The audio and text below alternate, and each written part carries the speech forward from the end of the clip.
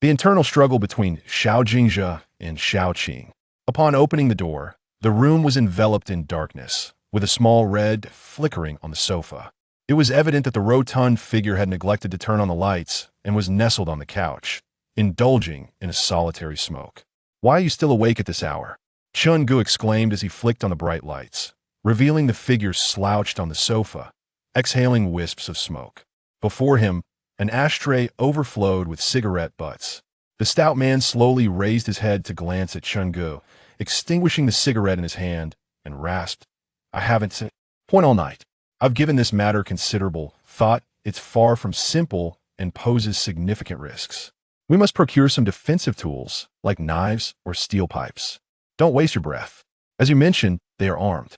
What do we have to counter them? We might not even have the chance to act before being taken down." Chengge felt that acquiring such cumbersome items was unnecessary. Not only would they be inconvenient to carry, but even if a confrontation arose, their effectiveness would be minimal. After all, facing firearms with mere knives and pipes would be akin to an egg striking a rock. Having something is better than having nothing. If it comes to a confrontation, they may still have some reservations. The stout man insisted, maintaining his belief in the necessity. Why of procuring defensive knives? Even if they proved of little use, they might at least instill a degree of caution in their adversaries. Chingu pondered for a moment in silence before shifting the conversation to inquire if Fatty had finished packing. Fatty gestured toward a nearby suitcase, implying that Chungu should inspect it himself. Chingu approached and opened it, discovering it contained a plethora of daily necessities and clothing, while Fatty's suitcase was crammed with an assortment of snacks. Frowning, he selected some of Fatty's treats and found 2 additional backpacks to stow the essentials, then remarked, "Do you think we're going on a vacation? This time we can only carry necessities, anything else would be a burden." Fatty merely pursed his lips, refraining from arguing, though he felt a pang for his snacks. He glanced at the clock hanging on the wall and said to Chingu, "Once dawn breaks, so go out to buy some supplies. You haven't slept in days, so you should take a nap. It'll wake you when it's time to leave." Indeed, Chungu was utterly exhausted, having hidden away for so long. He had not enjoyed a single restful sleep. Before receiving Fatty's call, he had gone 3 days without closing his eyes. Initially, he felt he could endure, but Fatty's words made the weariness of the past few days wash over him in an instant that he settled into the sofa and soon fell into a deep slumber. Meanwhile, Fatty leaned back on the sofa, continuing to smoke, his beady eyes fixated on the gradually brightening sky outside. With the dawn, their destinies might be altered forever. Just as the first light broke, Xiao Jingzhe called, instructing them to head to Jinbi Huanggong, stating that there were others they would like to introduce to them. The 2 hurriedly finished their breakfast and hailed a taxi, heading straight for Jinbi Huanggong. Perhaps due to prior greetings, the splendidly adorned security guard exhibited exceptional warmth towards them, leading them a halt before the private box from the previous day. He raised his hand and knocked on the door. An unfamiliar voice beckoned them to enter, prompting Chun Gu and the stout man to exchange glances filled with uncertainty. Isn't the person inside Xiao Jingzhe? Who could it possibly be? With a forceful push, the guard opened the door, revealing a young man clad in a suit, standing with his back to them before the floor-to-ceiling windows, his hands tucked into his pockets as he gazed down at the incessant flow of traffic below. "You are not Xiao Jingzhe, where is he?" The man inside was several centimeters taller and more robust than Xiao Jingzhe, clearly not the slender figure they encountered yesterday. Upon realizing that the individual before them was not Xiao Jingzhe, the stout man's expression darkened. Was there yet another twist in the tale? Or had Xiao Jingzhe, in a turn of events, chosen to toy with them? "I am Xiao Jingzhe's elder brother, Xiao Qing. Jingzhe is currently not at the Golden Splendor. If you have matters to discuss, you can address them with me," Xiao Qing said, turning to reveal a dark, mature visage that starkly contrasted with Xiao Jingzhe's youthful and fair countenance. The stout man's eyes darted, quickly grasping the situation. He waved his hand with a smile and remarked, "We have no particularly pressing matters for him. Since he is unavailable, we shall return another day. Since you are here, let us sit down and converse thoroughly. After all, as long as there is profit to be made, does it truly matter with whom one collaborates? Whatever he offers you, I shall provide 3 times that amount," Xiao Qing stated nonchalantly. The more he nonchalantly proclaimed that he would offer 3 times the remuneration compared to Xiao Jingzhe, the more the chubby man sensed that the situation was far from simple, and a growing desire to escape began to take root in his heart. We do not comprehend what you are saying. We merely made a prior reservation for a private room to discuss some personal matters, the chubby man stammered, his palms slick with nervous sweat. While others would go to great lengths to avoid the internal strife between Xiao Jingzhe and Xiao Qing, they instead seemed intent on walking into the fray. The chubby man silently lamented, calculating how he might extricate himself from this predicament. At this moment, Chenggu was also filled with regret. He had never anticipated that the 50,000 he had borrowed in high-interest loans would balloon to 80,000 in just a month. To make matters worse, he found himself facing threats from the Xiao brothers, dragging the chubby man into the turmoil. As well, point one, must bear the consequences of their own actions. This matter does not concern him. So why direct your ire towards me? Chenggu seethed through gritted teeth. Having prepared himself for the worst, he resigned himself to the possibility of sacrificing his life, comforted only by the thought of his solitary existence, devoid of ties. I do not seek your life, I require you to assist me.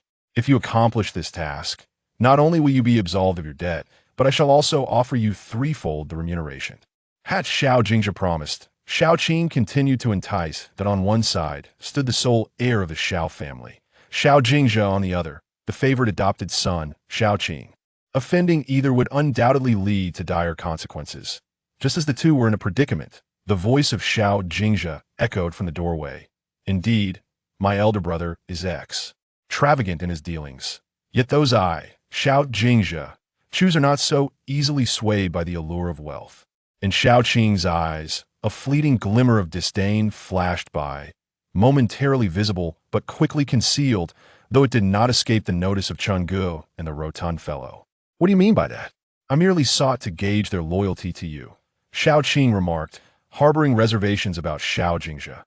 Although the old master of the Xiao family held him in high regard, a grandson is still a grandson. As long as Xiao Jingzhe remains alive, he cannot find peace. My selections are invariably impeccable, Xiao Jingzhe retorted, his tone laced with arrogance, refusing even to meet Xiao Qing's gaze, clearly displeased by Xiao Qing's underhanded tactics. Xiao Qing forced an awkward smile, eager to respond, but Xiao Jingzhe, visibly irritated, turned away, expressing his disdain. He addressed the bewildered Chenggu and the rotund fellow. You two, come with me. Exchanging glances, Chenggu and the rotund fellow grabbed their backpacks and followed Xiao Jingzhe out of the private room. Once outside, Xiao Jingzhe's expression gradually returned to normal. He walked ahead in silence, with Chenggu and the rotund fellow quietly trailing behind. After several minutes of this silent procession, Xiao Jingzhe abruptly halted, turning to fix his sharp gaze upon the two men before him. Both the rotund fellow and Chenggu simultaneously thought, this is not good. Yet, Xiao Jingzhe merely smiled faintly, revealing two charming little canine teeth, his smile imbued with a childlike quality and a hint of triumph. You ought to feel fortunate that you were not lured by him otherwise. I can assure you that you would not be able to exit the resplendent gates today, Xiao Jingzhe remarked with a hint of detachment. Chenggu and the portly man, however, were drenched in cold sweat. While the two brothers engaged in a fierce struggle to the death, they were also dragging innocent bystanders into their conflict. Even if they managed to survive today, it remained uncertain whether they would witness the dawn of tomorrow. Chapter 2. The gathering of five. As the plump man settled into the luxurious vehicle driven by Xiao Jingzhe, the beads of cold sweat on his forehead gradually dissipated. Xiao Jingzhe, sitting in the driver's seat, remained silent, his expression transforming back into that of a stoic, affluent individual, as if the youthful smile he bore moments ago had merely been an illusion. After a drive of over 10 minutes, they arrived at their destination. The sight of the grand airport left the plump man in a state of bewilderment. Had they not been told that they would be introduced to several individuals? Xiao Jingzhe retrieved his backpack and gestured for them to disembark, explaining as they walked, "There is no time to waste. I will take you onto the plane. They will arrive shortly." After securing their tickets, Xiao Jingzhe received a phone call and hurriedly stepped out. Once he departed, the two companions finally had the opportunity to deliberate on their next course of action. Chenggu, with acute awareness, scanned the surroundings and noticed two men, seemingly bodyguards, discreetly observing their every move from a nearby crowd. Old Chen. The plump man began to speak, but was promptly silenced by a raised hand from Chenggu. They shared a silent understanding. With just a glance, the plump man grasped Chunji's intent.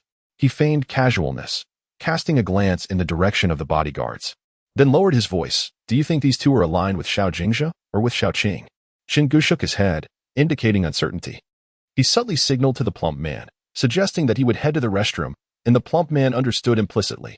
As anticipated, the moment Qinggu made his move, one of the bodyguards promptly followed him, while the other maintained a watchful distance, fixated on the plump man's every action. Qinggu moved swiftly, turning a corner and leaving his bodyguard behind. The bodyguard searched through the crowd, but found no trace of Qinggu. He then proceeded to the restroom, where he also failed to locate him. Just as he was about to dial the boss to report, Qinggu suddenly leaped down from above, snatching the phone from the bodyguard's hand with astonishing speed. The screen displayed the name of the boss, but the call had not yet connected, leaving the identity of this boss a mystery. Hello, it's Xiao Qing, Qinggu said, deftly blocking the bodyguard's hand as he attempted to reclaim the phone. Lowering his voice, he continued, I am Qinggu. I would like to know if the conditions you mentioned earlier still hold true. On the other end of the line, Xiao Qing was silent for a while, seemingly contemplating the credibility of Chunji's words. After a pause, he replied, Of course they hold true, but I need to see your sincerity. Qinggu pondered for a moment before stating, Xiao Jingzhe has already secured tickets for us to fly to Junin at 2:15 this afternoon. I am already aware of that, Xiao Qing responded nonchalantly. Is there anything else? Nothing, Qinggu replied candidly. Good. Upon hanging up, Xiao Qing suddenly broke into an enigmatic smile, leaving his thoughts inscrutable. Qinggu returned the phone to the astonished bodyguard and turned towards the chubby man. Are you all right? Did you get anything? The moment he sat down, the chubby man eagerly inquired. Qinggu opened a bottle of mineral water and drank deeply, shaking his head. No. I suspect Xiao Jingzhe may have sent someone to keep an eye on us. The stout man furrowed his brow in perplexity, struggling to comprehend why Xiao Jingzhe would covertly arrange for someone to surveil them, given that Xiao Jingzhe was already aligned with them. It would have sufficed for him to openly monitor their every move without arousing suspicion. Yet, despite his confusion, he unwaveringly believed Chunji's words and eventually nodded in agreement. With a hint of guilt, Qinggu retrieved a cigarette from his pocket and offered it to the stout man. Just as the stout man intended to light it, he suddenly recalled that smoking was prohibited in this area. Consequently, he and Qinggu proceeded to the designated smoking zone to indulge their craving. After all, their backpacks were being watched by those two gentlemen, so there was little risk of them going missing. Where have the others gone? Could something have happened? The stout man scratched his head and turned to inquire of Qinggu. Don't let your imagination run wild, Qinggu replied nonchalantly. The stout man glanced at Qinggu, his lips moving as if to speak, but he hesitated. After a 30-minute wait, Xiao Jingzhe finally entered the departure lounge. Before Qinggu and the stout man could utter a word, they noticed Xiao Qing hastily approaching, glancing back as if someone were pursuing him. What's wrong? The stout man also looked back, seeing no suspicious individuals. Uncertain of what to say, both the stout man and Qinggu followed Xiao Jingzhe into the VIP lounge. Upon their arrival, they found two men already present. Upon seeing Xiao Jingzhe, the men promptly rose from the sofa. As Xiao Jingzhe closed the door, he gestured for them to take a seat. Greetings, I am Huang Shuo. One of the young men, bespectacled and appearing rather refined, introduced himself eagerly. Greetings. The stout individual politely extended his hand, clasping Huang Shuo's, and gestured towards Qinggu, introducing him. This is my brother, Qinggu. You may call me Shorong, or simply Fatty. Hello, I am Lian Sheng, a fellow veteran like Qinggu. The tall man, with particularly dark skin, who appeared to be in his middle age, smiled broadly, revealing a set of gleaming white teeth. Qinggu furrowed his brow and inquired of Lian Sheng, How did you know I am a veteran? With a hearty laugh, Lian Sheng replied, We were both in the same recruit company when we enlisted, though I seem to have aged more than you. Qinggu scrutinized Lian Sheng for a prolonged moment, and a vague recollection surfaced of a comrade named Lian Sheng from their recruit company. He remembered how Lian Sheng was often tasked by the squad leader with various chores, including preparing footbaths every evening. However, they were eventually assigned to different units, leading to a gradual loss of contact, and over time, Qinggu had forgotten about this inconspicuous comrade. Once the group became acquainted, they quickly bonded, while Xiao Jingzhe remained silent about the backgrounds of the others. Through their conversations, Qinggu learned that Huang Shuo had also encountered troubles, while Lian Shen was simply an ordinary veteran who had agreed to take this risk due to financial hardships. Once everyone had gathered, Xiao Jingzhe reminded them of a few precautions for the journey ahead. The flight was scheduled to depart at 2:15 promptly. Qinggu and Fatty then boarded the plane. embarking on a journey to the distant Junin, where the wheel of fate began to turn. Chapter 3. The isolated island. As night fell, the temperature on the island plummeted. Chen-gu, dressed in a short-sleeved shirt, felt a chill creep over him. He added some wood to the fire. However, the damp wood he had collected from the recent downpour made it a laborious task. After much effort, he finally ignited the fire, only to be met with a thick smoke that stung his eyes and provoked a fit of coughing. Unable to suppress his cough, he removed the wet wood from the fire. At that moment, he suddenly heard a few distinct coughs emanating from the nearby thicket, resembling the cough of a child. In the dead of night on this desolate island, aside from the 4 individuals sleeping in their tents, he was the sole vigilante. The unexpected sound of a child's cough from the underbrush sent a wave of unease through him. Chen-gu, a seasoned veteran with military training, was acutely aware of his surroundings. He strained his ears to pinpoint the exact location of the sound, but after a prolonged silence, he could hear nothing further. With great caution, he approached the thicket and gently prodded it with a branch. Suddenly, a 2-headed snake emerged, its triangular head raised, flicking its crimson tongue in a menacing display. Startled, Chen-gu hesitated to make any sudden movements. The venom of this 2-headed serpent was particularly potent. He recalled a comrade who had been bitten by such a snake during a covert mission in the mountains. Before they could administer the necessary anti-venom, he had succumbed to the poison. A solitary figure stood in a tense standoff with a serpent, the chill of the night air causing Chun-ji's skin to prickle with goosebumps. When he glanced down, he realized that the 2-headed snake had mysteriously vanished without a trace. After this brief interlude, Chen-gu remained vigilant, keenly attuned to the sounds surrounding him. Fortunately, before the shift change with Lianxing, he encountered no further signs of the 2-headed snake, nor did he hear that peculiar, infant-like cough. Upon exchanging duties with Lianxing, he offered a few words of caution, urging him to remain alert for the lurking serpent, deliberately omitting any mention of the strange sound. As he lay within his sleeping bag, his mind grew increasingly alert, and he turned his head to observe the slumbering figure of the hefty man, lost in contemplation. Unbeknownst to him, he gradually succumbed to slumber. When he awoke, he found himself alone in the tent. Rising and donning his shoes, he stepped outside. The rotund man and his companions were busy preparing breakfast. Upon noticing Chen-gu had awakened, the hefty man eagerly beckoned him to sit down, hastily serving him a bowl of a thick, gooey substance. With a grin, he explained, "This is my secret black sesame paste, and I've added a braised egg for you. How generous of me, don't you think?" Chen-gu smiled faintly, well aware that the hefty man would seize any opportunity to sneak in some burdensome treat while he was distracted. He accepted the bowl of sesame paste and took a sip, grimacing slightly at the overly sweet and rich flavor. However, he was not particularly finicky, and he quickly finished the dish with ease. The hefty man squatted nearby, watching him with a beaming smile. "I trust nothing significant transpired last night." "Nothing major," Chen-gu replied. "Just a reminder to be cautious of the 2-headed snake in the vicinity." As Chen-gu rose to approach a small puddle nearby, the water appeared relatively clean. He squatted beside the puddle, washing his bowl in the rainwater from the previous day. Xiao Jingzhe, who was having breakfast nearby, furrowed his brow slightly, as if he had something to say. He fixed his gaze on Chun-ji's silhouette for quite some time, but ultimately refrained from voicing his thoughts. The plump man merely grunted in acknowledgement and continued his meal. After breakfast, Xiao Jingzhe expressed the need to survey the island's soil and trace elements, and Huang Shuo, who had been rather silent, finally proved his worth. Huang Shuo was assigned to lead the survey team, while the others were to assist him. They were dispatched in different directions for material collection: Chen-gu to the south, the plump man to the east, Lianxing to the west, and Xiao Jingzhe to the north. Once their directions and equipment were allocated, they wasted no time in setting off separately. After exchanging a few playful jests with the plump man, Chen-gu ventured alone towards the south. The small island was eerily quiet, almost as if it were lifeless. Even the sounds of insects and birds were nearly absent, with only the rustling of leaves and the wind breaking the silence. After wandering for a while, Chen-gu found no unusual plants, as the trees appeared strikingly uniform. Suddenly, a peculiar child's cough echoed through the still grass, sharper and more piercing than that of an actual child. Chen-gu held his breath, daring not to make a sound, as he cautiously inched closer to the thicket. As soon as he approached the thicket, a rustling sound echoed from within, prompting Chen-gu to retreat a few paces, fearing that a double-headed serpent might leap forth. Suddenly, the sound reverberated again from the thicket behind him, followed by a cacophony of peculiar noises surrounding him. A chill ran down Chen-ji's spine.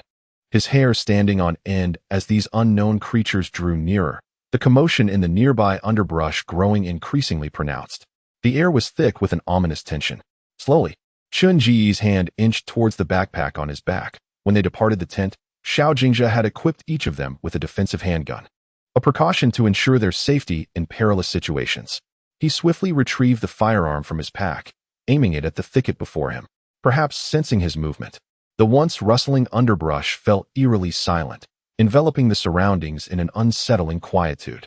He dared not move, and after a prolonged wait with no return of the strange sounds, he exhaled a deep sigh of relief. Standing up, he was astonished to find that it was Lianxing, who had set out at the same time as him. Now limping painfully in his direction, Qingge hurriedly set down his water bottle and rushed to Lianxing's side, supporting him as they made their way back to camp. Just as they reached the campsite, Lianxing's legs gave way, and he collapsed, his face paling alarmingly, suggesting that his condition was dire. Chungu gently leaned Lianxing against his backpack, his eyes tightly shut and his body drenched in cold sweat. 2 round bite marks marred Lianxing's sturdy calves. And upon seeing these, an unsettling thought crossed Qinji's mind. Could it be that Lianxing had been bitten by a venomous snake? Lianxing lay there, eyes closed, his face pale, limbs cold, and his body trembling, his lips quivering with a complete absence of color. Qingge first sanitized Lianxing's wounds with alcohol, then retrieved a small knife from his backpack to incise the area around the bite, using a suction device to extract the poisonous blood. Finally, he rummaged through his backpack for anti-venom and administered an injection. However, Lianxing showed no signs of improvement, remaining in a semi-conscious state. It was only after the fire was lit that Lianxing gradually calmed down. After attending to him, Qingge settled beside him, intermittently wiping away his cold sweat with a towel. Uncertainty gnawed at Qinji's heart. He wondered if Lianxing would survive this ordeal. The other 3 members of their party looked on in astonishment at the unconscious Lianxing. Huang Shuo, setting down his bulging backpack, approached Lianxing and lifted his eyelid for a closer inspection, his expression darkening as he did so. What's wrong? He can't be in serious trouble, can he? The stout man hurried over, not even pausing to place his backpack down, showing concern for Lianxing's condition. Standing outside the crowd, Xiao Jingjia's previously impassive face finally revealed a hint of relief upon hearing Huang Shua's words. I'll take the night watch and look after him. The stout man volunteered. All right, I'll take over during the latter half of the night, Huang Shua replied. Having arranged these matters, it was time to prepare dinner. Huang Shua, possessing some medical knowledge, was asked by Xiao Jingjia to stay by Lianxing's side, while the plump fellow was tasked with cooking, with Chungu assisting him. Observing that everyone else was occupied, Xiao Jingjia felt somewhat awkward standing idly, so he ventured nearby to gather some dry twigs. Chungu shook his head in denial, saying, No, I merely have an unsettling premonition. What sort of premonition? The plump man inquired, tightening his clothing against the chill, seemingly unconcerned. Under the weight of the plump man's earnest yet innocent gaze, Chungu inexplicably felt a twinge of guilt. Lowering his head, he carefully formulated his thoughts in his mind. I have this persistent feeling that our current situation may indeed be fraught with peril. The plump man let out a scoff and patted Chungu on the shoulder, chuckling. When have we ever found ourselves in a situation devoid of danger, yet emerged unscathed? Chungu shook his head once more, suddenly recalling the strange sounds they had encountered on 2 previous occasions. He deliberately lowered his voice, adopting a serious demeanor as he addressed the plump man. This island is exceedingly eerie. I heard a creature in the bushes that emitted a cough reminiscent of a child's. Just last night, not far from our camp. I encountered it again, and this time, it was not a solitary creature, but a multitude. The plump man's mouth fell agape in astonishment, taken aback by the bizarre occurrences that had befallen Qinggu in such a short span of time. Why didn't you inform the others about this beforehand? So they could be cautious? He questioned, his expression revealing his confusion. No, that's not right. The stout man resolutely shook his head and gazed at Qinggu, continuing, You must be lying. Qinggu, feeling somewhat vexed, scratched his head, uncertain of how to elucidate the transaction between himself and Xiao Qing to the stout man. Noticing Chun Ji's evident discomfort, the stout man suddenly broke into an abrupt smile, saying, If you're unwilling to share, so be it. He then clapped his hands, stood up, and entered the tent, draping his coat over his shoulders. When he emerged, Qinggu was still seated by the campfire, contemplating whether to reveal everything to the stout man. The stout man took a seat by the fire, sniffed, and addressed the still hesitant Qinggu. All right, get some rest. Chun-gu glanced at him, nodded, and retreated into the tent, retrieving his own coat to toss it to the stout man before turning to burrow into his sleeping bag. Inside the tent, he could distinctly hear the crackling of the burning firewood and the stout man sniffling. Perhaps due to the exhaustion of the day and a lack of rest the previous night, Chun-gu soon succumbed to a deep slumber. However, in the dead of night, he suddenly experienced a sensation akin to sleep paralysis, as if a heavy stone were pressing upon his chest, causing him to awaken abruptly, gasping for breath. The tent was enveloped in an impenetrable darkness, and his eyes instinctively sought the stout man, who was supposed to be keeping watch outside. Yet, the area was shrouded in pitch blackness, devoid of any flicker of light. A chill ran down Chun-ji's spine. Had the fire outside extinguished? The stout man, being so averse to the cold, would typically never allow the fire, which provided warmth and illumination, to be extinguished, unless an unforeseen circumstance had arisen. Upon contemplating the possibility of an unforeseen circumstance, Chun-gu felt a wave of anxiety for the portly man. He was eager to venture outside and ascertain the situation. However, just as he attempted to move, a chilling hand abruptly covered his mouth. Yet, if this individual was not the portly man, then who could it be? The fingers were frigid, reminiscent of a lifeless corpse. Chun-gu found himself restrained, his mouth firmly covered, rendering him voiceless in his inquiries. The icy sensation sent shivers down his spine, inundating his mind with a torrent of questions. Who was this person? Why had they come to his tent in the dead of night? Why did they pin him down and silence him? Where had the portly man gone? Why was the fire extinguished? The hand pressed tightly over Chun-ji's mouth and nose, the weight of the body above him causing discomfort and numbness.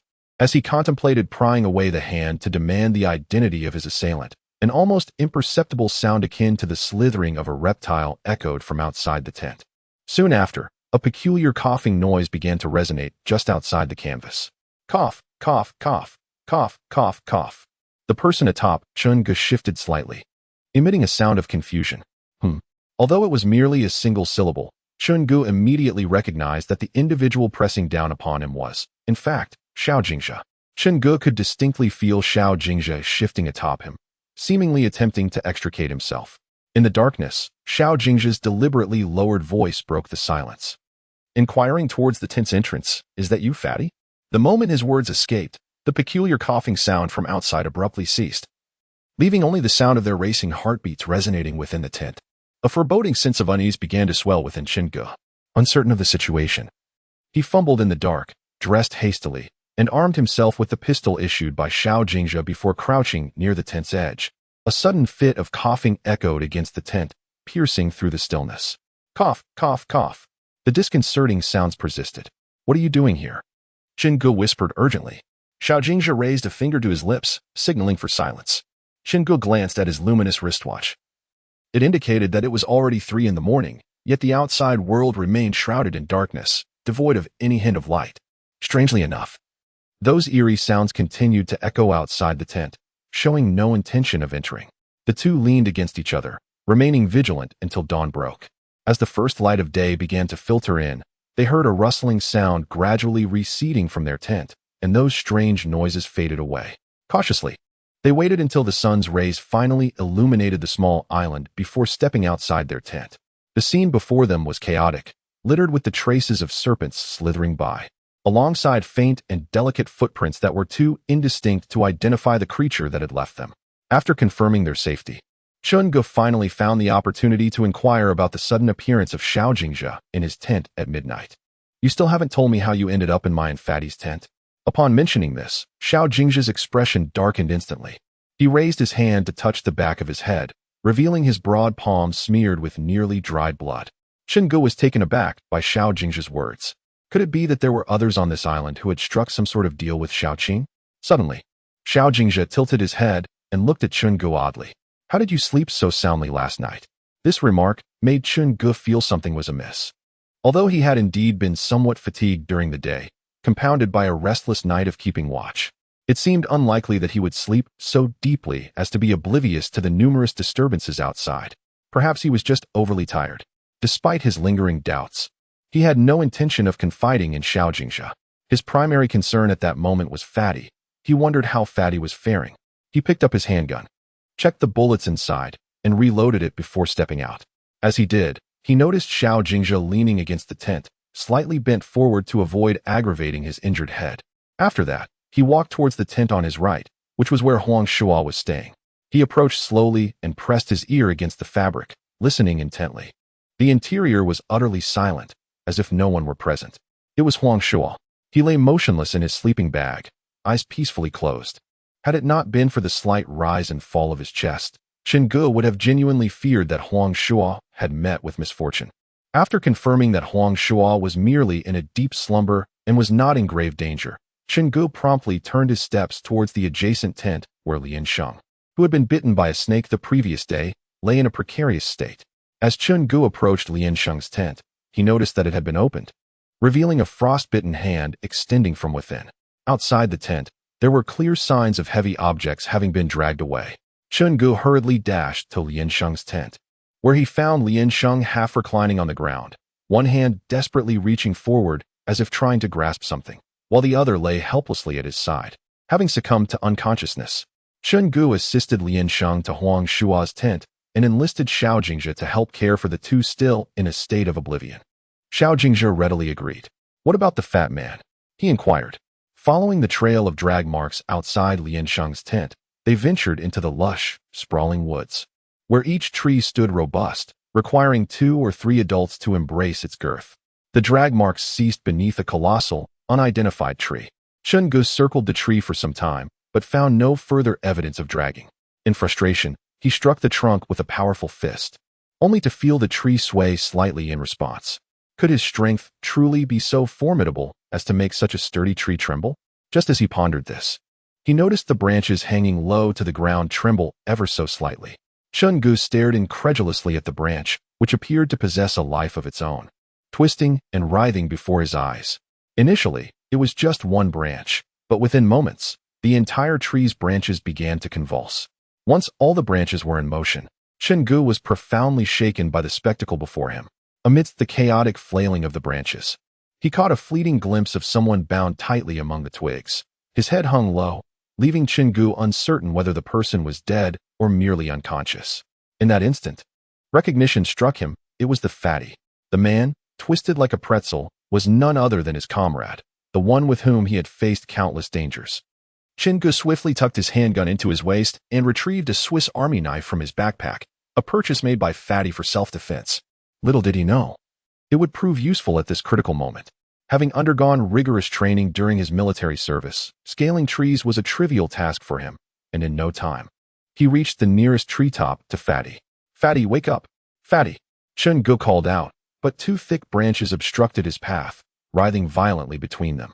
Several times, he nearly lost his balance and fell from the tree.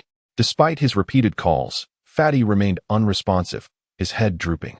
Perhaps the branches binding his limbs restricted blood flow, as his hands and feet showed signs of pallor indicative of compromised circulation. With one hand gripping the razor-sharp knife, Chen Ge reached out in an attempt to grasp Fatty. Suspended in midair, the sharp crack of branches echoed as they lashed against his skin, leaving behind searing marks that were soon stained with crimson droplets of blood cascading from his wrist. 5 centimeters, 3 centimeters, 1 centimeter. Chen Ge found one hand ensnared by the branches while the other clutched tightly to a knife. The hand gripping the blade could neither reach the corpulent figure nearby nor the other hand bound in restraint. Mere minutes passed, yet Chen Ge was drenched in sweat. Panting heavily, he glanced down at the log beneath him, directing the tip of his Swiss Army knife inward to cut through the branches that bound him. With one foot bracing against the log for leverage, he propelled himself outward, his body swinging through the air. Just as he was closest to the hefty figure, he unexpectedly lost his grip, wrapping one arm around the corpulent body of the man. The weight of Chen Ge caused the larger man to descend several centimeters, eliciting a groan as he gradually opened his eyes and began to awaken. "Old Chen?" The man, panting heavily, looked down at Chen Ge hanging from him, his lips quivering as he weakly cursed. "You're going to suffocate me." It's all right, Chen Ge murmured, finally feeling a sense of relief upon seeing the man was relatively unharmed. "How on earth did you get up here?" The hefty man's limbs were bound by branches, struggling to support the combined weight of both men. He soon felt the ropes constricting him begin to yield under the strain, slowly sinking. "Don't speak, conserve your strength," Chen Ge urged, gripping the larger man tightly as he began to climb upward. When they were still about 2 meters above the ground, the branches abruptly halted, showing no sign of further descent. At that moment, Chun-gu suddenly redirected the blade and struck the vine that bound the hefty man. Although the edge was exceptionally sharp, it required considerable effort. As he approached the last remaining vine, it finally succumbed to the weight of the two men with a sharp crack. The hefty man, about to utter a curse, found himself unceremoniously thrown to the ground. Fortunately, his backpack cushioned his fall, sparing him from injury. Chun-gu, still suspended in midair, struggled. Without the heft of his companion, he found it significantly easier to manage. He swung at the vine binding him, which was not as thick as the one tethering the hefty man. With a decisive strike, the vine snapped, and unlike his companion, Chun-gu managed to roll and regain his footing with relative grace. The hefty man lay sprawled on the ground, gasping for breath. Chun-gu, feeling a chill run down his spine, glanced back. The moment he did, his expression shifted dramatically. Without pausing to catch his breath, he yanked the still recovering hefty man up, urging him to rise if he was still alive, as the ominous presence began to rear its head again. "I can't believe how exhausting this is," the hefty man gasped, having been suspended for so long and then running tirelessly. In silent understanding, they exchanged a glance and quickened their pace towards the camp. In the distance, they spotted Huang Shuo, gripping Xiao Jingzhe by the collar, his demeanor fierce as he shouted vehemently at him. "What happened? What is going on?" Chun-gu approached, separating the two in confusion, his brow furrowed in bewilderment as he asked, "Why are you two arguing?" Huang Shuo was held back by Chun-gu, his heart filled with resentment as he shouted at Xiao Jingzhe. "Didn't you say we could withdraw at any time when we first arrived?" Xiao Jingzhe, with his fair and handsome visage, bore several crimson marks from Huang Shuo's nails, faint traces of blood seeping forth. He regarded Huang Shuo with an expression of indifference. In stark contrast to Huang Shuo's emotional turmoil, Xiao Jingzhe's calmness was striking. "You also stated during the signing of the agreement that you would abide by my arrangements." Xiao Jingzhe's face remained stern, his gaze icy as it pierced through Huang Shuo, revealing unabashed disdain. Even amidst such a dire environment, Xiao Jingzhe maintained an air of pride and composure, as if everything lay firmly within his control. Huang Shuo was momentarily at a loss for words, gritting his teeth as he muttered a curse and stormed into the tent. Shortly thereafter, he emerged, clutching his backpack, ignoring Xiao Jingzhe standing nearby, and strode directly towards Chun-gu and the portly man. The latter, famished, was savoring the chicken feet he had secretly brought, while Chun-gu had just stepped out of the tent after placing down his belongings. "Come with me," Huang Shuo urged. However, he failed to persuade the two to accompany him, and with his backpack slung over his shoulders, he resolved to leave alone. After taking a few steps, he abruptly turned back to address the trio outside the tent, saying, "Take care of yourselves." As he observed Huang Shuo's receding figure, Xiao Jingzhe, who had remained silent, suddenly spoke up, inquiring, "Why aren't you seizing such a splendid opportunity to leave with him?" The corpulent man devoured the last packet of chips voraciously, nonchalantly sucking on his fingers as he remarked, "With these old limbs of mine, if I do not replenish my strength, I fear I shall perish from exhaustion or hunger before I can escape this island. Since there is food and drink here, and perhaps even a fortune sufficient for a lifetime of indulgence, why should I flee now?" His words rendered Xiao Jingzhe speechless, and he found them to be quite fitting for the corpulent man. Xiao Jingzhe touched the bruise on his cheek, inflicted by Huang Shuo, feeling a slight sting. His elegant brows furrowed slightly as he retrieved some alcohol from his backpack to disinfect the wound and applied a bandage before stating, "It is precisely as you see. We had a quarrel regarding our choices of departure." After finishing his meal, the corpulent man clapped his hands, stood up, stretched, and yawned, addressing Chun-gu and Xiao Jingzhe. "I am heading in for a nap." With that, he retreated to rest, leaving Chun-gu and Xiao Jingzhe exchanging silent glances, an awkward atmosphere enveloping them.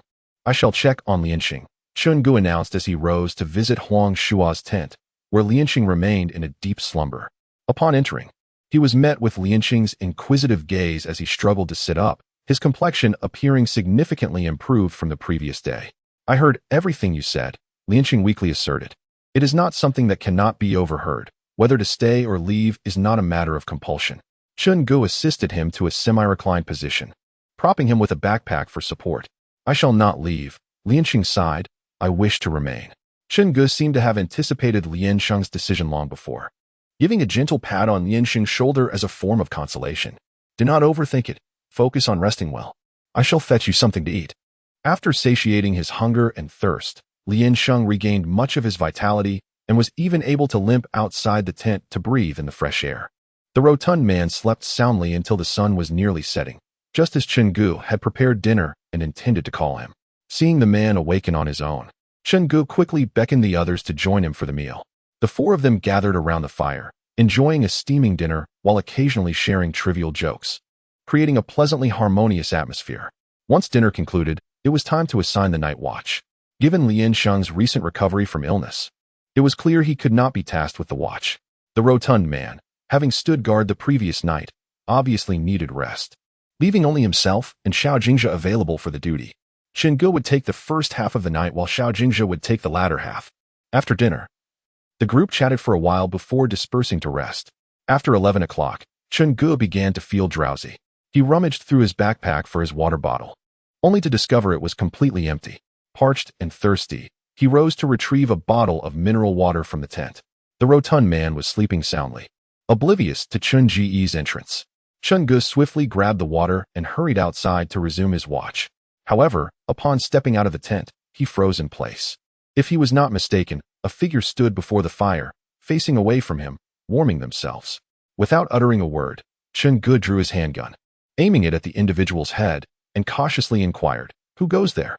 The person turned around, revealing none other than Huang Shuo, who had departed alone earlier that day. At this moment, he appeared quite disheveled, with an indiscernible dark substance smeared across his face, and his clothing was riddled with several tears, resembling a destitute beggar.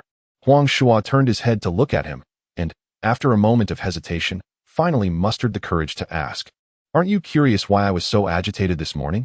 Chen Gu chuckled softly, following his lead with an offhand inquiry.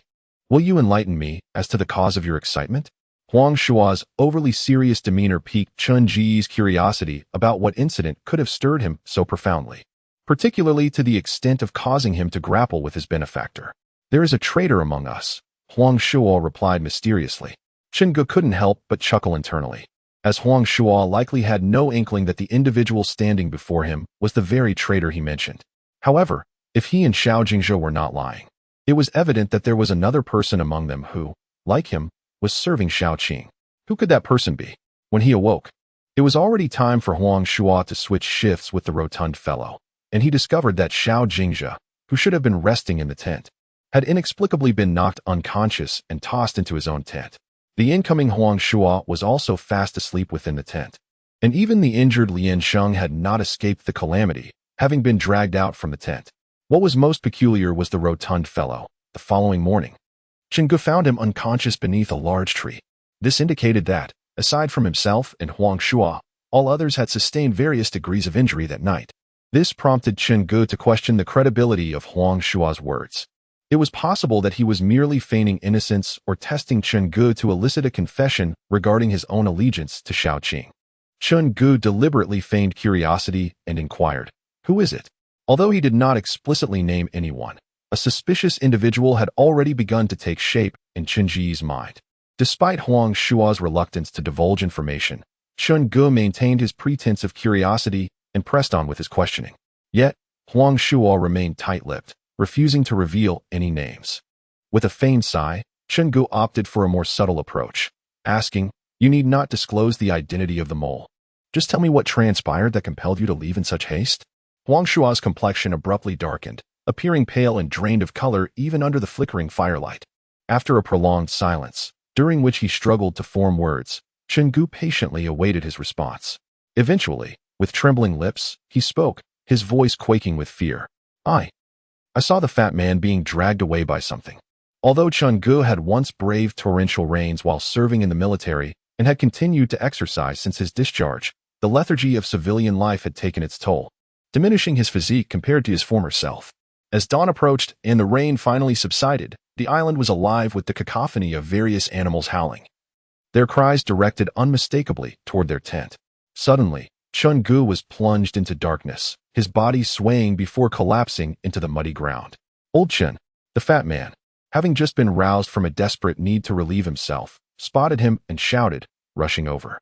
Upon hearing the voice of the rotund individual, Lien Sheng and Huang Shuo were startled, fearing a significant incident had occurred. They hurried outside to discover Chun-gu sprawled in the muddy water, trembling from the cold.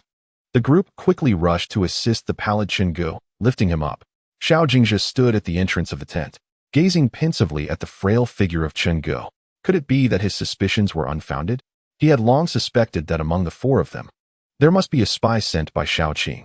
Initially, he had focused his scrutiny on Chun-gu and the hefty man, as on the day he was knocked unconscious. Only Chun-gu and Huang Shuo emerged unscathed. Thus, he had eliminated the hefty man's suspicion and directed his doubts towards Chun-gu and Huang Shuo. However, after Lian Sheng had a quarrel with him that morning and left without a word, he redirected his suspicion towards Chun-gu.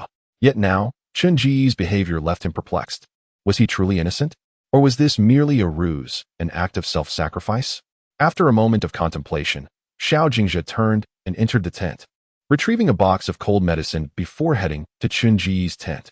Inside, the hefty man was in the process of undressing Chun-gu, removing his drenched clothing and replacing it with a dry outfit, tucking him into a sleeping bag. Throughout this, Chun-gu kept his eyes tightly shut, his lips beginning to turn pale. "This is what you get for being stubborn," the hefty man muttered as he adjusted the blanket around Chun-gu. His words laced with concern. "I have cold medicine here," Xiao Jingzhe offered, extending his remedy to the hefty man. After expressing his gratitude, the hefty man accepted the medicine and stood up to fetch a bottle of water for Chun-gu, while Lian Sheng assisted in propping Chun-gu up, anxious that he might catch a chill, and promptly removed his own coat to cover him.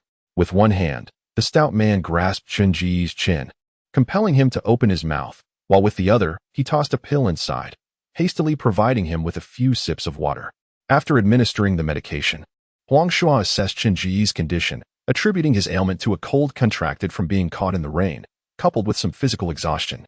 However, he assured that with ample rest, recovery was assured. Upon hearing this, the stout man let out a sigh of relief. The two most robust individuals in the team had now succumbed, leaving the reconnaissance effort stagnated and devoid of progress. Meanwhile, Xiao Jingzhe found himself embroiled in daily turmoil, striving to unearth the mole while hastening the conclusion of the surveying work. In the afternoon, Chun-gu awakened. The stout man prepared a bowl of noodles for him, accompanied by a generous serving of laogan ma, which Chun-gu devoured with such fervor that it seemed he might consume the bowl itself. After the meal, Chun Ji's complexion appeared significantly improved, allowing him to venture outside the tent for some fresh air, while he collected firewood. Another thought lingered in his mind. He needed to find a way to convey information to Xiao Qing. Both Xiao Qing and Xiao Jingzhe were engaged in a covert struggle over this island. Unfortunately, the elder of the Xiao family ultimately favored his biological grandson.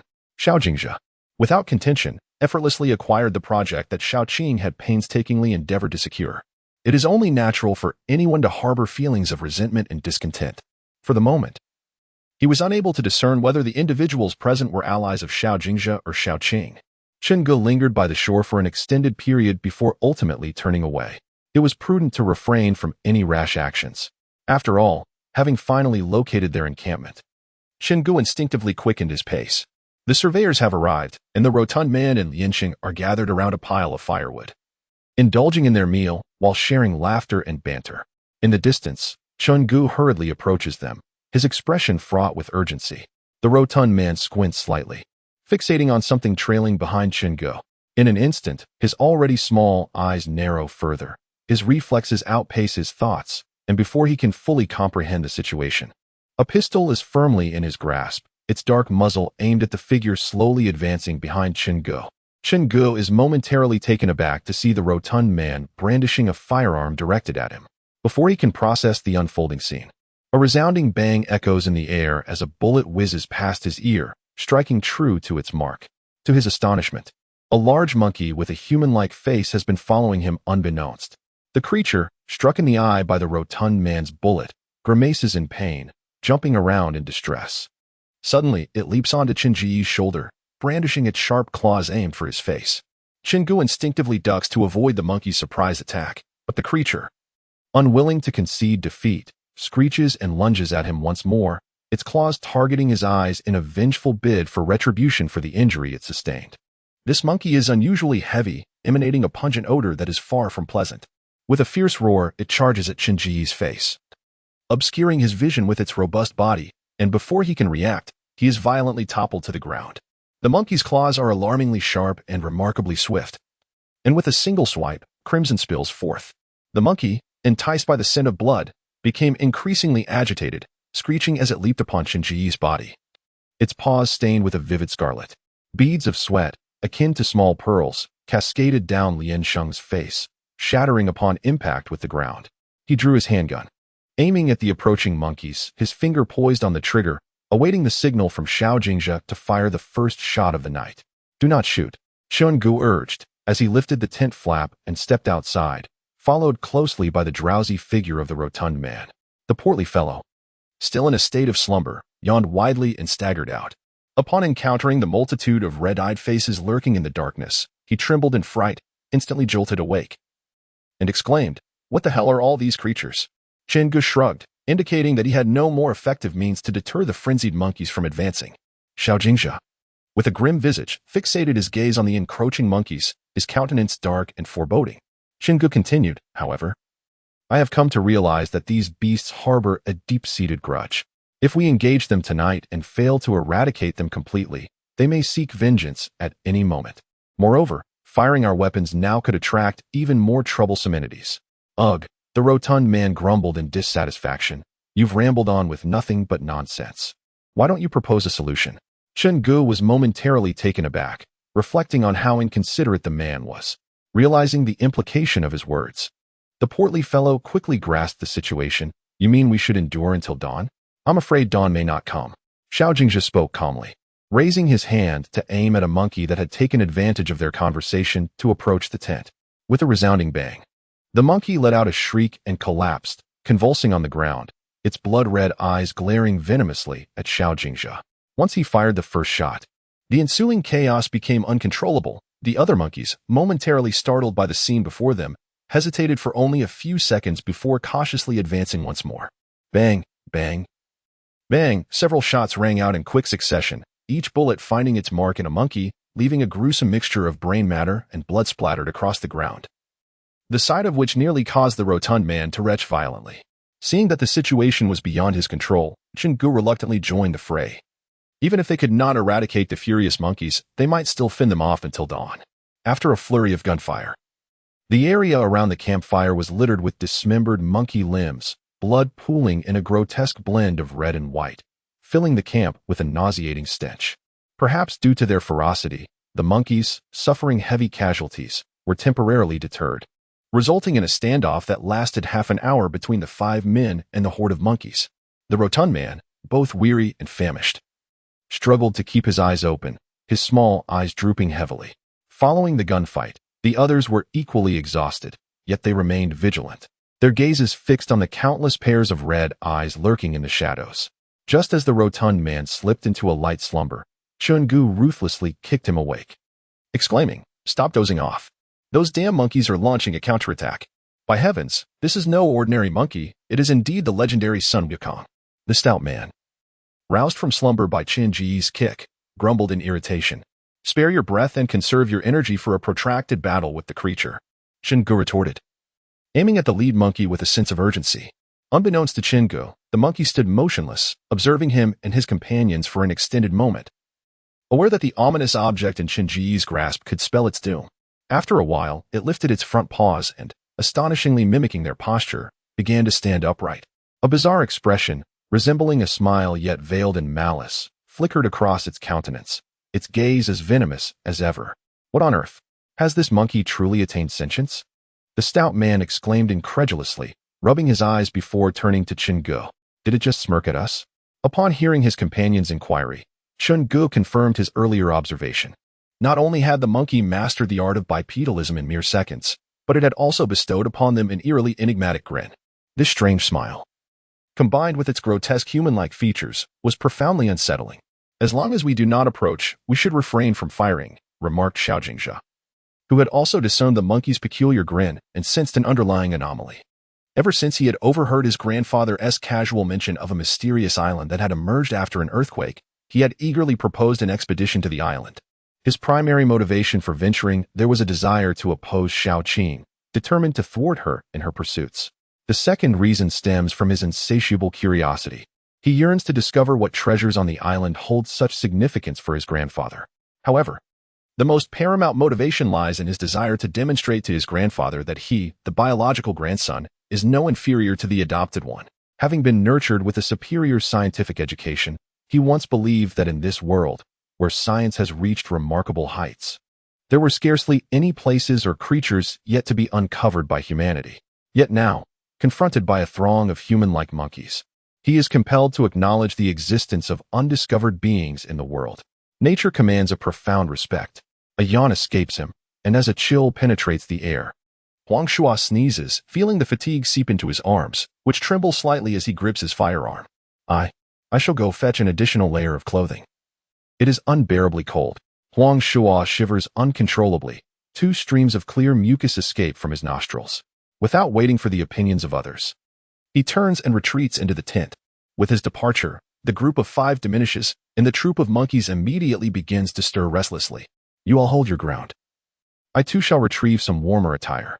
Fatty, having endured the cold, had previously refrained from entering the tent out of embarrassment.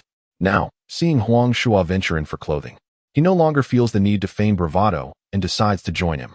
However, as he turns and takes a few steps, the monkey troop emits excited howls, and the leading monkey cautiously inches closer. It appears that the monkeys have sensed Fatty's intention to leave, igniting their enthusiasm as they seize the opportunity to counterattack. The stout man was shivering, his skin covered in goosebumps, and his voice trembled slightly as he spoke. Chen Gu, glancing at the stout figure beside him, urged softly, "Just hold on a little longer. Dawn is approaching." The stout man, despite his internal reluctance, nodded while keeping his gun aimed unwaveringly at the troop of monkeys. Suddenly, Yinxing pointed towards the darkness, exclaiming in astonishment, "What is that?" The group followed his gaze, discovering a pair of blood-red eyes that shone more vividly than those of the other monkeys, as if soaked in fresh crimson. "What on earth? How can eyes be so red?"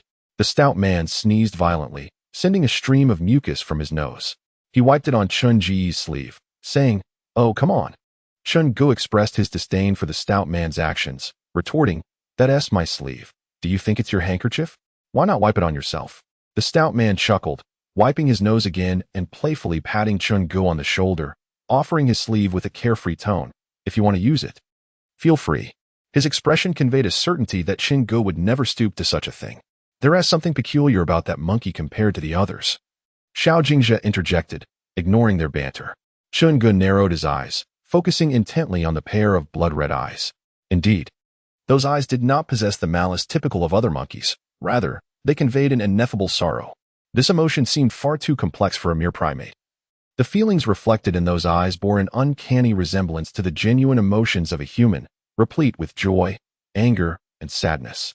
Just as Chun Gu pondered this quietly, the blood-red eyes began to shift in the darkness, and a monkey emerged from the shadows with a swaggering gait.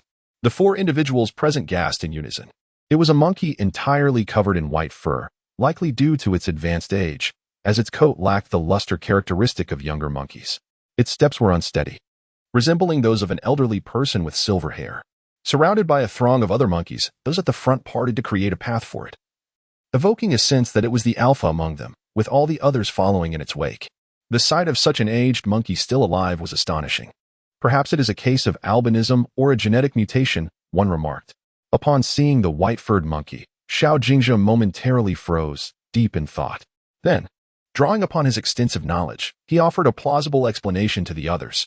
His words aptly clarified the reason for the monkey's white fur. Indeed, even an ordinary young person afflicted with albinism might appear as an elderly individual. How much more so for a monkey? However, something felt amiss. The corpulent man shook his head, gesturing towards the scant tuft of white fur remaining by the white-haired monkey's jaw, and remarked to Xiao Jingjia, "Observe how it has nearly lost all the hair around its mouth, and its crown is entirely bald. This clearly indicates that it is indeed an elderly monkey. Why are we still studying this at such a time?" Suddenly, Chen Gu interjected, that white-haired monkey appears to be conversing with the others." His words immediately captured the attention of the others, who turned their gazes towards the white-haired monkey. Cheer up. The white-haired monkey, surrounded by its companions under the moonlight, spoke with an exceedingly slow cadence. The previously restless troop, which had been chattering incessantly, gradually fell silent, leaving only the voice of the old monkey resonating in the night. Cheer up. The content of the elder monkey's speech remained a mystery. Yet the once tranquil group erupted into chaos once more, with the monkeys baring their teeth and screeching wildly towards them. I feel as though this resembles a brainwashing seminar. The corpulent man chuckled inappropriately. By heavens, these monkeys are charging at us as if they've gone mad. Do you still find this amusing? Chen-gu cursed vehemently, firing several shots that felled a few of the advancing monkeys. The corpulent man smirked, lifted his weapon, and took down another monkey when suddenly he heard the ominous click of an empty magazine. Cursing softly under his breath, he bent down to swiftly reload his weapon. Just as he was in the process of changing the magazine, he heard Chen-gu exclaim beside him, "Watch out, fatty." The portly man instinctively raised his head. Yet before he could discern what transpired, a multitude of monkey-faced creatures soared towards him. Suddenly, a sharp pain pierced his shoulder, and within mere seconds, he found himself besieged by monkeys. This adult, weighing over 180 pounds, was unexpectedly toppled to the ground by the creatures. The monkeys, displaying remarkable cunning, targeted him during his moment of vulnerability while he was reloading, knowing his attack power was at its weakest. Meanwhile, the other individuals were preoccupied with their own struggles against the relentless monkeys, rendering any assistance to the portly man impossible. Thus, the monkeys converged upon him en masse. Several monkeys also clambered onto Chen-gu, who was already grappling with those on his own body, making it arduous to spare a hand to assist the fallen man. Just as he extended his hand towards the portly figure, a piercing scream erupted from him, causing Chen-gu to freeze momentarily, even startling Xiao Jingzhe with the harrowing cry. Xiao Jingzhe, having the least number of monkeys on him, likely due to his earlier act of shooting the first monkey, swiftly dispatched the few that had dared to approach him. He then hurried to the fire, seizing a burning log and wielding it towards the monkeys clinging to the portly man. With a decisive swing, the log emitted a sizzle as the hair of the monkeys was singed, prompting them to screech and leap away from their prey. Witnessing this, the remaining monkeys scattered in fright. With great effort, Xiao Jingzhe hoisted the portly man from the ground and inquired, "Are you all right?" The man, weak and trembling, replied, "Is my egg still there?" As his hand instinctively sought beneath him, the rotund man exhaled deeply and gestured for Xiao Jingzhe to refrain from assisting him, asserting that he could rise unaided. After much effort, Chen-gu finally managed to rid himself of the monkeys that had been tormenting him, yet he found little relief. His body bore no unscathed areas, his clothing was tattered by the monkey's sharp claws, and a long scratch marred his chest, with flesh visibly torn, a sight most gruesome. "Are you all right?" The stout man was taken aback by Chen-ji's appearance. Despite being the one most attacked, Chen-gu bore the most severe injuries. Could it be that the monkeys recognized him as the culprit behind the death of one of their own? Surely not. Could these creatures possess such cunning? Chen-gu, panting heavily, responded curtly to the stout man's concern. "I'm not dead yet." The stout man chuckled heartily, remarking, "Indeed, as the saying goes, good people live long, while calamities linger for 1,000 years. If that's the case, you, my friend, are destined for a century of life."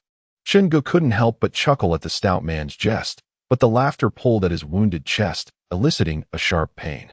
He hissed, taking in a breath of cool air, and retorted, "Don't make me laugh. Your earlier wail was truly terrifying. Damn it, those beasts trampled on my lifeblood. And I can't even let out a couple of yells?" The stout man barked in anger.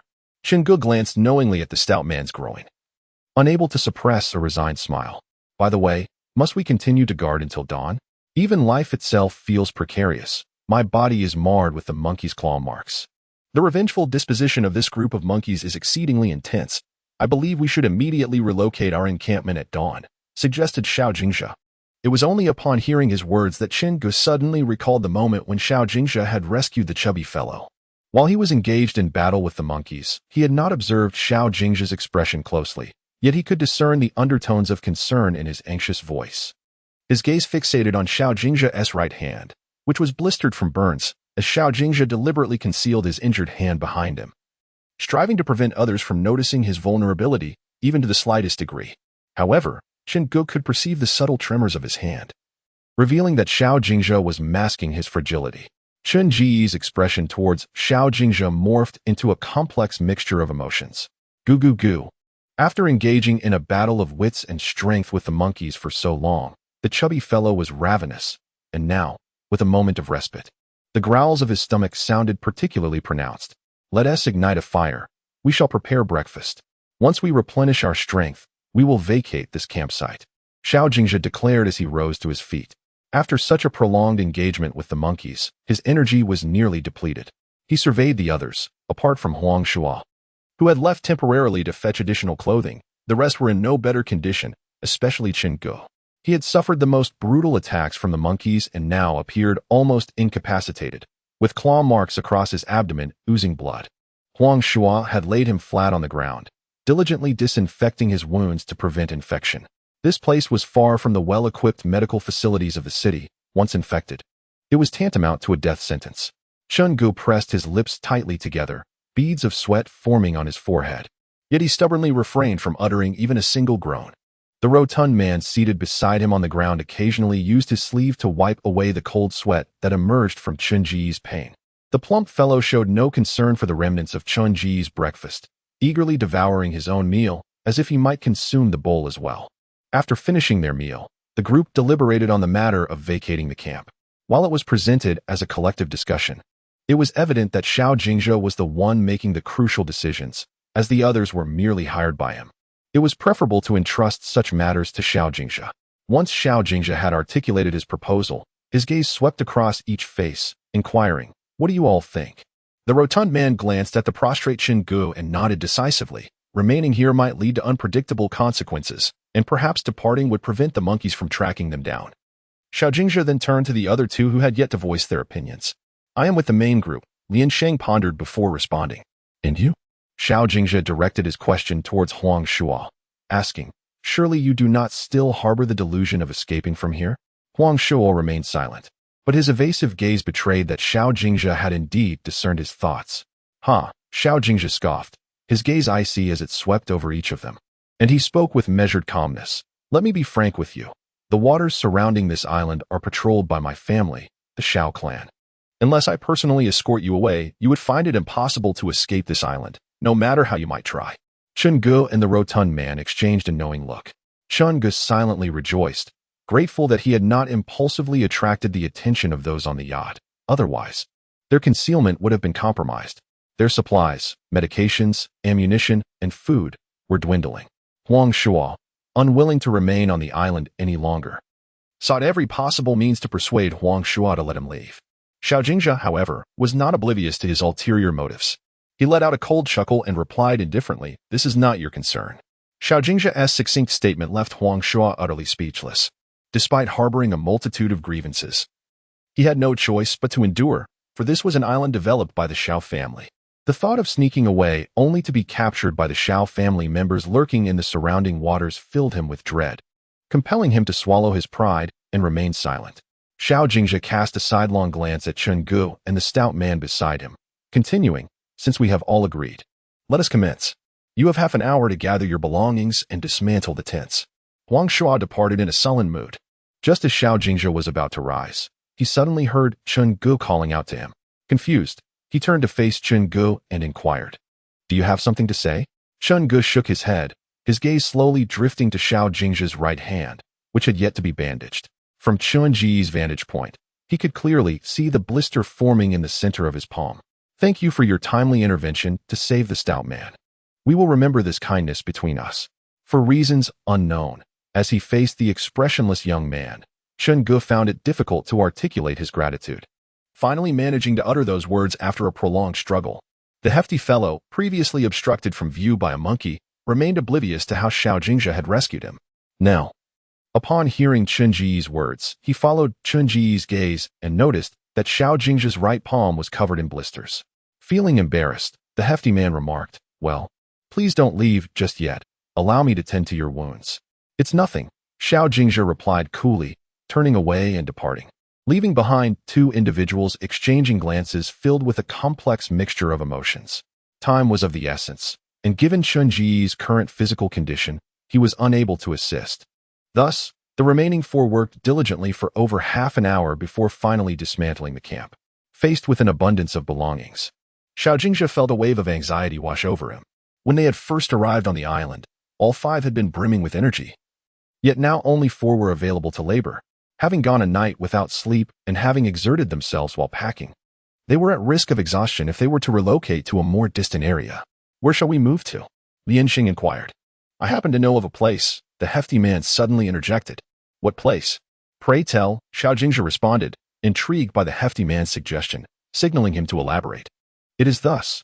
After we arrived on the island, we each ventured in different directions for reconnaissance. During my exploration, I stumbled upon a location by the lake. Not only is the scenery quite splendid, but it also boasts a plentiful water source, allowing us to evade that troublesome troop of crafty monkeys, the hefty man explained. Xiao Jingzhe listened intently to the fat man, nodding in approval at his description of the place. After a brief contemplation of a mere 10 seconds, he decisively addressed the others. Very well, let the fat man lead the way, and the rest of you should gather your belongings and follow. He then abruptly turned to Chen Gu and inquired, can you manage on your own? Chen Gu understood that Xiao Jingzhe was concerned about him potentially hindering their progress. To demonstrate his capability, he confidently patted his chest and declared, no worries, I can certainly carry my share. Xiao Jingzhe nodded and pointed without hesitation at a pile of neatly bundled bedding. Then you can take this with you. If it becomes too burdensome, just let us know in advance. All right. Chen Gu thought it amusing that even if he were scratched by a monkey, he wouldn't be so fragile as to be overwhelmed. With their belongings in tow, they set off. Xiao Jingzhe, maintaining a serious demeanor, issued the command. The fat man's booming voice erupted into song, O little cabbage.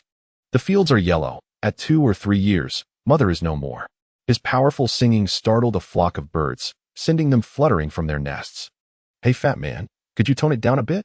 Look, you've scared the birds away, Chen Gu teased. You ignorant fool, do you not understand what art is?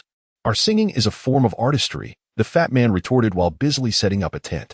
Please, do not tarnish the sacred concept of art. If you must sing, could you perhaps choose something more festive and cheerful? Chen Gu continued to banter. You're such a nuisance. Do you think this is a karaoke bar? If you like it, listen. If not, then just leave, the stout man jested. As Xiao Jingzhe listened to their daily banter, a faint smile gradually appeared on his lips. To be honest, he envied the camaraderie shared between Chen Gu and the stout man, where they could engage in playful teasing to strengthen their bond. Their hands remained busy with tasks, even as their words flowed effortlessly. After several hours, everything was finally arranged, and Xiao Jingzhe called for a brief meeting. The midday sun blazed mercilessly, prompting the meeting to be held in Xiao Jingzhe's tent, where 5 grown men sat closely together. Unlike the tents of Chen Gu and the stout man, Xiao Jingzhe's tent was immaculate and orderly, resembling the dwelling of a refined young lady, nearly spotless. Well, compared to his, ours looks like a pigsty, the stout man whispered in awe. Chen Gu chuckled softly, neither confirming nor denying the statement. Xiao Jingzhe shot a disapproving glance at the stout man, silently reminding him to refrain from whispering during the meeting. The stout man, sheepishly smiling, obediently closed his mouth. Now, let us primarily discuss the surveying work for the afternoon. I expect you all to report the survey information to me truthfully, Xiao Jingzhe stated, his scrutinizing gaze sweeping over each individual. Uncertain whether it was intentional or not, Chen Gu felt that Xiao Jingzhe lingered on him longer than the others. Did Xiao Jingzhe truly perceive something? Xiao Jingzhe continued. Now, I shall allocate the tasks. Lianxing and Fatty will accompany me for the reconnaissance, while Chen Gu, due to your injury, shall remain here to guard the tent. He then turned to the silent Huang Shuo beside him and stated, Huang Shuo, your responsibility will be to gather some firewood. Huang Shuo abruptly lifted his gaze towards Xiao Jingzhe. Incredulity etched across his face. Had he truly been relegated to the list of internal traitors? The reconnaissance work he once led was now taken from him, replaced with trivial and laborious tasks. Meeting Xiao Jingzhe's unwavering stare, Huang Shuo hesitantly opened his mouth, ultimately resigning himself to a silent shake of his head, a portrait of suppressed indignation. Observing Huang Shuo's vexation, a subtle smirk graced Xiao Jingzhe's lips, his spirits evidently lifted. In that moment, he resembled a child who had successfully silenced an opponent in an argument.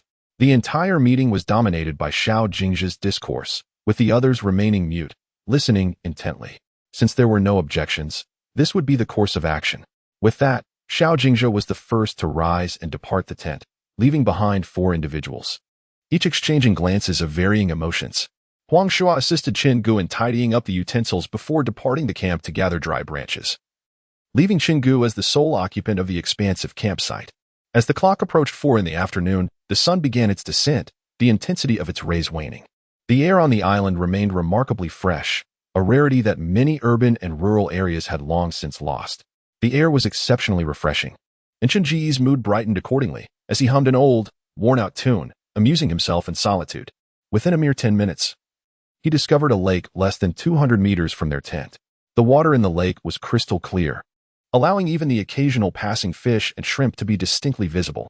Chingu rolled up his sleeves and trousers, intending to wade into the water to catch some fish to enhance their meager meals, especially since the plump fellow often lamented the lack of palatable food on the island.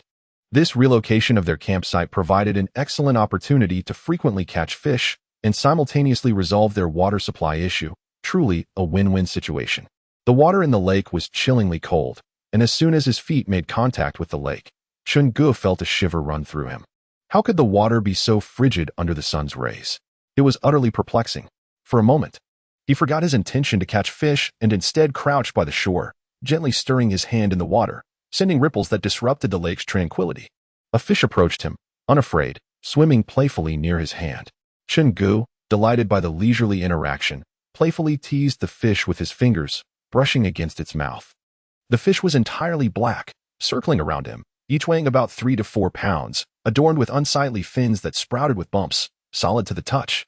Chingu had never encountered such peculiar fish before, yet after witnessing so many strange phenomena since arriving on the island, he had grown accustomed to the oddities.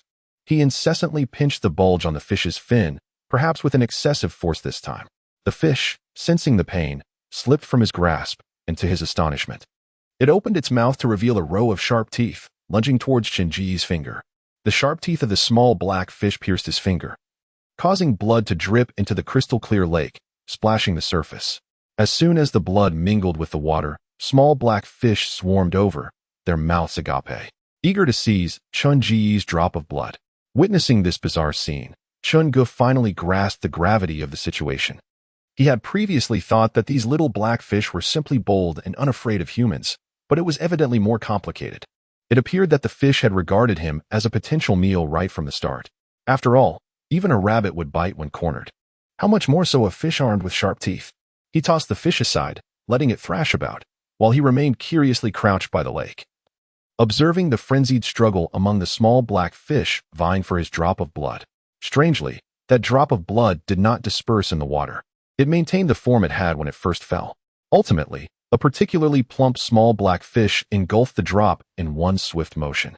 The fish, having consumed the blood, swam as if intoxicated, its movements markedly different from before, while the other fish gradually circled around it, exuding an air of dominance.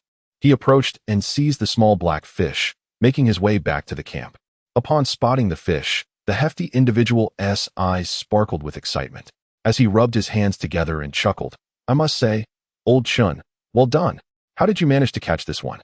Chingu raised his finger, which had been bitten, blinked mischievously, and said with a sly smile, "It's quite simple. I caught it with my finger." As he spoke, he pried open the mouth of the small black fish, inviting Fatty to inspect its sharp teeth.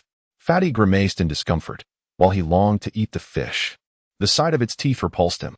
Yet, Chingu continued to tease, "If you don't want it, I shall devour it all by myself." At that moment, Xiao Jingzhe approached, extending his finger to touch the fish's teeth. However, before he could reach them, Chingu swiftly grabbed his hand, cautioning, "Be careful. This creature's bite can be quite painful. It won't let go until it draws blood. Are you not disgusted?" Chingu chuckled.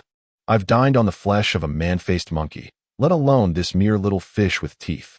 I assure you, should I be truly famished, even a shark would not provoke a frown from me." Fatty exclaimed, his gaze fixated on the nearly gasping black fish. "What is wrong with him?" Chingu inquired. "Oh, never mind that. Let us hurry and kill the fish. Soon, we shall feast on some delectable grilled fish," Fatty replied nonchalantly, his eyes glued to the small black fish. With deft hands, Chingu slaughtered the fish, scaled it, and skewered it to roast over the fire. During this time, he recounted his fish-catching escapades to Fatty, who was hardly paying attention, his mind entirely consumed by the golden, sizzling fish. Reflecting on yesterday's incident where he had rescued Fatty, Chingu decided to share the entire story with Xiao Jingzhe, fulfilling a debt of gratitude for Fatty. Whether Xiao Jingzhe believed it was entirely up to him. As Chingu recounted his tale, there was no flicker of emotion on Xiao Jingzhe's face. It was only when he mentioned the small black fish competing to seize the drop of blood that had inadvertently fallen into the lake that a look of astonishment crossed Xiao Jingzhe's features. He adjusted his glasses with a serious demeanor and remarked, "While it is not unheard of to encounter fish with teeth, the notion of bloodthirsty fish is quite unprecedented. Even more perplexing is the fact that such creatures have never been documented in any historical records." At this juncture, a look of confusion appeared on his face. And after a moment's pause, he suddenly addressed Chungu. "Since it is still light, would you take me to the lakeside?" Chungu hesitated for a moment, but nodded in agreement.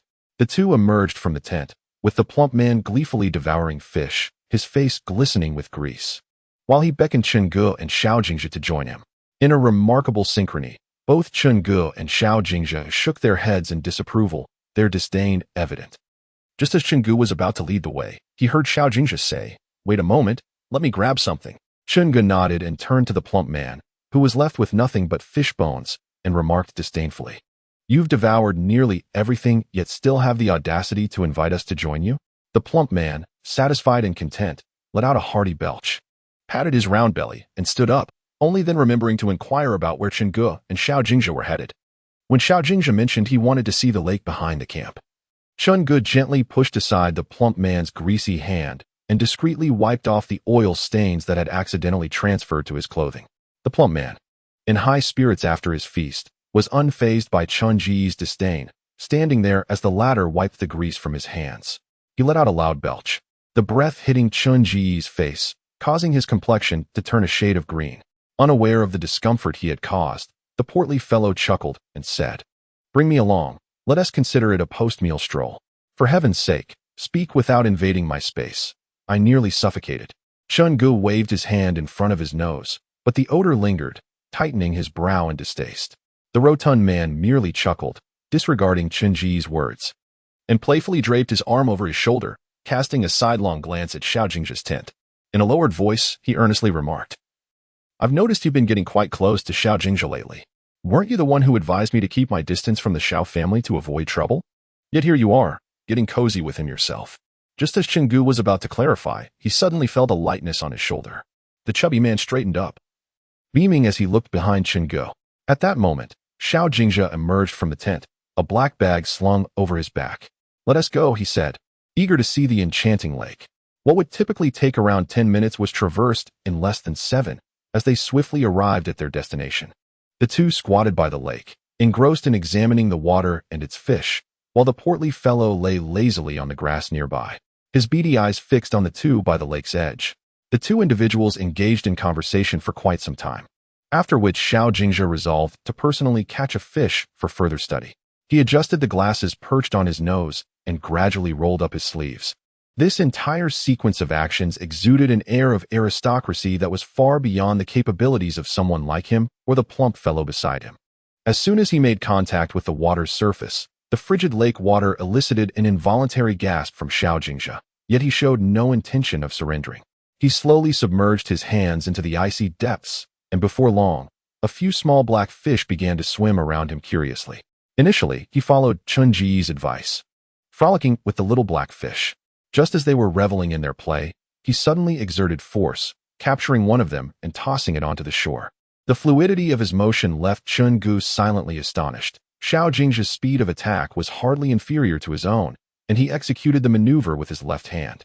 Xiao Jingzhe approached the small black fish, crouching down to observe it closely by pinching its puffed-up fin between two fingers, his expression reminiscent of a child engrossed in a biology lesson on frogs. He had just mentally counted. From the moment he initiated his strike to the instant he tossed the fish ashore, it had taken approximately 15 seconds, while his own training had enabled him to accomplish the same feat in a full 12 seconds. Contemplating this, Chungu gazed at Xiao Jingzhe with a complex expression. How much strength was this man truly concealing? He repeatedly urged them to trust him unreservedly, yet he himself harbored reservations. Chungu found it impossible to comprehend this enigmatic figure before him. Just as he was lost in thought, Xiao Jingzhe unexpectedly inserted his fingers into the mouth of the small black fish, prompting Chungu to stand by in bewilderment, observing his actions. The little black fish clutched tightly onto Xiao Jingzhe's slender finger, gradually allowing blood to seep from its mouth, yet Xiao Jingzhe remained unfazed, as if the finger lodged in the fish's mouth did not belong to him. After about a minute, he pinched the fish's gills and withdrew his finger from its grasp. With no time to tend to his wound, he could hardly contain his exhilaration, murmuring to himself, This is truly fascinating.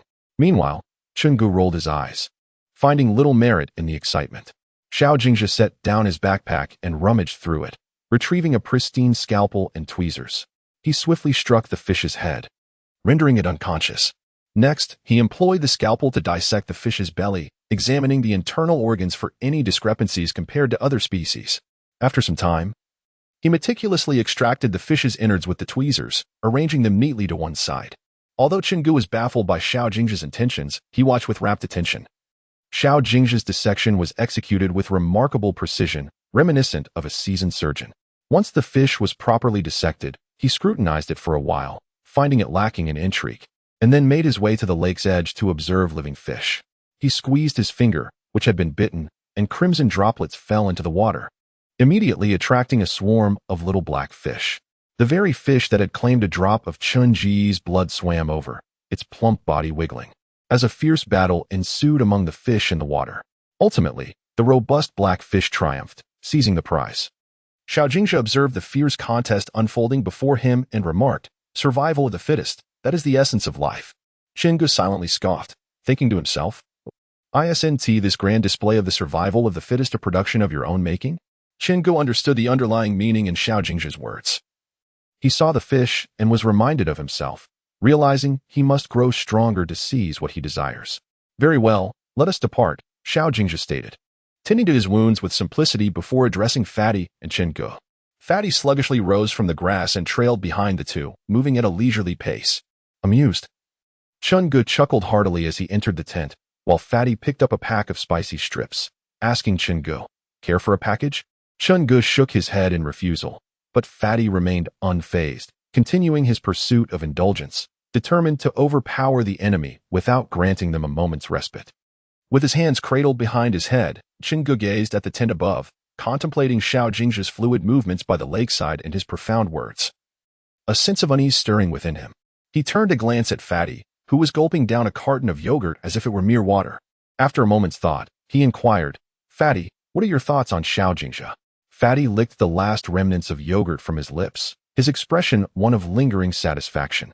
He shot Chungu a sidelong glance and replied nonchalantly, "I suspected you would come to discuss this."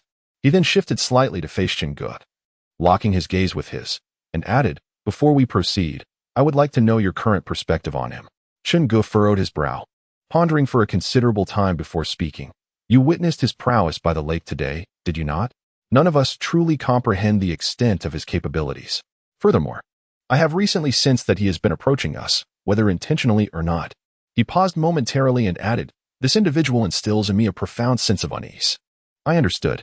How could Chungu be oblivious to the intricate dynamics at play? His primary motivation was to acquire greater wealth. He would serve whomever offered the most, remaining indifferent to the disputes between the two brothers of the Xiao family. The plump man, noticing Chun-Ji's ashen demeanor, continued, "We are merely assisting Xiao Jingzhe in fulfilling this survey task. Our relationship with him is strictly that of financier and hired hand. We are to execute the task for remuneration." "I grasp it all too well. There is no need for you to reiterate," Chungu retorted, rolling his eyes in exasperation. He comprehended the validity of the plump man's assertions, some of which he had articulated prior to their encounter, only to find himself on the receiving end of a lecture. Silence enveloped them as the plump man burrowed into his blankets, succumbing to slumber and producing thunderous snores, while Chungu lay awake, his eyes wide open, unable to find rest. Outside the tent, the warm glow of the fire flickered, casting elongated shadows of the night watchman, Huang Shua, transformed into peculiar shapes by the moonlight. The crackling of the burning firewood resonated through the stillness, and Huang Shua, with a grim expression, sat before the flames, extending his hands towards the warmth. Contemplating Xiao Jingzhe's decision from earlier that day, a wave of frustration welled up within him, leaving him in a state of discomfort. Despite his pivotal role in the surveying efforts, he found himself unjustly stripped of such an important position due to Xiao Jingzhe's unfounded suspicions. He now undertook the task of surveying and analyzing data himself, exuding an air of distrust towards everyone while simultaneously demanding their unconditional faith in him. Huang Shua let out a bitter laugh, acutely aware of his awkward predicament. Xiao Jingzhe had lost faith in him and refused to assign any significant responsibilities to his charge. He yearned to escape this isolated island, only to be informed that none could leave without Xiao Jingzhe's guidance. Left with no choice, He resigned himself to assisting Xiao Jingzhe in completing the survey. He had initially hoped to sway Qingge and to his side, thinking that perhaps Xiao Jingzhe would reconsider his stance. However, judging by their behavior today, it seemed they too had succumbed to Xiao Jingzhe's influence. With a heavy sigh, Huang Shuo felt an overwhelming sense of helplessness wash over him. As the night passed without incident, they slept soundly until dawn, awakening to find that Qingge had been up for quite some time and had already vacated the tent. They lingered in bed for a few moments, shaking off the remnants of sleep before sluggishly dressing. He yawned, plopping down beside Qingge with an air of still being half asleep. "Nothing happened last night, right?" he croaked, his voice still hoarse from sleep, as he directed the question at Liansheng. Liansheng nodded, assuring him that all was safe. Evidently, the decision to relocate camp had been prudent. "Let us not be complacent," they said, rising to stretch lazily before heading to wash up. As he engaged in his morning routine, he took the opportunity to observe his surroundings. Having arrived at the campsite only yesterday, he had not yet had the chance to thoroughly explore before being dispatched for an expedition. Now, however, he had the time to examine the terrain. Approximately 100 meters from the campsite stood several majestic trees, each large enough to be embraced by 3 adults. Their branches were lush and verdant, and the trunks were remarkably robust, soaring toward the heavens, rendering their true height nearly indiscernible to the naked eye. Beneath these towering giants lay a dense thicket of grass, interspersed with a few delicate yellow flowers he had never encountered before. "Hey, you've been gargling for nearly half an hour. We need to set off soon for the survey, so stop dawdling and wasting everyone's time," came Qingge's voice, authoritative and devoid of room for dissent as he fixed his gaze intently on Huang Shuo. Huang Shuo pursed his lips, shaking his head in resignation. Satisfied, Xiao Jingzhe cast a glance at him and continued, "If there are no objections, let us depart."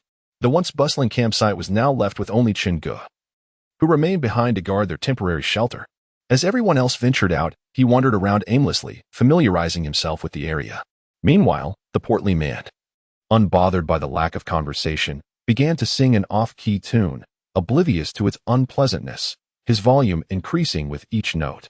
Interestingly, Sheng and the portly man shared a mutual appreciation for each other's lack of vocal talent, even contemplating a duet.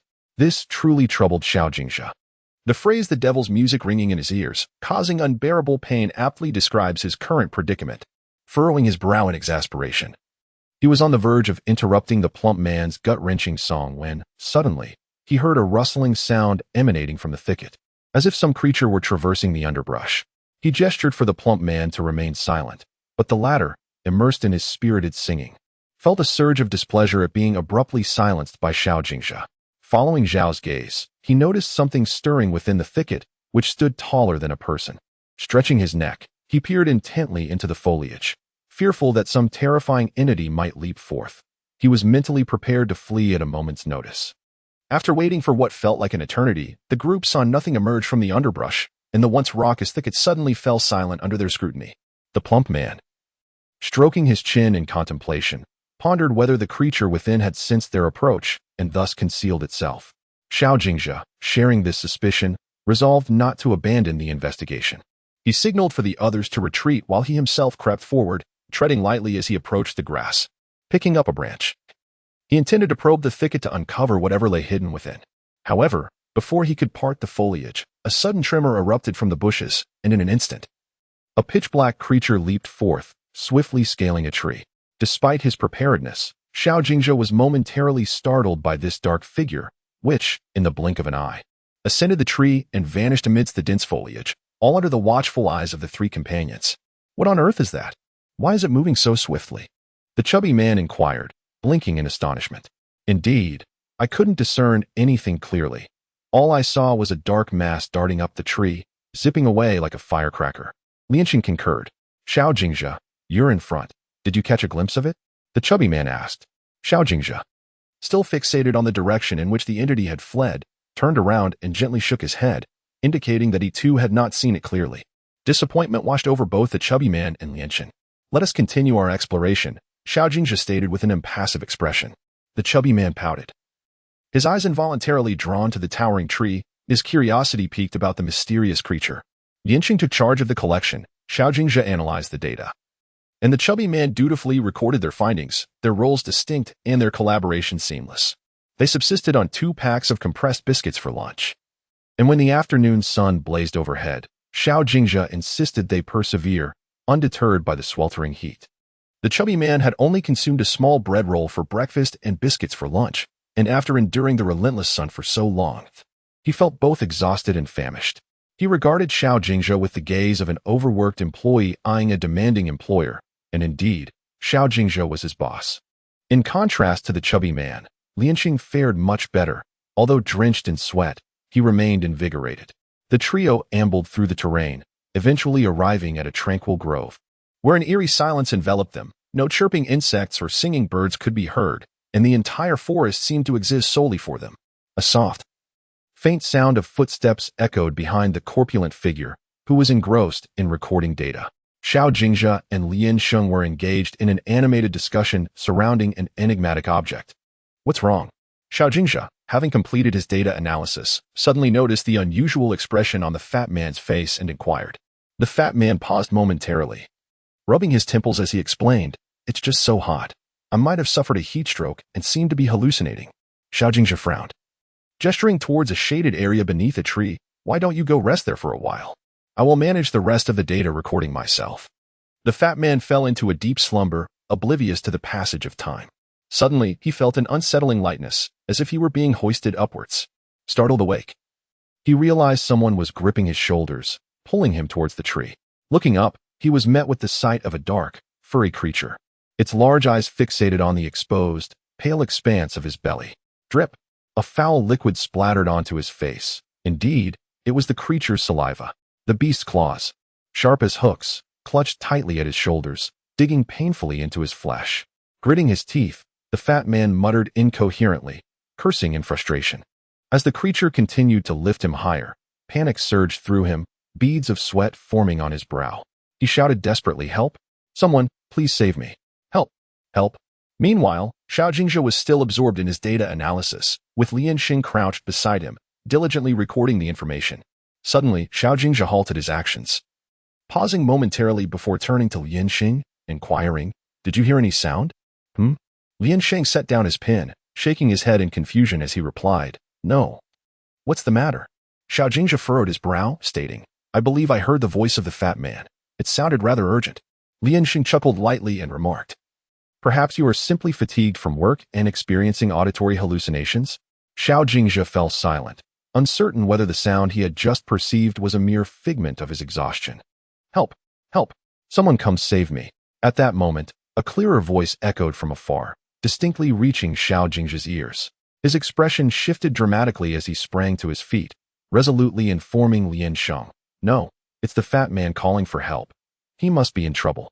Despondent, the fat man ceased his futile struggles, resigning himself to his fate.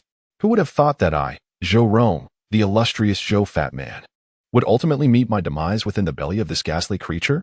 How tragic and pitiful. As he was being dragged up a tree by the monstrous entity, the fat man muttered to himself. His considerable weight made it arduous for the creature to haul him, and the pace of the ascent grew increasingly sluggish. The corpulent figure had his exposed skin scraped raw by the coarse bark of the trees, leaving behind angry red welts that caused him to gasp in pain. Despite his discomfort, he muttered fierce threats, vowing that if he were not to perish today, he would ensure the demise of his adversary, intending to skin them for warmth, feast upon their flesh, and savor the broth made from their bones. Alas, before he could complete his grandiose declarations, he was violently flung and collided with a thick tree branch, resulting in a lump the size of a goose egg forming on his forehead. The impact sent waves of dizziness coursing through him, and in that hazy state, he glimpsed 2 diminutive figures rushing towards him with fervor. He yearned to discern whether they were mere figments of his imagination, yet the excruciating pain in his head rendered him unable to hold on any longer, and he gradually succumbed to darkness. "Damn it," he muttered just before losing consciousness. "Fatty!" Xiao Jingzhe shouted from beneath the tree. He watched helplessly as the corpulent man was dragged deeper into the woods by that ghastly creature, resembling a lifeless dog. "What should we do now?" Lianxing, witnessing the scene unfold, felt a surge of urgency and had already retrieved a handgun from his backpack. "Wait!" Xiao Jingzhe raised a hand to halt Lianxing, who looked on in confusion. Xiao Jingzhe gestured towards the towering tree and explained, "Even if we were to shoot it dead from this distance, The height would guarantee that Fatty would meet his end upon falling. After a moment of contemplation, Lian Sheng recognized the validity of Xiao Jingzhe's reasoning and slowly lowered his firearm, continuing to press for a solution. What do you propose then? We cannot simply stand by and do nothing.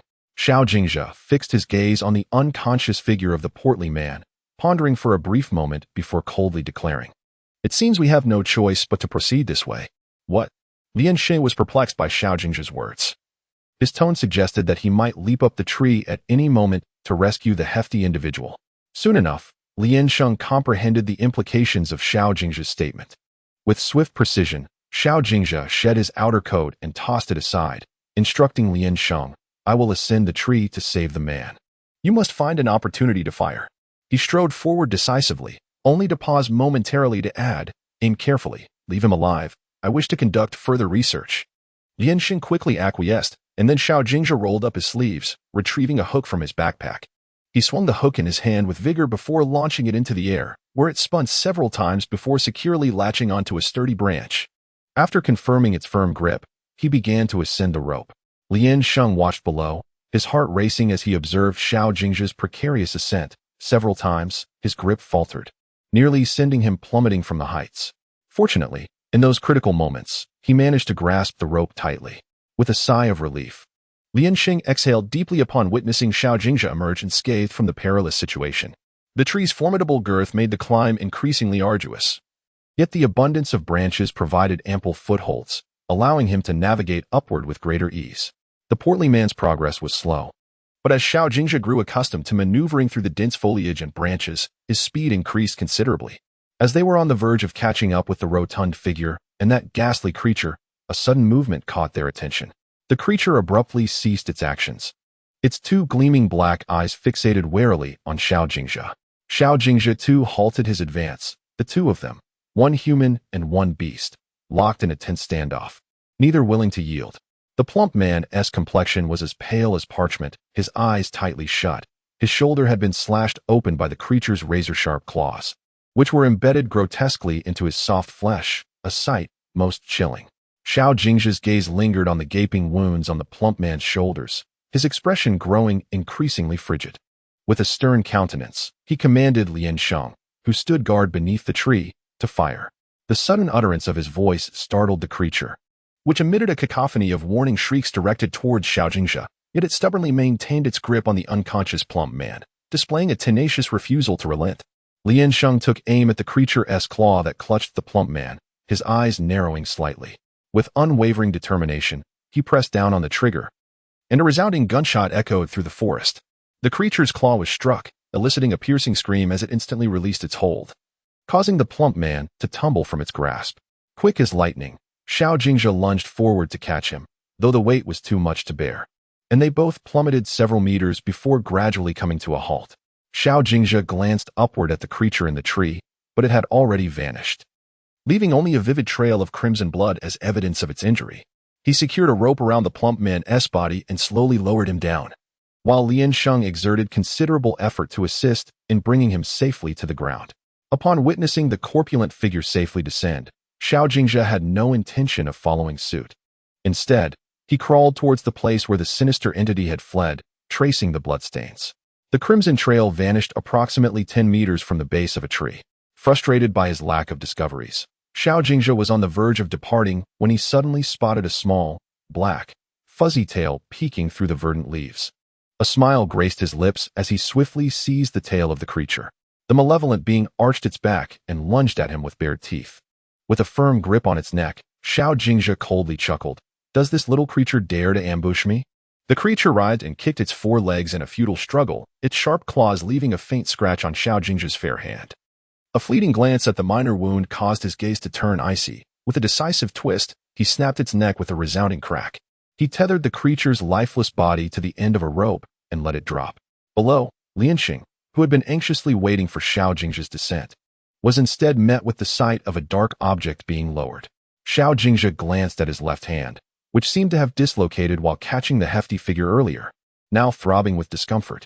Is something amiss? Why hasn't he come down yet? Concern began to gnaw at Lian Sheng as time passed without any sign of Xiao Jingzhe. "It's nothing," Xiao Jingzhe replied calmly, cradling his dislocated wrist. He raised his left arm, placing his right hand gently on his wrist, then with a sudden thrust. A sharp crack echoed as the bone was set back into place.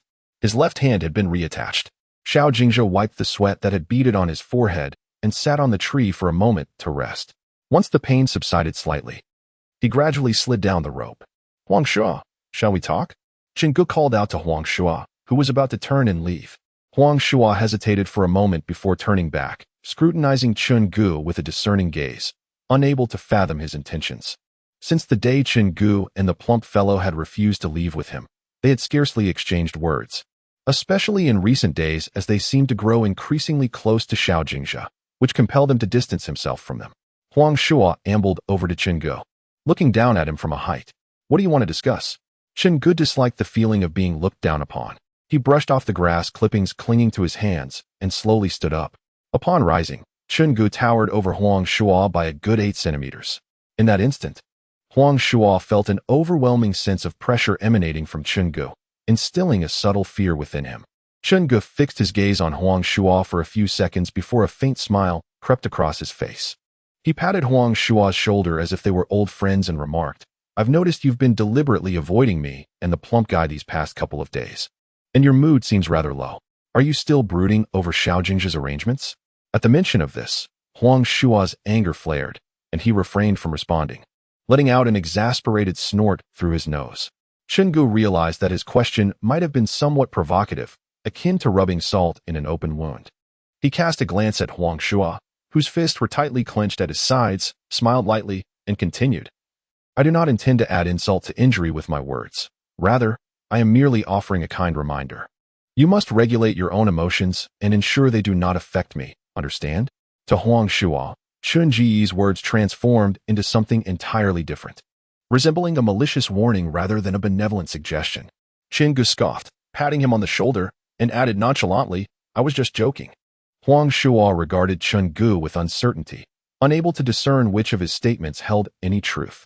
Xiao Jingzhe bore the burden of 3 individuals' luggage, leading the way, while Lin Sheng struggled to support the overweight companion, who leaned heavily against him, gasping for breath. The exposed skin of the portly man was marred with red welts, and he drew in sharp breaths. Chen Gu promptly took over the support from Lin Sheng, as the overweight man winced in pain, exclaiming, Ouch, that hurts terribly. Chen Gu examined his belly, a frown etching his brow, and queried, What happened to you? Do you think I wanted this? I am perplexed as to why those ghastly creatures are so fond of me, the overweight man replied weakly. Perhaps they are drawn to individuals of your ample physique. Xiao Jingzhe analyzed with an impassive expression. The overweight man rolled his eyes and retorted, Couldn't you simply say they prefer eating fat? As Chen Gu observed the portly fellow still in a jovial mood, he felt a wave of relief wash over him. It seemed that the rotund man was not in grave danger, likely only afflicted by superficial wounds that, once properly treated, would pose no significant threat. Chen Gu assisted the portly man into the tent, where Huang Shuo had already entered with a medical kit. Upon seeing the myriad of bruises adorning the man's body, Huang Shuo furrowed his brow, perhaps pondering the curious tendency of this individual to encounter various mishaps.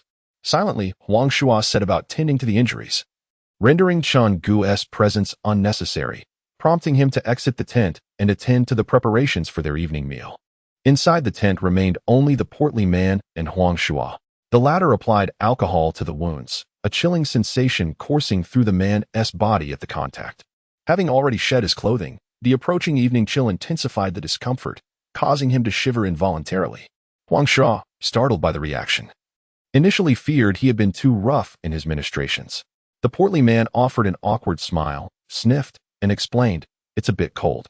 Huang Shuo retrieved a nearby garment to cover the treated areas and resumed his focused attention on the wounds. Several spots were embedded with fine splinters and bits of bark, complicating the cleaning process. Each tug elicited tremors from the portly man, and while the gash on his shoulder appeared quite alarming, it was, in truth, merely a series of minor injuries that would heal with proper care.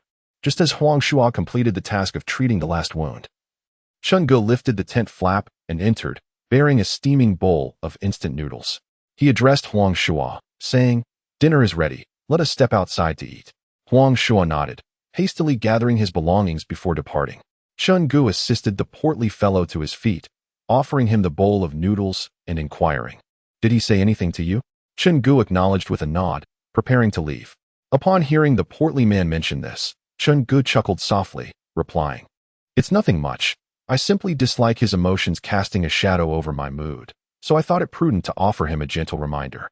The portly man gulped down the last spoonful of soup and wiped his mouth before returning the bowl to Chen Gu, sharing a knowing smile. "Well, I should have known you better. It was less of a reminder and more of a warning, wasn't it?" Truly, the portly man understood him well. Chen Gu burst into laughter and said, "I'll fetch you another bowl." During dinner, Lian Sheng took the initiative to engage Huang Shuo in conversation. But Huang Shuo appeared distracted, offering only perfunctory responses. Lian Sheng, feeling rebuffed, chose to withdraw and quietly finished his meal at a distance. "Chen Gu, you're still awake, right? I'd like to have a casual chat with you," called Xiao Jingjia. The portly man gestured reassuringly, signaling him to go ahead. As Chen Gu donned his clothes, he replied to Xiao Jingjia outside the tent, "Sure." However, it was evident that Xiao Jingjia's intention to converse was far from casual. Swiftly, Chen Gu dressed and stepped outside, immediately greeted by the biting chill of the night air, which made him sneeze. This wretched place experienced extreme temperature fluctuations. During the day, it could soar to over 40 degrees, while at night, it plummeted to mere single digits. Xiao Jingjia sat by a pile of firewood, seeking warmth, the flickering flames casting a glow on his youthful, handsome visage. He seemed to be lost in his own world, contemplating some matter, his gaze appearing somewhat vacant. Even as Chen Gu approached, he remained oblivious. Chen Gu took a seat beside him, extending his hands to warm them by the fire, while inquiring, "What do you wish to discuss? Surely it is not merely a casual chat." With a disdainful kick, Chen Gu nudged the charred object at his feet. The look of distaste in his eyes unmistakable. He grasped the neck of the grotesque thing and lifted it for a closer inspection, unexpectedly discovering that its neck had been broken, its round head drooping against its chest. As he touched the neck, he found the bones nearly crushed, yielding an unsettling softness. "Tsk," Chen Gu remarked, casting an appreciative glance at Xiao Jingjia, giving him a thumbs up in commendation. "Impressive, a master of hidden talents." Xiao Jingjia, feeling justified in accepting Chen Ji's praise, maintained a stoic expression and continued, "Look at its claws and teeth." Chen Gu examined its 4 claws, noting that the front ones were considerably blunter, likely due to frequent climbing, while the hind claws bore traces of dried blood. When Chen Gu pried open its jaws, he indeed spotted 2 rows of pristine fangs. With a disdainful snort, he cast the corpse aside with force, casually remarking, "Perfect, I'll roast it tomorrow to nourish fatty." Xiao Jingjia glanced at the discarded body and continued, "It possesses tremendous strength, capable of dragging an adult as hefty as fatty up a tree without any resistance." Chen Gu stared at him with a perplexed expression, unable to comprehend the meaning behind his words. Even though this peculiar creature possessed innate strength capable of effortlessly dragging away a robust man weighing nearly 200 pounds, what was the point of articulating it so clearly? Surely he could not be so impulsive as to confront it head-on. So what was the implication? "Are you concerned that I might recklessly venture forth alone to avenge the hefty fellow?" Chen Gu sniffed and turned to inquire. Xiao Jingjia shook his head and replied, "What troubles me is that this creature may very well be a social animal." Although Xiao Jingjia did not vocalize the subsequent thoughts, Chen Gu grasped his meaning. He lowered his head in contemplation and remarked, "So, you fear that these beings might retaliate against us, much like the man-faced monkeys did last time?" Xiao Jingjia solemnly nodded in agreement. "Then why not communicate this to everyone? It would be prudent for them to mentally prepare in advance," Chen Gu suggested while adding a few dry twigs to the firewood pile. Chen Gu considered his own words and found merit in them. If Huang Shuo were to learn that they had once again provoked bizarre entities, it could very well lead to an explosive confrontation, fracturing their alliance. Such discord would not only disrupt the unity within the exploration team, but might also jeopardize the entire surveying plan due to one individual's recklessness. It is essential to recognize that each additional day spent on the island increases their peril. Moreover, the expenses incurred during their stay on the island were substantial. Compounded by the costs of the patrol yacht in the surrounding waters, an extra day would result in an expenditure of at least 1 to 200,000. Chen Gu warmed his hands against his ears and said to Xiao Jingjia, "Is that the sole reason you brought this up?" "There's one more thing," Xiao Jingjia remarked. "Speak." When Chen Gu emerged, he was scantily clad, and despite his attempts to warm himself by the fire, he could not suppress the slight shivers of cold that coursed through him, wishing fervently for Xiao Jingjia to conclude his words swiftly. He was nearly at the point of shedding tears from the chill. Chen Ge felt a twinge of surprise that such a crucial supply mission had been entrusted to him by Xiao Jingzhe. Xiao Jingzhe, perceiving Chen Ji's thoughts with acute clarity, replied coolly, "Once we reach the shore, every move you make will be under the scrutiny of the Xiao family. I strongly advise against the foolish notion of attempting to flee." Chen Ji's thoughts were once again laid bare before Xiao Jingzhe, instilling a sense of displeasure within him, as if all his concealed calculations were laid out for Xiao Jingzhe to see, with the latter choosing not to comment on them. "When do we depart tomorrow?" Chen Ge inquired. Though a myriad of grievances troubled him, he was compelled to admit that, for a fleeting moment, the idea of escaping after reaching the shore had crossed his mind. Yet, that thought lingered only briefly, as the realization that the rotund companion remained in Xiao Jingzhe's grasp extinguished it entirely. "We shall set off at dawn. I will personally escort you to the yacht," Xiao Jingzhe stated. Chen Ge nodded in acknowledgement and asked, "Is there anything else?" "Let me remind you, even upon reaching the shore, safety is not guaranteed. One must exercise utmost caution," Xiao Jingzhe added. He lifted his gaze to meet Chen Ji's inquisitive eyes, suddenly breaking into a gentle smile that revealed two charming dimples. Yet his words sent a chill of dread coursing through Chen Ge. "You should know whom I am referring to." Chen Ji's initial reaction was that Xiao Jingzhe had certainly sensed something, and now his words served as a veiled warning to Chen Ge to remain vigilant and steadfast in his position. Otherwise, he would face dire consequences. Indeed, he found himself caught in the precarious middle ground between the two brothers, Xiao Qing and Xiao Jingzhe, where choosing one side would inevitably provoke the wrath of the other. Upon returning to the tent, he discovered that the rotund figure was still awake, staring blankly at the tent's ceiling with his small but spirited eyes. Noticing Chen Ji's unusual demeanor, he inquired, "What were you discussing? You look utterly disheartened." Chen Ge lifted a corner of the curtain to peek at the sentry, Xiao Jingzhe, who had once again retreated into his own world, oblivious to the conversation between the rotund man and himself. Once he confirmed that Xiao Jingzhe was lost in thought and not listening, Chen Ge securely closed the tent flap and lowered his voice to address the rotund figure. "Tomorrow, Xiao Jingzhe has instructed me to go ashore." "What for?" The rotund man frowned, curious. "To procure supplies," Chen Ge replied while removing his clothing.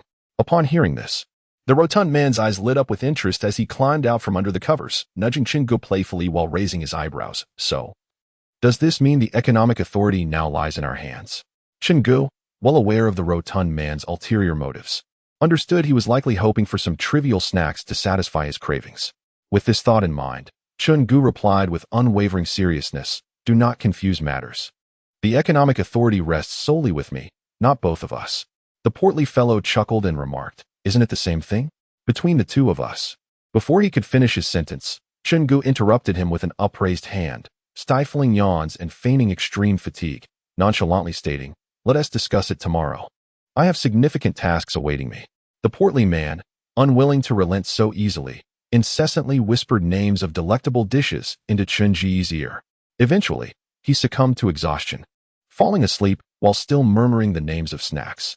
In the darkness, Chen Ge gradually opened his eyes. First, he glanced at the portly man, who was still softly mumbling, before shifting his gaze to the shadow reflected on the tent. If one could still sleep soundly after hearing Xiao Jingzhe's ominous words, they would truly be devoid of concern. Xiao Jingzhe's arrival on land did not unequivocally signify safety. It suggested that he had surmised Xiao Qing would not let matters rest so easily. Indeed, it was possible that his procurement mission on the mainland was fraught with more peril than remaining on the island. At the very least, while on the island, Xiao Jingzhe genuinely wished for the well-being of every individual, as any misfortune would impede their progress. In contrast, Xiao Qing had made a solemn promise before embarking on the island to report every move of Xiao Jingzhe alongside the data they had analyzed. However, once on the island, his phone was confiscated by Xiao Jingzhe's associates, and he was astounded to discover that the island possessed a magnetic field disrupting signals. This left him bereft of two exceptional means of conveying crucial information. Though he was aware that the fault did not lie with him, Xiao Qing remained oblivious to the truth, and it was entirely possible that he had begun to suspect that he himself had betrayed their prior verbal agreement. Turning instead to the legitimate heir of the Xiao family, Xiao Jingzhe, should Xiao Qing truly grow suspicious of him, his chances of safely returning to shore would be severely compromised. He might not even survive on the island. As the night deepened, Chun-Ji's mind became increasingly lucid, contemplating his relationship with the two brothers of the Xiao family. He could not shake the feeling that this might be a deliberate trap set by Xiao Jingzhe, compelling him to make a definitive choice. With clarity of thought, yet his eyelids growing heavier, he eventually succumbed to sleep, drifting off until the rhythmic sound of his breathing filled the air. Just as dawn began to break, faint sounds of chirping insects and birds wafted through the tranquil island, where the two occupants of the tent were sound asleep. Suddenly, the rotund figure of the fat man jolted awake, springing to his feet as if resurrected from the dead, and began shaking the still slumbering Qin, exclaiming, "Wake up, old Qin. For heaven's sake, you're not planning to sleep through your chance to return to shore today, are you?" The moment the fat man's hand landed on Chun-Ji's shoulder, he roused from his slumber, his eyes meeting the unkempt visage of his companion, whose face bore remnants of unwashed drool and unclean sleep crusts, presenting an image of a disheveled middle-aged man. When it came to matters concerning food, his enthusiasm surpassed all others. Reluctantly, Chun-Gu sat up from his cocoon of blankets under the persistent nudging of the fat man, deep circles under his eyes betraying his fatigue. "Stop dawdling, hurry up," the fat man urged, tossing Chun-Gu his clothes as he hastily dressed himself, his words a continuous stream of encouragement. Chun-Gu pressed his lips together in silence. His reticence only heightened the portly man's suspicions. Pondering for a moment, he suddenly wore an enlightened expression and gritted his teeth, exclaiming, "How could I forget that there is still Shaoqing on shore?" The portly man continued to gaze at him skeptically, seemingly unable to accept such a tenuous explanation. With a stern demeanor, he questioned Chun-Gu, "Are you hiding something from me? What could I possibly conceal from you?" "Stop being so paranoid, like a woman," Chun-Gu retorted, furrowing his brow in annoyance at the inquiry. The portly man remained fixated on Chun-Gu, hoping to decipher some subtle hint from his facial expressions. Yet, Chun-Gu buried his thoughts so deeply that even his close companion was unable to discern any irregularities in such a brief moment. "Quit being so melodramatic. As if we're facing a life and death separation," Chun-Gu chuckled, giving the portly man a hearty pat on the shoulder. "My friend, I'm merely off to enjoy life. Don't overthink it." "I hope so," the portly man remarked, watching Chun-Ji's retreating figure.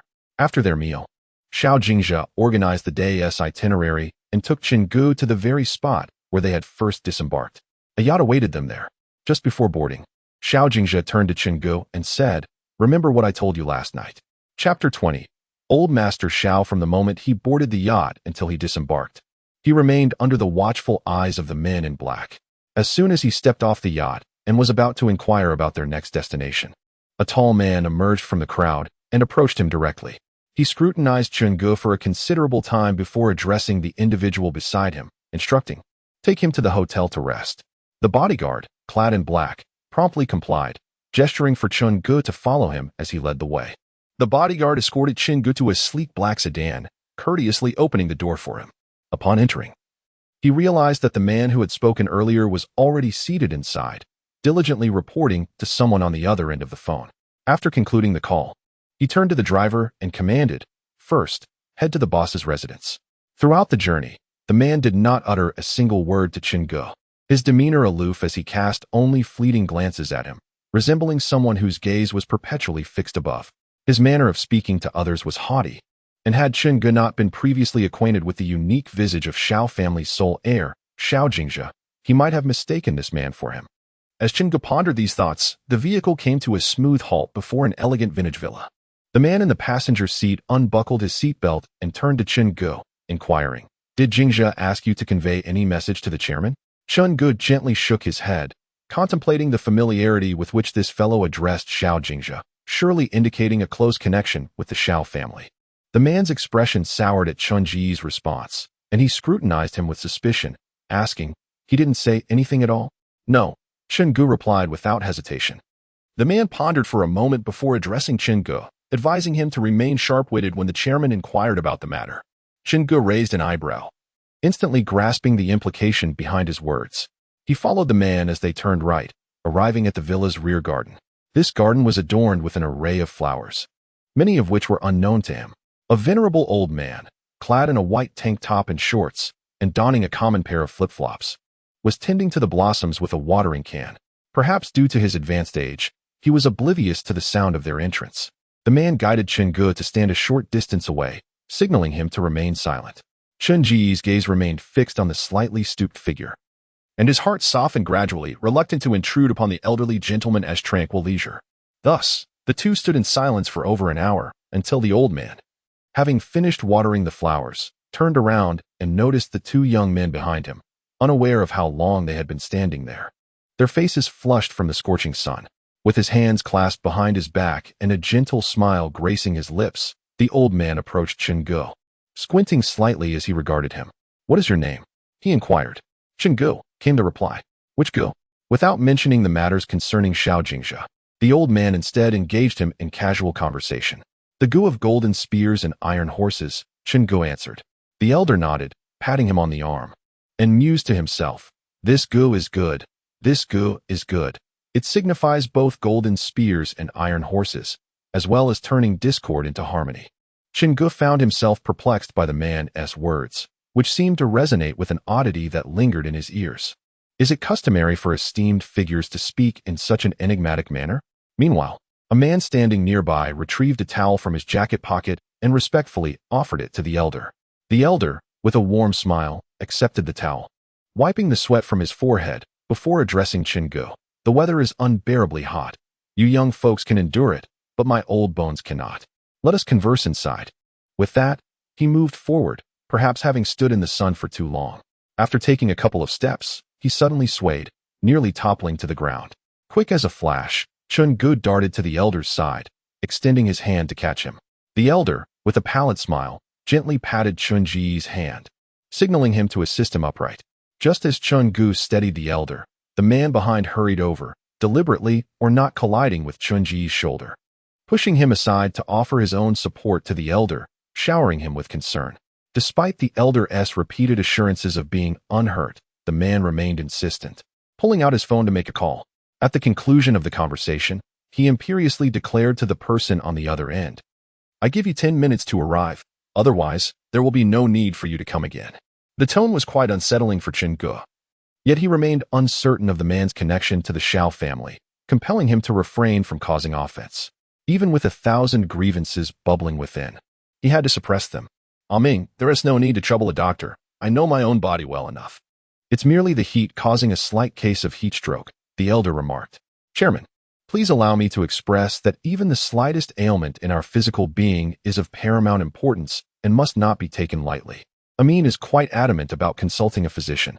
Observing his unwavering determination, the elder refrains from further comments and turns his attention to Chen Gu, who was inadvertently knocked aside by Amin. With a cheerful smile, he inquires, "Were you frightened just now?" Chen Gu gently shakes his head. The elder nods in acknowledgement, supported by Amin as they proceed into the villa. Throughout the journey, Amin engages in playful banter, eliciting hearty laughter from the elder, while Chen Gu trails behind, feeling somewhat bored and inconspicuous. Upon arriving at the door of the room, just as Amin is about to push it open, he abruptly turns to Chen Gu and instructs, "You wait outside." Chen Gu purses his lips, feeling a tinge of discontent.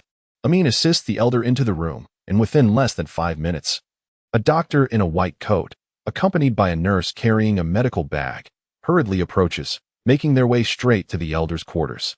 Despite their urgency, they maintain their decorum, lightly knocking on the door. From within, Amin's cool voice responds, "Come in." Upon receiving permission, the doctor and nurse waste no time and enter the room. The elder is resting comfortably on the bed and, spotting Chen Gu standing outside through the ajar door, calls out, "Chen Gu, you may come in as well." Chen Gu hesitates momentarily, recalling Amin's earlier demeanor, but ultimately follows the doctor inside. The room is arranged in a neat and simple manner, while Amin pours a glass of warm water and places it on the bedside, engaging the elder in intimate conversation. Chen Ji's eyes darted around the room, and he couldn't help but marvel at the simplicity of a space belonging to a billionaire entrepreneur. It was utterly inconspicuous for the chairman of the leading Xiao group. His gaze gradually swept over to the bedside, where a photograph immediately captured his full attention. Chapter 21. Kidnapping. As he was about to leave, Chen Gu foolishly inquired about the photograph on the bedside, which incited a surge of agitation in the elderly gentleman, nearly causing him to lose his breath. Chen Gu was utterly startled. He had yet to step out of the Xiao family's door, and if the old man were defaulter, he would find himself inadvertently accompanying him to the grave. Once the elder fell asleep, everyone exited the room. The moment Chun-gu stepped outside, he felt a gaze filled with malice fixated upon him, followed by a fist hurtling toward him. Chun-gu deftly sidestepped the blow. Swiftly seizing the assailant's throat with a lightning-quick grip, his fingers firmly constricting around the vulnerable flesh, his eyes coldly scrutinizing the aggressor. Cough. Let go. Amin struggled to utter the words, his voice barely escaping his throat. Clenching his fists, Amin trembled with rage, his eyes fixated on Chun-ji's retreating figure. His teeth grinding audibly in a display of profound animosity. Perhaps it was the discomfort of sleeping in a sleeping bag during those days on the island, but now, the hotel bed was exceedingly to his liking. He nearly succumbed to slumber the moment his head touched the pillow. So much so that when someone intruded into his room at dawn, he failed to notice immediately. It was only when he sensed something amiss that it was too late. A dark, menacing gun was pressed against his head. Chun-gu was coerced into raising his hands and squatting in the corner, as one of the black-clad bodyguards produced a mobile phone to make a call. After ending the call, he exchanged a knowing glance with a nearby associate, who promptly advanced to pin Chun-gu against the wall and search him, thoroughly rummaging through his room as well, yet ultimately uncovering nothing of significance. Which side are you on? Chun-gu was yanked from his bed, clad only in a pair of boxers, and mercilessly pressed against the wall for a search. This scene evoked memories of raids on vice operations, where clients were often caught in disarray, pinned against walls in a similarly humiliating fashion, leaving him with an inexplicable sense of embarrassment. One must ponder, in a hotel room, clad in nothing but underwear, to be cornered by a cadre of sharply dressed men, with countless hands probing one's body, who would not feel a profound sense of awkwardness. A dozen dark muzzles were indisputably aimed at Chun-gu in the corner. Although he contemplated resistance, the sight of those guns trained on his head quashed any rebellious thoughts before they could flourish. If it were merely one or two assailants, he might have managed to fend them off, but he faced a formidable assembly of burly men wielding firearms. Confronted with such a reality, Chun-gu had no choice but to acquiesce. The leader among the black-clad figures made another call, during which Chun-gu attempted to struggle, only to be met with the cold pressure of a gun, immediately silencing his defiance. The man ended the call and coldly uttered a single word: leave. As soon as he finished speaking, the man who had been holding him down compelled Chun-gu to turn around. Upon turning, a gun was once again pressed against his forehead. The man behind him gave him a shove and barked, "Hurry up. I must insist. Could you allow me to dress properly? Going out like this will certainly draw attention," Chun-gu explained. The leader of the black-clad men scrutinized him for a moment, seemingly realizing that taking him out in such a disheveled state would only attract more eyes, which would not bode well for them. After a brief hesitation, he ultimately nodded in agreement, reassured by the sheer number of armed men surrounding them, which would likely deter Chun-gu from any reckless actions. Chun-gu hastily rummaged through the pile of clothes they had tossed about and managed to pull on a pair of trousers and a shirt. Just as he finished dressing, the man behind him impatiently nudged him with the gun, urging, "Once you're done, get moving. Do not waste time." What followed was a remarkable sight for the hotel receptionist. A horde of menacing figures clad in black emerged from the elevator, surrounding a man whose attire seemed to be nothing short of a market find. The elevator descended 3 times before the last of the black-clad men finally vanished. The receptionist widened her eyes in astonishment, wondering if a major celebrity had just checked into their hotel. Upon exiting the hotel, Chun-gu was ruthlessly shoved into a car by the black-clad men, who sped away in a flash. Gazing out at the unfamiliar scenery, Chun-gu could not contain his curiosity any longer and inquired, "Where are you taking me?" Uncertain of how long they had traveled, the vehicle eventually came to a halt before a villa situated on the outskirts, contrasting starkly with the modest abode of the late Mr. Xiao. This villa exuded an extravagant opulence, resembling a resplendent castle bathed in gold. Just as Chun-gu was about to voice his grievances, he felt the cold metal of several firearms pressed against his lower back. Infuriated, he rolled his eyes, but ultimately chose to swallow his indignation and followed the imposing figures into the grand entrance of the villa. Inside, the lavish decor was even more ostentatious, overwhelming Chun-gu's senses with its garishness. He could not shake the impression that the villa's owner was a tasteless nouveau riche. In his mind's eye, he conjured the image of a burly, balding middle-aged man, clutching a hefty cigar, adorned with a thick gold chain, and draped in a fur coat, a quintessential portrait of a parvenu. Upon entering the villa, a staff member approached him, stating, "Good day, Mr. Chun. Our master is currently away." so please make yourself comfortable in the living room. It was evident that the villa's owner had instructed her to expect a guest, allowing the maid to accurately address him by name. Having been forcibly brought here before finishing his meal, Chun Ji's stomach now protested emptily. Spying an array of fruits and desserts laid out in the living room, he unabashedly indulged himself to quell his hunger. As he savored his snacks, a sudden chorus of voices from behind announced the arrival of the maid and bodyguards. Boss. Chapter 22. Xiao Qing. Chun Gu set down the dessert in his hand, clapped his hands together, and rose to his feet. A smile unexpectedly graced his lips as he gazed at the man before him, a realization dawning upon him that it should have been evident it was you. Xiao Qing took a seat on the sofa opposite him, flanked by 4 or 5 bodyguards. He gestured for Chun Gu to sit first, and only after Chun Gu complied did he slowly begin to speak. You seem entirely unfazed. You must have already suspected it was me. Chun Gu smiled lightly and replied nonchalantly, after all, there are not many who would dare to brazenly apprehend someone from the Xiao family hotel, and you, Xiao Qing, happen to be one of those audacious individuals. Xiao Qing chuckled and straightened his expression, stating, to get to the point, you should be aware of the purpose of my visit today. Do I need to elaborate further?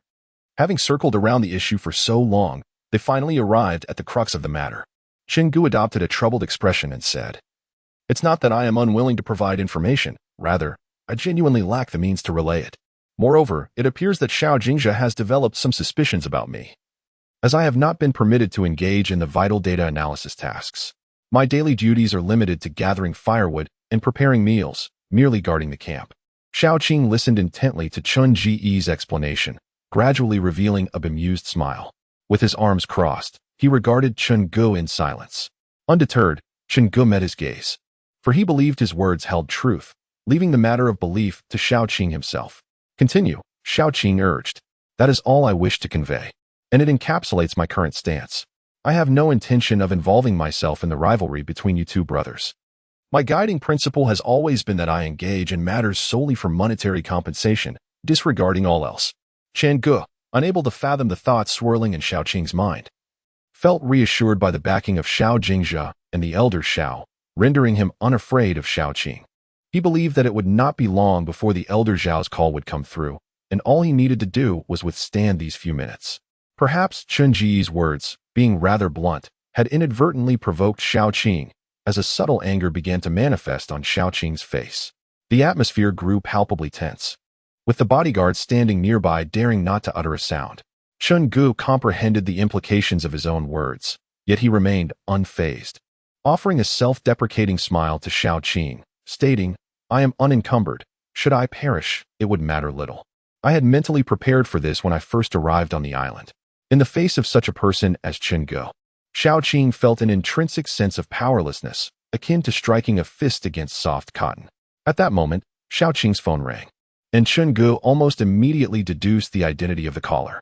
Upon glancing at the caller ID, Xiao Qing's expression subtly shifted, and as he answered the call, he transformed into an obedient and compliant child, his tone dripping with utmost respect. Grandfather, Xiao Qing addressed with deference. He did not activate the speakerphone. Thus the words of the elder Xiao remained inaudible, yet from Xiao Qing's facial expressions, it was evident that the elder had imparted something significant to him. Do not delay any longer, go now. Perhaps you might even share breakfast with the old gentleman and discuss the events of this morning. Chun Gu stood up, fixing his gaze steadily on Xiao Qing. Humph. Xiao Qing let out a cold huff and rose to follow Chun Gu out. Upon arriving at the Xiao family estate, they found the elder Xiao, as anticipated by Chun Gu, preparing for breakfast. The elder was already waiting for them, and upon their arrival, he greeted them with a warm smile and gestured for them to sit beside him. Chun Gu remained standing, allowing Xiao Qing to take precedence. Without hesitation, she chose the seat closest to her grandfather, affectionately calling out to him, Grandpa. Good girl, the elder Xiao replied, gently patting her hand with a smile. Chun Gu casually selected a seat for himself, and the elder did not mention Chun Ji's abduction by Xiao Qing, but instead encouraged them to begin their meal. Once everyone was served, the elder finally spoke. Xiao Qing, how long has Jingzhe been on the island for the survey? Without a moment's thought, Xiao Qing responded. As of today, it has been exactly 8 days. The elder Xiao suddenly glanced at her with an inscrutable expression, exclaiming, has it truly been 8 days? It feels like several months have passed. Xiao Qing chuckled and replied, Grandpa, perhaps you have been missing Jingzhe too much. The elder Shao nodded in agreement, sharing a smile. Upon realizing that his concerns were disregarded, and noting that the esteemed elder Shao deliberately chose not to mention the incident involving Shao Qing's abduction earlier that morning, Chen Gu understood that the elder was, after all, still protective of his grandson. Since the elder had no intention of pursuing the matter with Shao Qing, Chen Gu, as an outsider, would only evoke their displeasure by bringing it up, thereby courting unnecessary trouble. It was wiser to feign ignorance of the event, especially since he himself had not encountered any significant issues. While he pondered these thoughts, the elder Shao unexpectedly inquired of Chen Gu, "How did you sleep last night? Should you encounter any troublesome matters, do not hesitate to confide in me." Chen Gu instinctively cast a glance at Shao Qing, contemplated for a considerable time, and ultimately shook his head. The elder Shao nodded slightly, his gaze toward Chen Gu imbued with a hint of appreciation. Shao Qing also shot a glance at Chen Gu, a smug smile gracing his lips. The elder wiped his mouth and stated, "Preparations are nearly complete. When can I expect to receive them?" Chen Gu pressed further, aware that each additional day he lingered on land increased the peril faced by those on the island.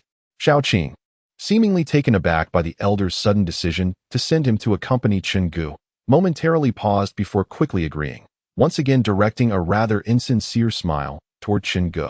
The air around the tent was filled with the sounds of chirping insects and croaking frogs. The plump fellow seated by the fire struggled to keep his eyes open, his head bobbing gently like a chick pecking at grains, yet he valiantly resisted the urge to succumb to slumber. The croaking of frogs reverberated in the air, reminiscent of the tranquil summers of his childhood, when a pond lay nestled behind his home. Each summer evening, the chorus of frogs would serenade the night until dawn. In those days, he often found the cacophony bothersome, frequently rising in the dead of night to join Chen Gu in their quest to catch frogs. Reflecting upon those carefree days now fills him with nostalgia, as he realizes the simplicity and joy of his youth. As his thoughts began to stir, he found himself less fatigued, though still somewhat distracted. With a yawn, he tossed some dry twigs into the fire and, in an attempt to rouse himself further, he slapped his face a couple of times, which did indeed invigorate him, leaving his cheeks tingling with warmth. Clearing his throat, he rose and paused in front of each tent, only to hear the gentle sounds of snoring and breathing within, indicating that the occupants remained undisturbed. Just as he pondered these musings, a series of coughs echoed nearby, seemingly emanating from the dense thicket beside him. The sound was peculiar, almost as if someone were deliberately mimicking the cough of a child. The moment he spoke, the rustling in the bushes fell eerily silent. It was uncertain whether his words had successfully startled the inhabitants or if his sudden utterance had merely caught them off guard. Observing the hush that followed, he became increasingly convinced that Chen Gu was indeed hiding in the underbrush, attempting to frighten him. He stealthily approached the edge of the thicket and crouched down, a mischievous grin spreading across his face. Suddenly, he thrust aside the foliage and peered inside, his eyes rolling upward and his tongue slightly protruding as he made a grotesque face. The figure within was startled by his abrupt action and scurried in all directions. He raised his head, vigilant, fixating his gaze on the rotund individual. Upon closer inspection, the rotund one realized that the creature in the thicket was not Chen Gu. Rather, it was a bizarre entity emitting peculiar coughs akin to those of a child. Upon recognizing the creature's visage, the rotund one exclaimed in dismay, falling onto the ground with a thud, disregarding the pain in his rear as he scrambled towards the nearest tent belonging to Lianqing. Lianqing, deeply engrossed in slumber within his tent, remained oblivious to the previous outburst until the rotund one crawled beside him, nudging him repeatedly. Only then did Lianqing awaken, ready to inquire about the commotion, when he was abruptly interrupted by the rotund one insisting, "Get up, for heaven's sake. We have a situation." "What happened?" Lianqing emerged from his sleeping bag, hastily donning his clothes. The rotund one, impatient, urged, "Let's not waste time. Go wake the others." "Oh, right." The urgency in the rotund one's voice suggested a pressing matter at hand, leaving no time for explanations. Heeding his instructions, Lianqing quickly dressed and emerged, only to find the rotund one stoking the fire to a fierce blaze, gripping his handgun tightly, the dark muzzle aimed menacingly at the thicket, fearful that the creature he had just witnessed might leap forth. In less than a minute, everyone emerged from their tents, armed for self-defense, with Shao Jingzhe at the forefront. He cautiously surveyed the surroundings before inquiring of the chubby man, "What urgent situation has arisen?" Upon confirming that everyone had safely exited, the chubby man sighed in relief, wiping the beads of sweat from his brow. He glanced towards the thicket and, lowering his voice, remarked, "There's something neither human nor ghost lurking in that patch of grass. I'm uncertain how long it has been following us." Xiao Jingzhe furrowed his brow and asked, "Wasn't it only discovered today?" The chubby man, feeling somewhat guilty, scratched his nose and quickly diverted the conversation, continuing, "I cannot ascertain its aggression, but it certainly appears quite eerie. I am keen to uncover what this enigmatic entity truly is."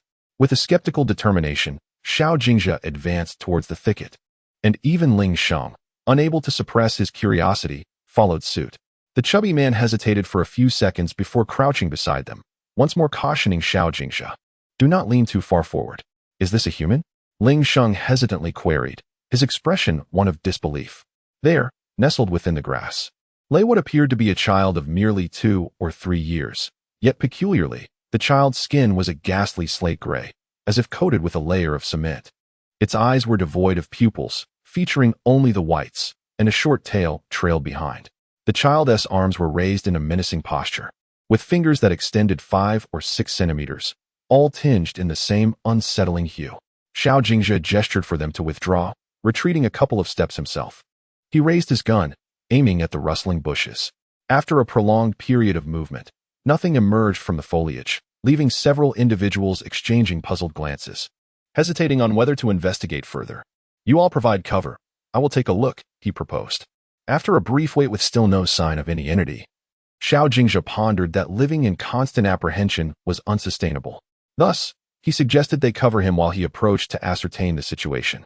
"Boss, allow me," Lian Sheng interjected, not waiting for Xiao Jingzhe's response. As he stealthily made his way to the edge of the undergrowth, he took a deep breath and, before anyone could react, he abruptly parted the bushes. Lian Sheng barely discerned what lay within the thicket when something darted past him, emerging from the foliage. Suddenly, he felt a chill on his neck and distinctly heard a gasp from behind him. Chapter 24. Delivering supplies back to the island early the next morning. All the supplies prepared by the Xiao family were in place. Due to health reasons, the elder communicated only a few instructions to Chungu over the phone, which he listened to attentively, acknowledging each point. After concluding the call with the elder, Xiao Qing arrived at the hotel where Chungu was staying, personally coming to escort him to the island.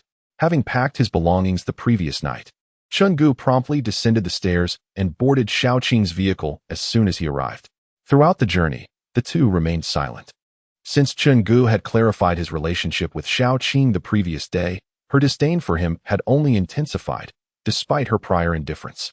Once Chungu had finished his cigarette on the island, he immediately indulged in the cigarette he had long yearned for after stepping ashore.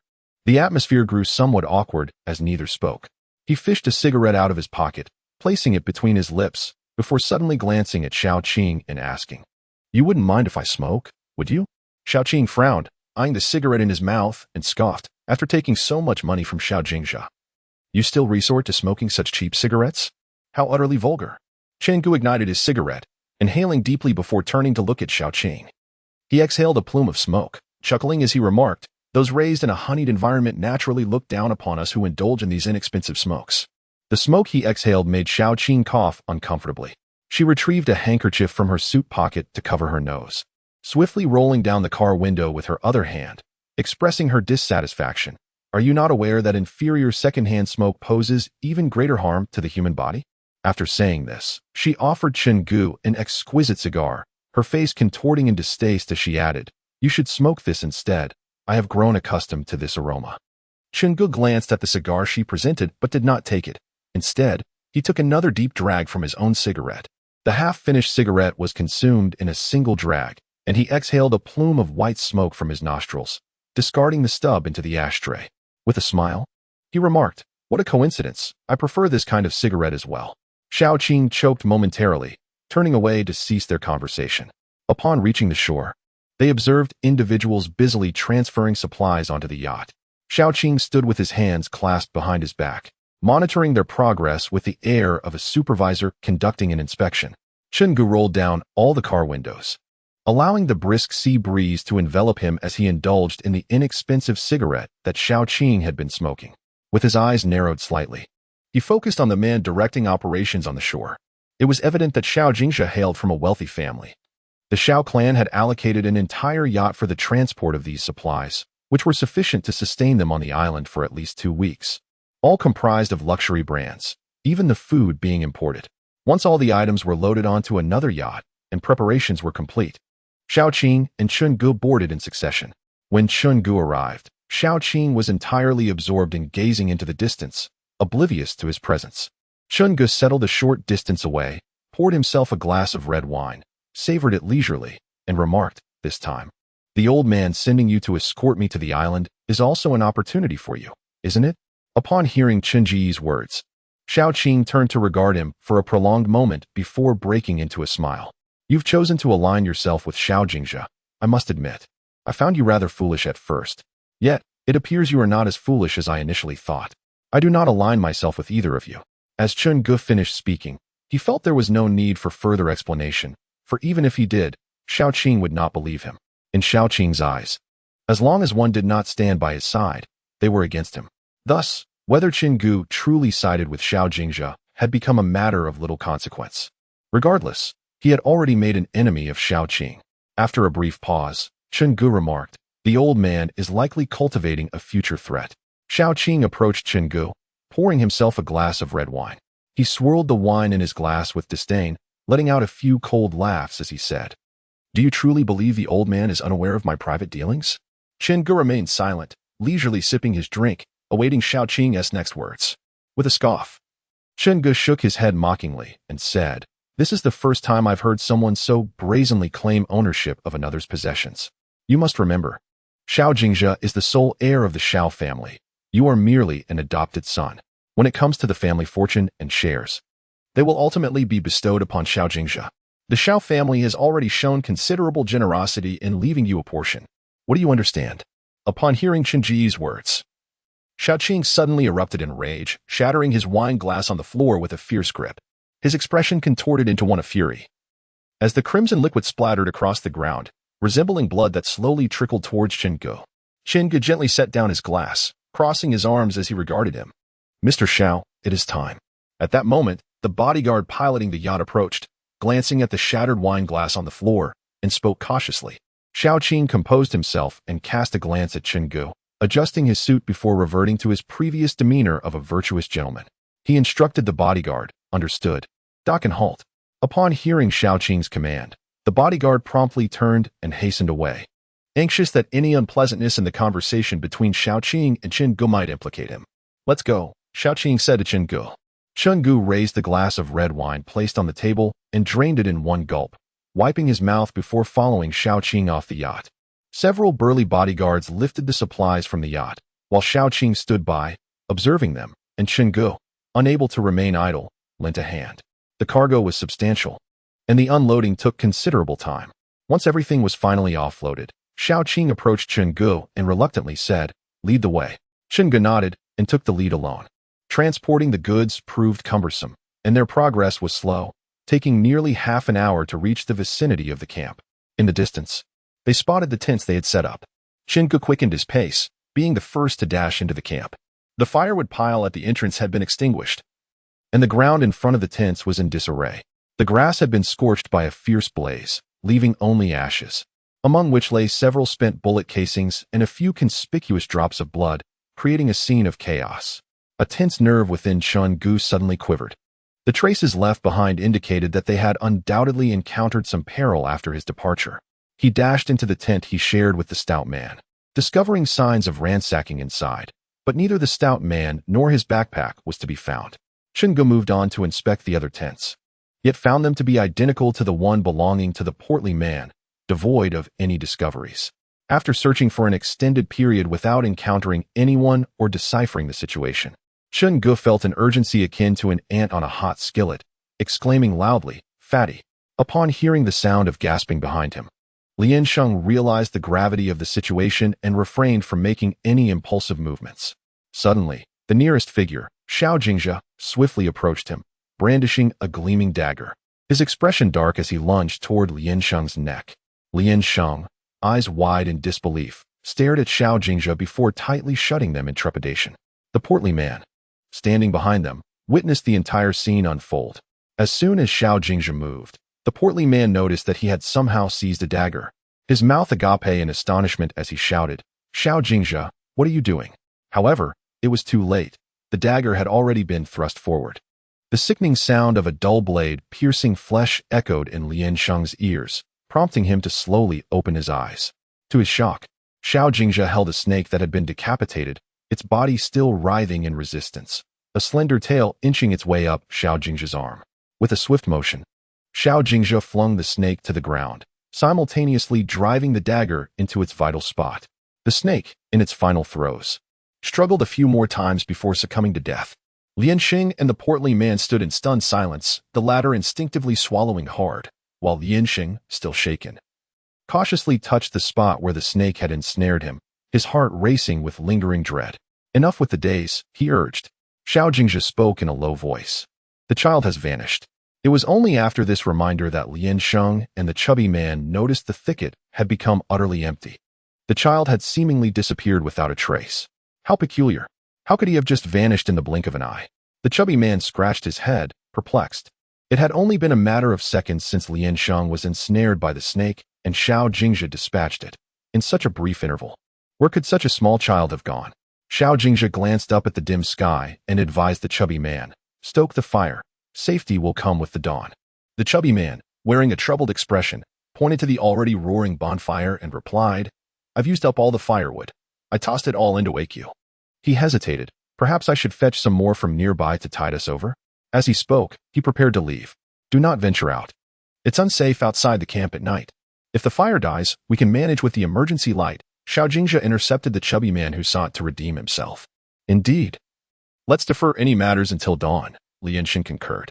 The chubby man pondered this, realizing that if he were to encounter any misfortune, he would only exacerbate the situation. "Huang Shuo, please assist in retrieving the emergency light." Xiao Jingzhe instructed Huang Shuo, who had remained silent throughout. Huang Shuo hesitated before moving beside Xiao Jingzhe, slowly extending his hand to warm it by the fire, his previously stiff fingers finally easing. "Do you hear any sounds?" Suddenly, the plump man turned his head and inquired. Lian Sheng perked up his ears and listened intently. Apart from the whistling wind, there was naught else to be heard. He shook his head and replied, "There is nothing but the wind. Perhaps you're too anxious and imagining sounds?" The others regarded the plump man with puzzled expressions. For a moment, he was unsure whether he had misheard. Tilting his head slightly, he leaned toward the bushes to listen carefully, and abruptly gestured for silence, signaling everyone to hush. Hiss, hiss, hiss. The plump man's expression shifted dramatically as he sprang to his feet, cursing, "Damn it, that's the sound of a snake. I should have anticipated there would be more than one. What now?" Xiao Jingzhe also stood up. He had been so engrossed in conversation with Huang Shuo that he hadn't even heard the approach of the snake. Just after the plump man finished speaking, a jet black, two-headed serpent slithered out from the underbrush, its crimson forked tongue flickering from its mouth. Thankfully, there was only one. Before Lian Sheng could complete his thought, the bushes began to rustle again, and the sound of countless snakes flicking their tongues filled the air around the foliage and tent. The plump man swallowed hard, gradually drawing his pistol and aiming it at the trembling undergrowth. He was closest to the thicket. If a swarm of snakes emerged, he would be their first target. He raised a hand to signal retreat, and the group slowly backed away to the front of the tent. Xiao Jingzhe led the way. When he halted, the others had no choice but to stop as well. Hearing the complaints of the overweight man, Xiao Jingzhe explained with a stoic expression, "It is not that I am unwilling to move, but rather that I cannot." The trio turned their gazes towards him, only to witness several two-headed serpents emerging from the tent before him. Soon, more serpents slithered out from the other tents, each poised with their triangular heads raised, hissing and flicking their tongues, ready to strike at any moment. The situation for the overweight man was equally dire. Amidst their conversation, several serpents had already made their way from the underbrush, inching closer to them. In a state of agitation, the overweight man urged, "Think of a solution quickly." In their panic, the group struggled to think clearly about their next move. Xiao Jingzhe felt a surge of anxiety within, though he concealed it behind a calm exterior. The other three were in disarray. Should he also succumb to chaos, their predicament would become even more perilous. His eyes darted around, finally resting on the blazing campfire, and a spark of inspiration ignited within him. "I have an idea," he declared. "What is it?" "Speak quickly," the overweight man exclaimed, nearly beside himself with worry. "Have you lost your mind? If you do that, we will also be burned alive." Huang Shuo, who had remained silent until now, suddenly erupted with emotion, shouting loudly, Xiao Jingzhe regarded him impassively and inquired, "Do you have a better plan?" "Damn it." The overweight man cursed, "We can only fight for our lives now." With that, he was the first to charge forward, seizing the most vigorous torch and hurling it into the nearest patch of grass. The grass at night was glistening with dew, making it difficult to ignite. After much effort, a flickering flame finally emerged. The serpents, averse to heat, hastily fled at the first sensation of warmth, and various other creatures were compelled to escape the underbrush as well. The plump fellow, intolerant of the heat, soon found himself drenched in sweat, his round face flushed and burning from the flames. He wiped the perspiration from his brow, feeling parched and uncomfortable in his throat, and despite swallowing hard, his thirst only intensified. Breathing heavily, he placed a hand on Lianxing's shoulder and weakly exclaimed, "If we don't leave soon, I swear I shall be roasted alive." Lianxing supported the hefty man, leading the way as they departed the campsite. Huang Shuo, timid by nature, positioned himself amidst the others for safety, while Xiao Jingzhe took up the rear, providing cover for their retreat. Having exhausted considerable energy moments before, their pace was slow, and they found a place to rest only as dawn approached. As they neared the vicinity of the camp, they heard voices engaged in what seemed to be an argument. Xiao Jingzhe raised his hand, signaling for silence, and the group concealed themselves, observing discreetly. The plump man, deprived of sleep throughout the night, could hardly keep his eyes open. Noticing Xiao Jingzhe leaning forward, intently watching several individuals within the camp, he curiously edged closer. "Damn it, isn't that old Shen?" he exclaimed upon recognizing one of the figures as Chen Gu, his face lighting up with delight. As he attempted to rise, Xiao Jingzhe swiftly pulled him back. Confused, the plump man questioned, "What is the hesitation? That's old Chen. Don't you all recognize him? They are all our people." Xiao Jingzhe grasped the chubby man with one hand while gesturing towards Xiao Qing beside Chen Gu with the other, saying, "You don't need me to remind you who is beside him, do you?" The chubby man immediately widened his eyes, forcefully shaking off Xiao Jingzhe's grip, and stood up abruptly, expressing his dissatisfaction. "What do you mean by that? Are you questioning old Shen?" Xiao Jingzhe pressed his lips together, remaining silent. Yet, his silence provided the chubby man with an answer. The chubby man glared at Xiao Jingzhe for a long while before letting out a cold snort, pushing Xiao Jingzhe aside, and striding directly towards Chen Gu and Xiao Qing in the camp. After a brief hesitation, Xiao Jingzhe and the others followed suit. "Old Shen." The chubby man's loud voice could be heard from afar before he even arrived, echoing through the air. "You."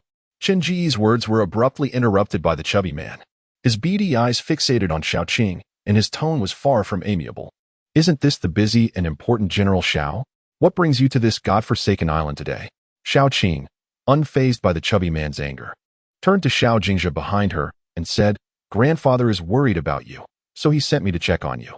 Xiao Jingzhe wiped the dust from his face and casually replied, "Now you've seen for yourself, so hurry back." Feeling slighted by Xiao Jingzhe's dismissive attitude, Xiao Qing forced a smile, adopting the guise of a concerned older sibling, and earnestly said to Xiao Jingzhe, "Jingzhe, grandfather is getting old. Can't you show him a bit of understanding?" Xiao Jingzhe, however, remained ungrateful. He coldly regarded Xiao Qing before him, asserting, "This is my own affair. It is not for you to meddle." Finally, a flicker of discomfort crossed Xiao Qing's face.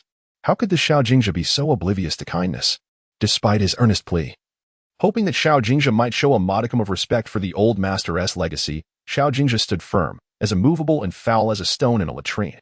Frustrated, Xiao Qing bit his teeth in silence, recalibrating his emotions.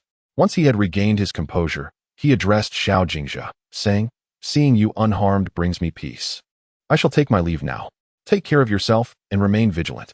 Xiao Jingzhe regarded him with an expression devoid of warmth, offering no response.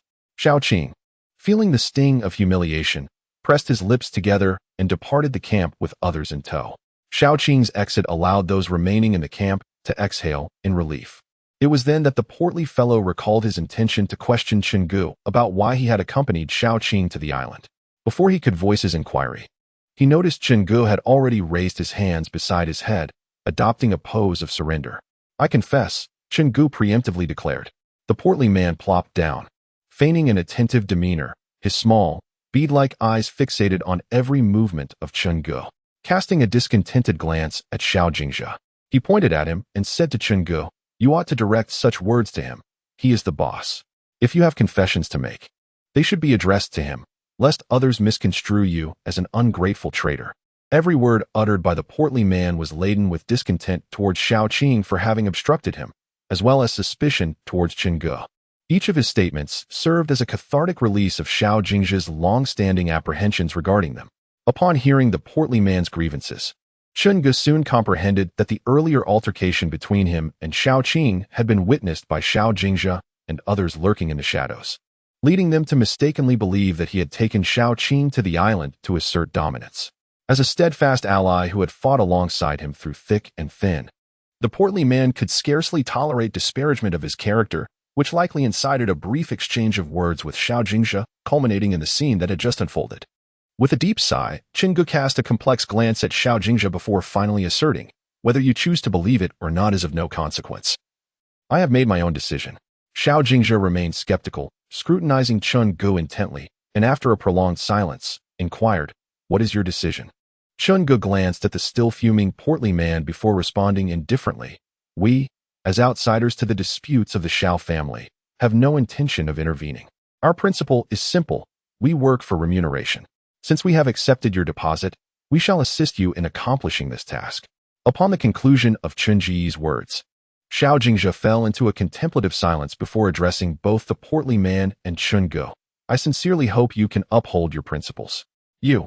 The portly man abruptly rose, his finger pointed accusatorily at Xiao Jingzhe's pronounced nose, radiating an aura of uncontrollable fury. However, the shared sentiment at his shoulder tempered his rage, and he contemptuously huffed at Xiao Jingzhe before retreating into his tent. Qingge paid no heed to Xiao Jingzhe, who was still scrutinizing him. Accompanied by Lian Sheng, he meticulously checked the supplies brought to the island, ensuring that each item requested by Xiao Jingzhe was accounted for without exception. Upon returning to the tent, the portly man muttered curses under his breath, grumbling about Xiao Jingzhe while tidying up the disarray within the tent.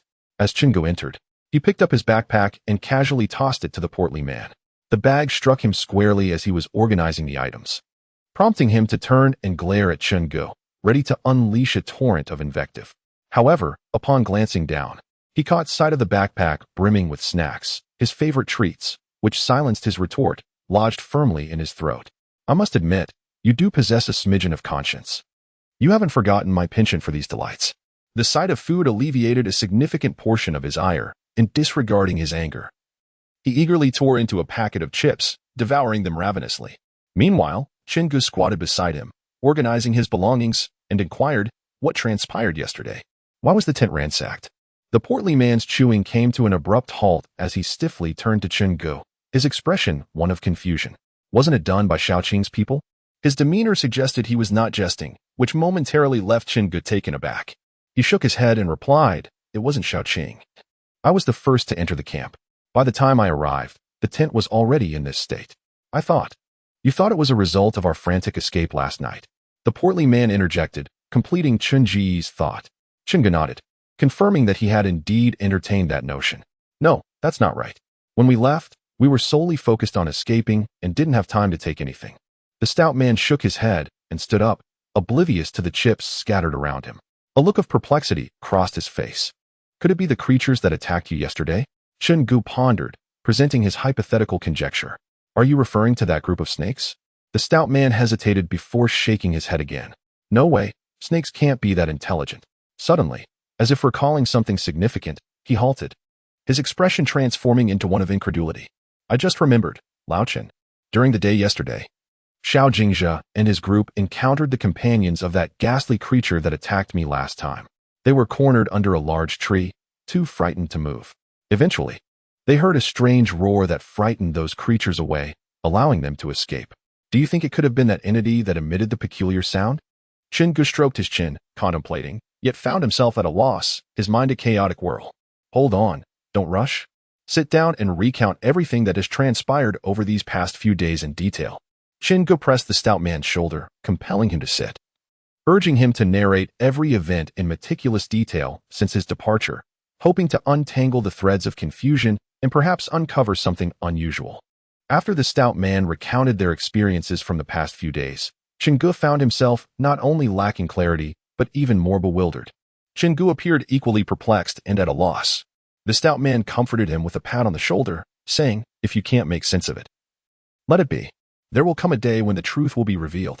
After a moment, the stout man suddenly slapped his thigh in frustration, exclaiming, "No. I simply cannot swallow this indignation. Since Xiao Jingjia has misunderstood you, we must confront him and clarify the matter. We shall not bear this unjust blame." With that, the stout man stormed out, and before Qin Gu could catch up to stop him, he had already made his way to Xiao Jingjia's tent. Xiao Jingjia was busy tidying up the disarray of his belongings when the stout man abruptly lifted the curtain and barged in, followed closely by Qin Gu. "Xiao Jingjia, there are matters we need to clarify with you. We are not scapegoats. Not every burden should fall upon us." The stout man was still incensed over Xiao Jingjia as earlier doubts regarding Qin Gu, and his tone was decidedly unkind. Xiao Jingjia furrowed his brow at the stout man's tone, rising slowly from the clutter and directing his gaze towards the entrance. "What burden are you referring to?" Old Qin clearly explained everything just now. "We are merely here to perform a service for payment, and we wish to remain uninvolved in the disputes between you brothers." The stout man once again brought up Qin Ji's earlier remarks, which irked Xiao Jingjia. He impatiently interrupted, "I am already aware of that. I understand your suspicions regarding Qin Gu's alleged collusion with Xiao Qing, and there is another reason for your doubt. This morning, upon witnessing Qin Gu and Xiao Qing together at the camp, you began to suspect that Qin Gu had brought Xiao Qing to the island with the intent of illicitly analyzing data reports. Consequently, when you noticed signs of tampering at the tent, you hastily attributed this misdeed to Old Qin. Thus, when I intended to call Old Qin this morning, your words reflected that preconceived notion." The fatty articulated his reasoning with clarity, adeptly deciphering Xiao Jingjia's thoughts upon seeing Qin Gu and Xiao Qing together in that fleeting moment. "So what is it that you wish to convey?" In the face of Fatty's rapid-fire discourse, Xiao Jingjia maintained a calm demeanor, patiently awaiting the conclusion of Fatty's tirade before nonchalantly questioning him. It was neither Old Qin nor Xiao Qing who had rummaged through the tent. However, the identity of the perpetrator remains unknown.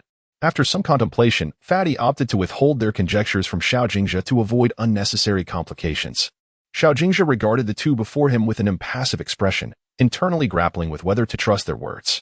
He had long been aware of the clandestine dealings between Qin Gu and Xiao Qing, and he recognized that Xiao Qing's character could not withstand betrayal, particularly as she personally escorted Qin Gu to the island, an act that was inherently suspicious. This prompted him to ponder whether Qin Gu and Xiao Qing had conspired together, intending to execute a covert plan. Qin Gu, oblivious to Xiao Jingjia's current thoughts, could sense a lingering skepticism directed towards him. However, his current thoughts diverged from those of the stout fellow, regardless of whether Xiao Jingjia harbored trust or suspicion towards him. Such sentiments were merely burdens of thought that Xiao Jingjia imposed upon himself. All he needed to do was remain steadfast in his original intentions. After a prolonged gaze at Qin Gu, Xiao Jingjia finally spoke, inquiring about the events that transpired during Qin Ji's recent visit to the island, particularly why Xiao Qing accompanied him. Qin Gu organized his thoughts and recounted his experiences upon disembarking to both Xiao Jingjia and the stout fellow. When Xiao Jingjia heard Qin Gu explicitly state that he would not involve himself in their conflicts, he raised an eyebrow, casting a sidelong glance at Qin Gu, revealing a smirk that danced on the edge of a smile. Once Qin Gu had finished narrating his entire account, Xiao Jingjia remained silent for an extended period, fixating his gaze on Qin Gu, seemingly still harboring doubts about Qin Ji's words. The stout fellow, still simmering with indignation, turned his back to Xiao Jingjia, unwilling to even glance at his face, embodying a sentiment of out of sight, out of mind. After a while, Xiao Jingjia placed a reassuring hand on Qin Ji's shoulder and calmly remarked, "You've worked hard. My earlier concerns were unwarranted. Please do not take them to heart." Qin Gu forced a slight smile, refraining from verbalizing his thoughts, yet a lingering resentment took root within him regarding the matter. As soon as Xiao Jingjia departed, the stout fellow swiftly turned around, snorting in discontent, and expressed his grievances to Qin Gu. "I believe that chap remains unconvinced by your words. He will surely remain on guard against you in the future." Qin Gu did not react as strongly as the chubby man. From the moment old Master Xiao instructed Xiao Qing to escort him to the island, he anticipated such an outcome. Xiao Jingjia's reaction today was also within his expectations. The chubby man continued to ramble about the dismal life Qin Gu would endure after being suspected by Xiao Jingjia. Qin Gu listened, feeling overwhelmed, and had to raise his hand to interrupt the chubby man's wild speculations. The chubby man blinked in surprise as he looked at Qin Gu. "Remember, our relationship with Xiao Jingjia is merely one of mutual benefit," Qin Gu stated, locking eyes with him and speaking deliberately. The chubby man paused, seemingly taken aback, and murmured softly, "Indeed, it's all for the sake of money." It was over. Everything was finished. Huang Shuo craned his neck, his eyes fixed on the yacht that had already sailed far away until it vanished from sight. A profound despair erupted from the depths of his soul. He slumped to the ground, a grown man weeping openly as he covered his face. Huang Shua's appearance was pitiful, yet Chen Ge felt no compassion for him. He stepped forward and forcefully pulled the distraught Huang Shuo up, delivering 2 sharp slaps across his face. Chen Ge's strength was considerable, and the impact rendered Huang Shua's cheeks swollen. Startled and fearful, he recoiled slightly, yet Chen Ge's grip was like a vice, leaving him with no escape. Huang Shuo was filled with dread, his earlier sorrow still fresh, causing him to sob uncontrollably. Chen Ge felt increasingly agitated. He had always detested witnessing others weep before him, especially when the individual was a burly man like Huang Shuo. The sound of Huang Shua's sobbing ignited a fury within Chen Ge, compelling him to release his pent-up frustration. Impatiently, he drew his firearm, pressing the barrel against Huang Shua's temple. Both Xiao Jingzhe and the fat man were taken aback, with Xiao Jingzhe quickly grasping Chen Jiyi's hand that held the gun. Understanding Chen Jiyi's turmoil, he recognized that the earlier actions were merely a manifestation of Chen Jiyi's desire to defend the fat man and alleviate his own distress. However, the menacing aura surrounding Chen Ge now suggested a lethal intent towards Huang Shuo, necessitating Xiao Jingzhe's intervention, as Huang Shuo's life could not be extinguished just yet. Firmly gripping Chen Jiyi's shoulder, Xiao Jingzhe spoke in a low voice. The fat man had already nodded in a silent plea for mercy towards Huang Shuo, prompting Chen Ge to relent and cease his intimidation. As Huang Shuo teetered on the brink of tumbling into a pile of jagged stones, the sharp debris posed a fatal threat should he plunge into it. Xiao Jingzhe swiftly caught the unconscious Huang Shuo and addressed Chen Ge and the fat man, stating that the matter should rest here, for Huang Shuo still held some utility. Upon returning to their camp, they first tended to their external injuries. The fat man's wounds, which had been on the verge of healing, had reopened after Huang Shuo had delivered several kicks, inflicting pain akin to that of the original injury. As they attended to the fat man's wounds, he trembled in agony, while Chen Ge maintained a grim demeanor, chastising the fat man for his weakness in enduring such pain. Yet his hands moved with an unexpected gentleness. In the afternoon, Huang Shuo began to suffer from a high fever. Despite administering antipyretics, there was no sign of improvement. Rather, his condition worsened alarmingly, and he began to speak incoherently. Perhaps the encounter with Chen Ge earlier that day left an indelible impression on him, as he cried out in delirium, pleading with Chen Ge for mercy, begging to be released. Chen Ge and Xiao Jingzhe stood at the entrance of the tent, their expressions grave as they observed Huang Shuo's distressing state. No one had anticipated that Huang Shuo could be reduced to such a fearful condition. The antipyretics proved ineffective, and if this continued, he might succumb to the fever. Half an hour prior, Lianxing had given Huang Shuo medication and attempted physical cooling methods, yet the results were minimal. Witnessing Huang Shuo's escalating fever and delirium, Lianxing grew increasingly concerned that he might not endure much longer. After a prolonged silence, Xiao Jingzhe suddenly spoke up. "I once saw a herbal remedy on the island that can reduce fever." Chen Ge refrained from responding immediately, aware that Xiao Jingzhe had more to say, so he waited patiently for him to continue. Xiao Jingzhe shook his head, straightened his posture, and addressed him. "You are unfamiliar with the herbs. Stay here and take good care of Huang Shuo. Chen Ge and I will go gather the medicine. If anything arises, be ready to relocate and signal us." "Rest assured, boss," Lianxing declared confidently, patting his chest in assurance. After casting one last glance at Huang Shuo, Xiao Jingzhe lifted the tent flap and stepped outside, with Chen Ge following closely behind. After taking a few steps, Xiao Jingzhe paused, turned to Chen Ge, and instructed, "Prepare yourself. Bring along a weapon for self-defense. We shall set out immediately." Chen Ge swiftly inspected the weapon and said to the stout man, "Do not concern yourself with such matters. Rest well." With that, he shouldered his backpack and exited the tent, coincidentally encountering Xiao Jingzhe, who had just emerged from his own quarters. "Which direction shall we take?" Chen Ge inquired, glancing at the charred, barren land. It was already past 4 in the afternoon when they left the camp. The forest was eerily silent, with only the occasional chirp of a bird breaking the stillness. The sun, not overly scorching, filtered through the dense foliage, casting a golden hue upon them, creating an illusion as if they were cloaked in a radiant mantle. Xiao Jingzhe's delicate face was flushed crimson from the sun, with tiny beads of sweat adorning his nose. In his hand, he clutched a small stick, bending low to examine the grass along the path as they walked. Half an hour passed. Yet Xiao Jingjia had still not located the medicinal herbs he sought to alleviate Huang Shua's fever. Chun Gu couldn't help but question internally whether they were heading in the wrong direction. However, the earnestness on Xiao Jingjia's face suggested he was not feigning determination. Clearing his throat, Chun Gu called out to Xiao Jingjia, who was intent on delving deeper into the woods. Are you certain this is the right place? Xiao Jingjia's denial was resolute, yet by the end of his explanation, even he seemed to waver, concluding with an ambiguous perhaps. Chun Gu pressed his lips together and chose not to prolong the discussion, trailing behind Xiao Jingjia into the depths of the forest. Since Xiao Jingjia was determined to save Huang Shua, he felt compelled to assist. Meanwhile, Lian Sheng remained in Huang Shua's tent, diligently caring for the still unconscious man, while the stout man poured fresh water into a pot, preparing to cook dinner. From afar, Xiao Jingjia emerged from the thicket, clutching a generous handful of vibrant green herbs. Approaching the rotund figure, he lifted the pot lid to inspect the bubbling water within, only to replace it once more. Turning back, he extended the herbs to the chubby man, who was adding firewood, advising him to boil the herbs in 3 portions once the water reached a rolling boil. In pursuit of the herbs, I had ventured into the woods with him, but we soon parted ways.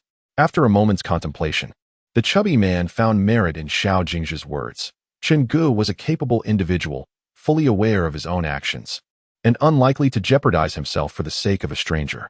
Once the water reached a boil, he introduced the pre-washed herbs into the cauldron, adhering closely to Xiao Jingjia's instructions to simmer the concoction gently. Following the careful guidance, the chubby man successfully prepared the herbal brew and delivered it to Huang Shua's tent. There, Lian Xing was crouched beside Huang Shua's sleeping bag, administering physical cooling to combat the fever that had rendered Huang Shua's face crimson and caused his lips to peel.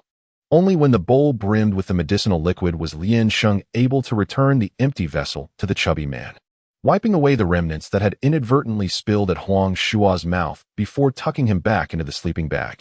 The chubby man accepted the empty bowl with a stoic expression. Lian Sheng, observing him closely, suddenly inquired, "Do you harbor any concerns?" Glancing at his watch, Lian Sheng's demeanor shifted to one of seriousness as he furrowed his brow and remarked, "It's nearly 6 o'clock. Should we not venture out to search?" The stout man shook his head gravely. Darkness had already enveloped the outside world. Under the cover of night, many creatures that dared not venture out during the day began to stir. Chun Gu found himself alone in a completely unfamiliar place, confronting countless unknown dangers. And the prognosis seemed grim. Xiao Jingjia turned to Huang Shua and asked Lian Sheng, "Has he been given the medicine?" "Just administered," Lian Sheng replied. Xiao Jingjia nodded, signaling for the stout man to accompany him outside. The stout man hurriedly followed him out of the tent, where the sky had turned pitch black, rendering everything invisible. Suddenly, a signal flare ascended slowly into the dark night sky from above the camp. The stout man craned his neck to watch as the flare vanished into the void. Murmuring to himself, "I wonder if he can see it?" The two men waited patiently for a while longer. As Chun Ji's close friend, the stout man could no longer remain seated. He stood up, scratching his head in a display of restlessness. "It's impossible. The entire island is shrouded in darkness, and the flare is so conspicuous. He couldn't have missed it," Xiao Jingjia asserted firmly. "Are you suggesting that Old Chin has most likely met with an accident?" Xiao Jingjia's words filled the stout man with an ominous premonition, conjuring a vivid image in his mind of Chun Gu lying beneath a large tree, bloodied and barely clinging to life. "No, I can't accept this. I must go save him." The scene he imagined was far too harrowing. The stout man found it unbearable to think that Chun Gu might be dying silently in some corner, an outcome utterly inconsistent with Chun Ji's character. Xiao Jingjia abruptly seized the departing figure of the stout man, his voice icy as he remarked, "You don't even know his precise whereabouts. How do you intend to find him?" The stout man, infuriated, stomped his feet and, through gritted teeth, retorted, "We cannot simply wait idly. I can no longer endure this. I must set out to find him now." "Absolutely not." Xiao Jingjia suddenly raised his voice, reprimanding the stout man so forcefully that even Lian Sheng, who was tending to Huang Shua within the tent, was taken aback. He drew back the curtain and beheld the scene. The stout man, his eyes reddened and face flushed, stood in a standoff against Xiao Jingjia, both men's glares brimming with hostility, the air thick with the tension of an imminent confrontation. Should I pursue him? Lien Sheng pondered, watching the stout man's ample silhouette gradually vanish into the night, a wave of concern washing over him for the stout man's safety. Xiao Jingjia remained steadfast, his gaze fixed on the direction from which the stout man had departed, his face a mask of fury, lips pressed tightly together. His sharp eyes narrowing slightly until the stout man's figure was entirely swallowed by the darkness, leaving only the faint glimmer of his flashlight in the wake. The night enveloped the entire island, the flashlight illuminating merely a 2-meter radius. Beyond its reach, one could only rely on sound. As he waved the flashlight about, the beam startled small creatures into scurrying away, leaping into the boundless shadows from the light's touch. A cool night breeze caressed his body, causing the stout man to shiver slightly, his frame trembling as he realized he had hastily departed without donning a few warmer garments. The chill of the wind sent goosebumps erupting across his skin. He switched the flashlight to his other hand and brought his frostbitten, slightly purple fingers to his lips, exhaling warm breath upon them before tucking them into his pocket. According to Xiao Jingjia's account, he and Chun-Gu had parted ways within this very grove, with Chun-Gu heading northward, never to return. Upon reaching the spot where Xiao Jingjia and Chun-Gu had separated, the stout man wasted not a moment, striding directly toward the northern thicket. The deeper he ventured, the more he felt an overwhelming dread that seemed poised to consume him in darkness. He could not foresee whether a lurking threat lay hidden within the underbrush, ready to seize his life when least expected. Although he had prepared himself for the possibility of peril when leaving the camp, the genuine plunge into this boundless obscurity elicited an insurmountable fear within him. The more he feared, the more acute his senses became. Even the slightest rustle of leaves would trigger an immediate response. Gripping the flashlight in one hand and a firearm in the other, his palms were slick with perspiration. Suddenly, a sharp crack echoed from behind him, the sound of a breaking branch. In a state of heightened tension, even the sound of splintering wood could instantly tighten the nerves within his mind. He swiftly whirled around, aiming his gun at the source, casting the flashlight across the thicket, only to find an empty expanse behind him. The corpulent man nervously swallowed, beads of cold sweat trickling down his brow. Whether it was due to his overwhelming anxiety or not, he felt an unsettling sensation of being watched, as if something lurked in the shadows nearby, coveting him. He lifted his sleeve to wipe the perspiration from his forehead, but after only a few steps, the feeling of being pursued surged back to the forefront of his mind. He abruptly turned, sweeping the flashlight behind him, yet the space remained vacant. Save for the whispering wind, there was no sound, and the entire island lay eerily still, as if it had succumbed to death itself. It seemed that everything he had just experienced was merely a figment of his heightened sensitivity and anxiety. Truly, it was a haunting experience, he muttered softly to himself. The only sound that accompanied him was the wind rustling through the trees, prompting him to question whether he was merely hallucinating due to his own trepidation, effectively scaring himself. Resolutely, he turned back and ventured deeper into the woods. After several minutes, the sensation of being stalked returned, intensifying with every step he took into the darkness. His pace quickened, ultimately breaking into a run. With this sudden movement, he could distinctly hear the rustling of leaves behind him, followed by the incessant dropping of foliage from the trees. When he dared to glance up, he was met with several pairs of blood-red eyes. The faces, painted a ghostly white under the beam of his flashlight, appeared exceedingly sinister. Upon witnessing the sheer terror on his face, they suddenly grinned, revealing a set of ghastly, snow-white fangs. Oh my goodness! The moment he discerned the true identities of those who had been trailing him, he gasped in horror and sprinted away with unrestrained urgency. The incessant chattering of the monkeys heightened the excitement of the plump one's escape. They joyfully leaped among the branches, their exuberant cries filling the air, while their fluffy tails danced behind them. As the plump figure fled, he glanced back to see that the monkeys had not pursued him, allowing a sigh of relief to escape his lips. He hastily sought refuge beneath a sturdy tree, extinguishing his flashlight to evade detection by the monkeys. After running for a considerable distance, he was breathless and weary, leaning against the tree, covering his mouth while crouching down, striving to regulate his breathing and remain undetected. He silently prayed that the monkeys did not possess night vision. With rustling leaves falling upon his head, he breathed cautiously, daring not to make a sound, fearing that the monkeys above might discover his hiding place. In the darkness, the monkeys, unable to locate him, grew restless, jumping from branch to branch. One of them bounced directly above him, and with his heart racing, he gripped his gun tightly. his mind racing with thoughts of preemptive action should a curious monkey catch sight of him. It was a matter of survival.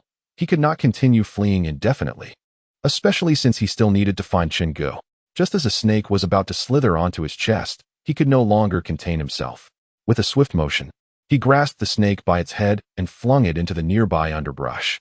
Having completed a series of frantic movements, the hefty individual had barely caught his breath when a low growl emanated from above him. Raising his gaze slightly, he was startled to find that the grotesque monkey, which had seemingly vanished, had returned, now perched ominously on a branch, its blood-red eyes glaring and teeth bared in a menacing snarl. In a state of panic, the man sprang to his feet and fled in a haphazard manner, stumbling chaotically as he realized his flashlight had been lost amidst the commotion.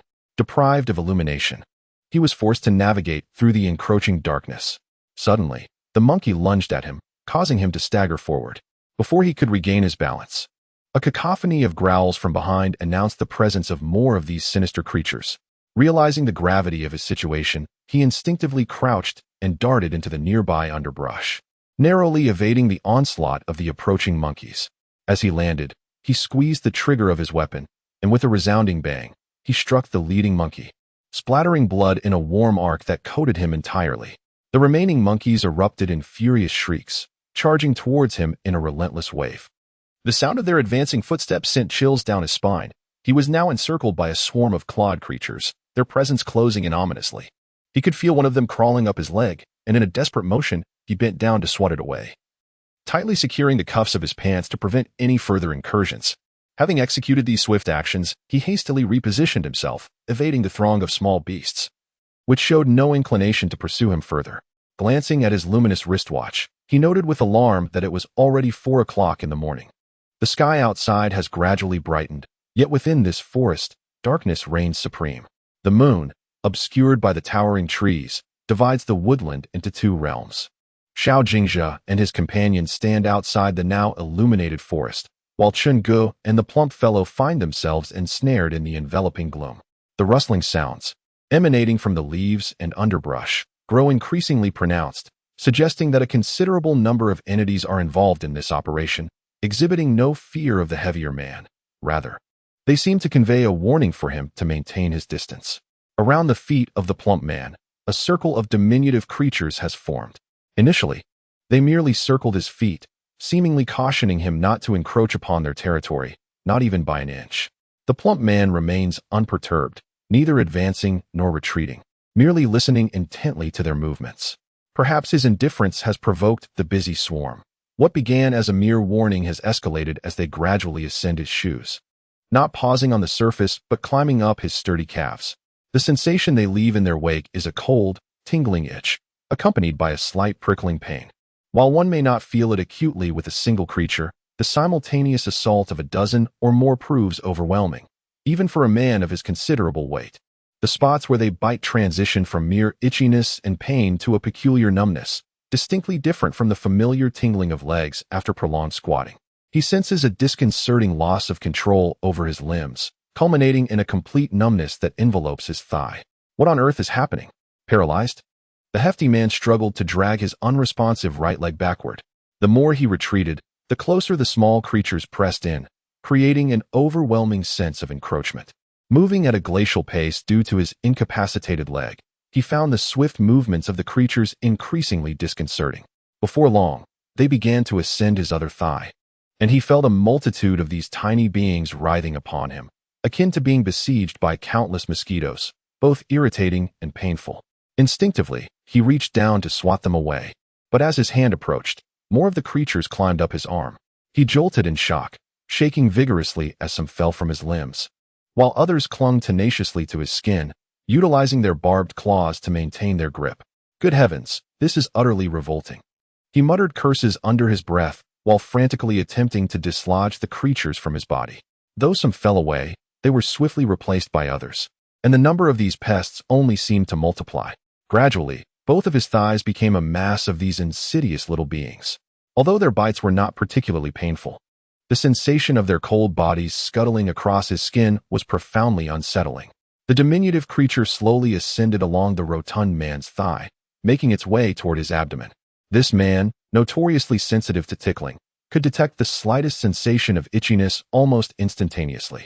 Moreover, this time, it was his most cherished belly that was under siege. The abdomen was the man's Achilles heel, and the little creature seemed particularly fond of circling around this vulnerable area. The man's hands were utterly overwhelmed. Swatting one away only resulted in another quickly taking its place, and in his mounting frustration, he found himself cursing under his breath.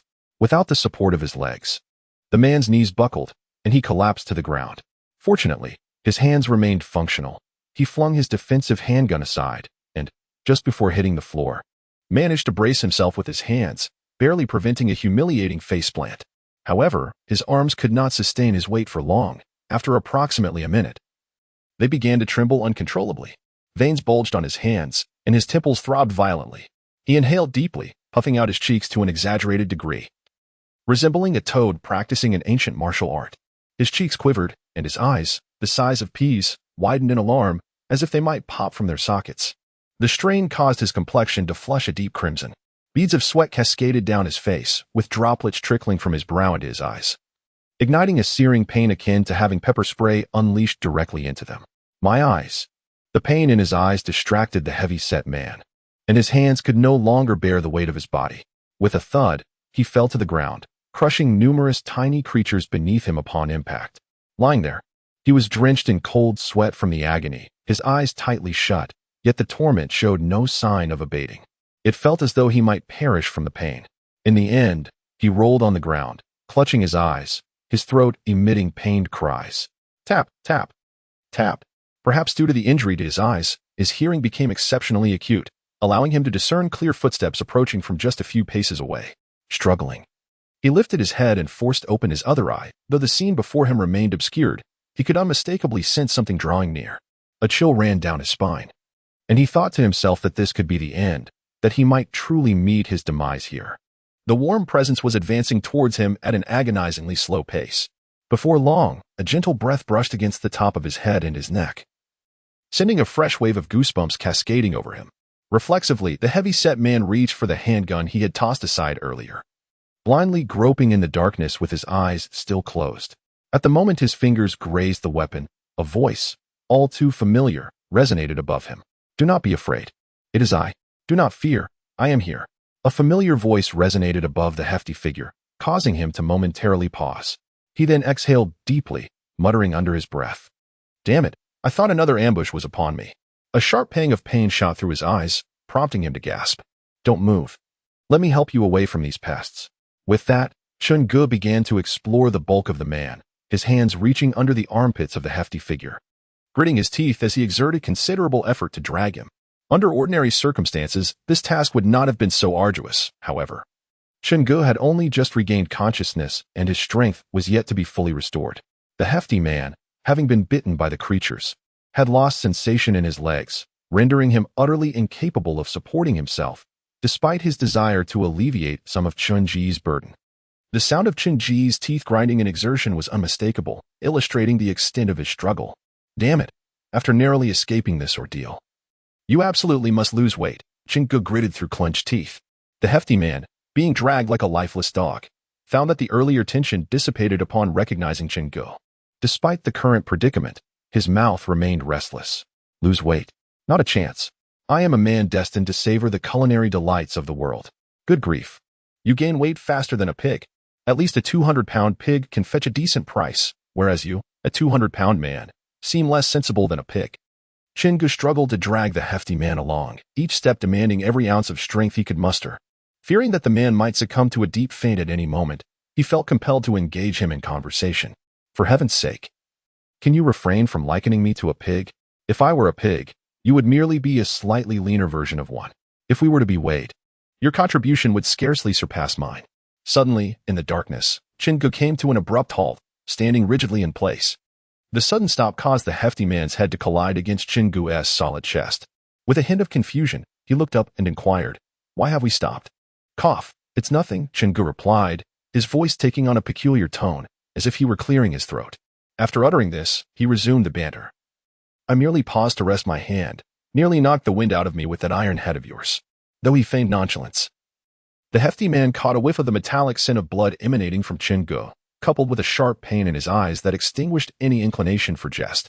As silence enveloped them, the sound of their heavy breaths filled the air. Chun-Ji's movements grew increasingly labored, evoking an image of him hauling an old ox cart. After an arduous effort, he finally managed to pull the hefty man into a patch of grass before collapsing beside him. "You are injured." The stout man inhaled deeply, the metallic scent of blood growing increasingly potent, and he was 100% certain it emanated from Chun-Gu. "Just a moment's rest will suffice." Chun-Gu gradually settled into the grass. Whether it was sheer exhaustion or the gravity of his injuries, his voice emerged as a strained whisper, devoid of vitality. "Where are you hurt?"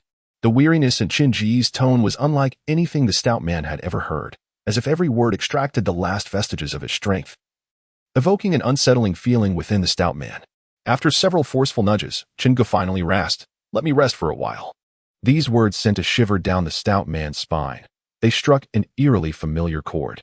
When Chun-Ji's father had met with an accident in their childhood, his last utterance had been the same, and they had both wept uncontrollably beside him, thus etching that phrase deeply into his memory.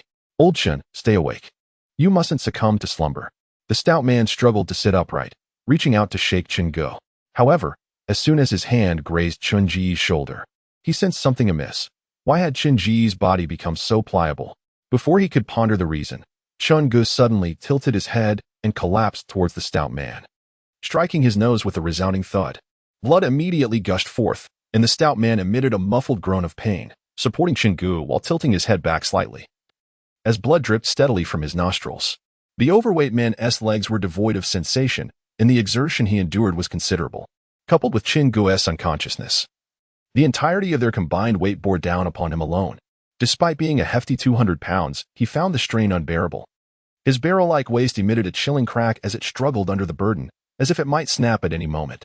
Enduring the discomfort in his lower back, he attempted to lay Chun-Gu into the thicket. However, as his hand made contact with Chun-Ji's back, it became smeared with a sticky substance. Wiping his nose with an unceremonious gesture revealed blood, and upon bringing his hand closer to his face, he detected the unmistakable, pungent scent of iron. Chun-Gu had sustained an injury on his back. Earlier, when the overweight man inquired about his wounds, Chun-Gu had concealed the truth, fearing the man's distress. Now, rendered unconscious, his condition was unmistakably revealed. The blood on the man's hands was nearly congealed, indicating that the injury had occurred prior to their encounter. In his earlier struggle to drag the overweight man, Chun-Gu had reopened the wounds that were beginning to heal, making it unlikely that they would stop bleeding easily. With his legs numb and his eyes in excruciating pain, the overweight man felt a surge of uncontrollable fear and profound helplessness upon witnessing Chun-Gu's dire plight. As he reached out to explore Chun-Gu's back, his palm encountered a slick warmth, and his fingertips became saturated with the other man's blood. On the central region of his back, there was a small yet prominent bulge, roughly the size of a palm, inexplicably protruding. When the portly man touched it, he could feel numerous entities struggling within, yearning to break free from their confines. Chapter 33. The two men carried the overweight individual and Chun-Gu to the shore, waiting for an extended period without sighting any yacht. The sea lay tranquil, with golden sunlight cascading upon its surface, creating a dazzling spectacle. However, both Chun-Gu and the portly man lay unconscious, while Xiao Jingzhe and Lian Sheng found no inclination to admire the scenery. "Boss, is there any way to contact the people on the yacht?" Lian Sheng inquired. Xiao Jingzhe gently shook his head, lost in thought as he gazed at the vast expanse of the sea. After a lengthy pause, he explained, "The island has blocked all signals. Even aircraft cannot traverse this area.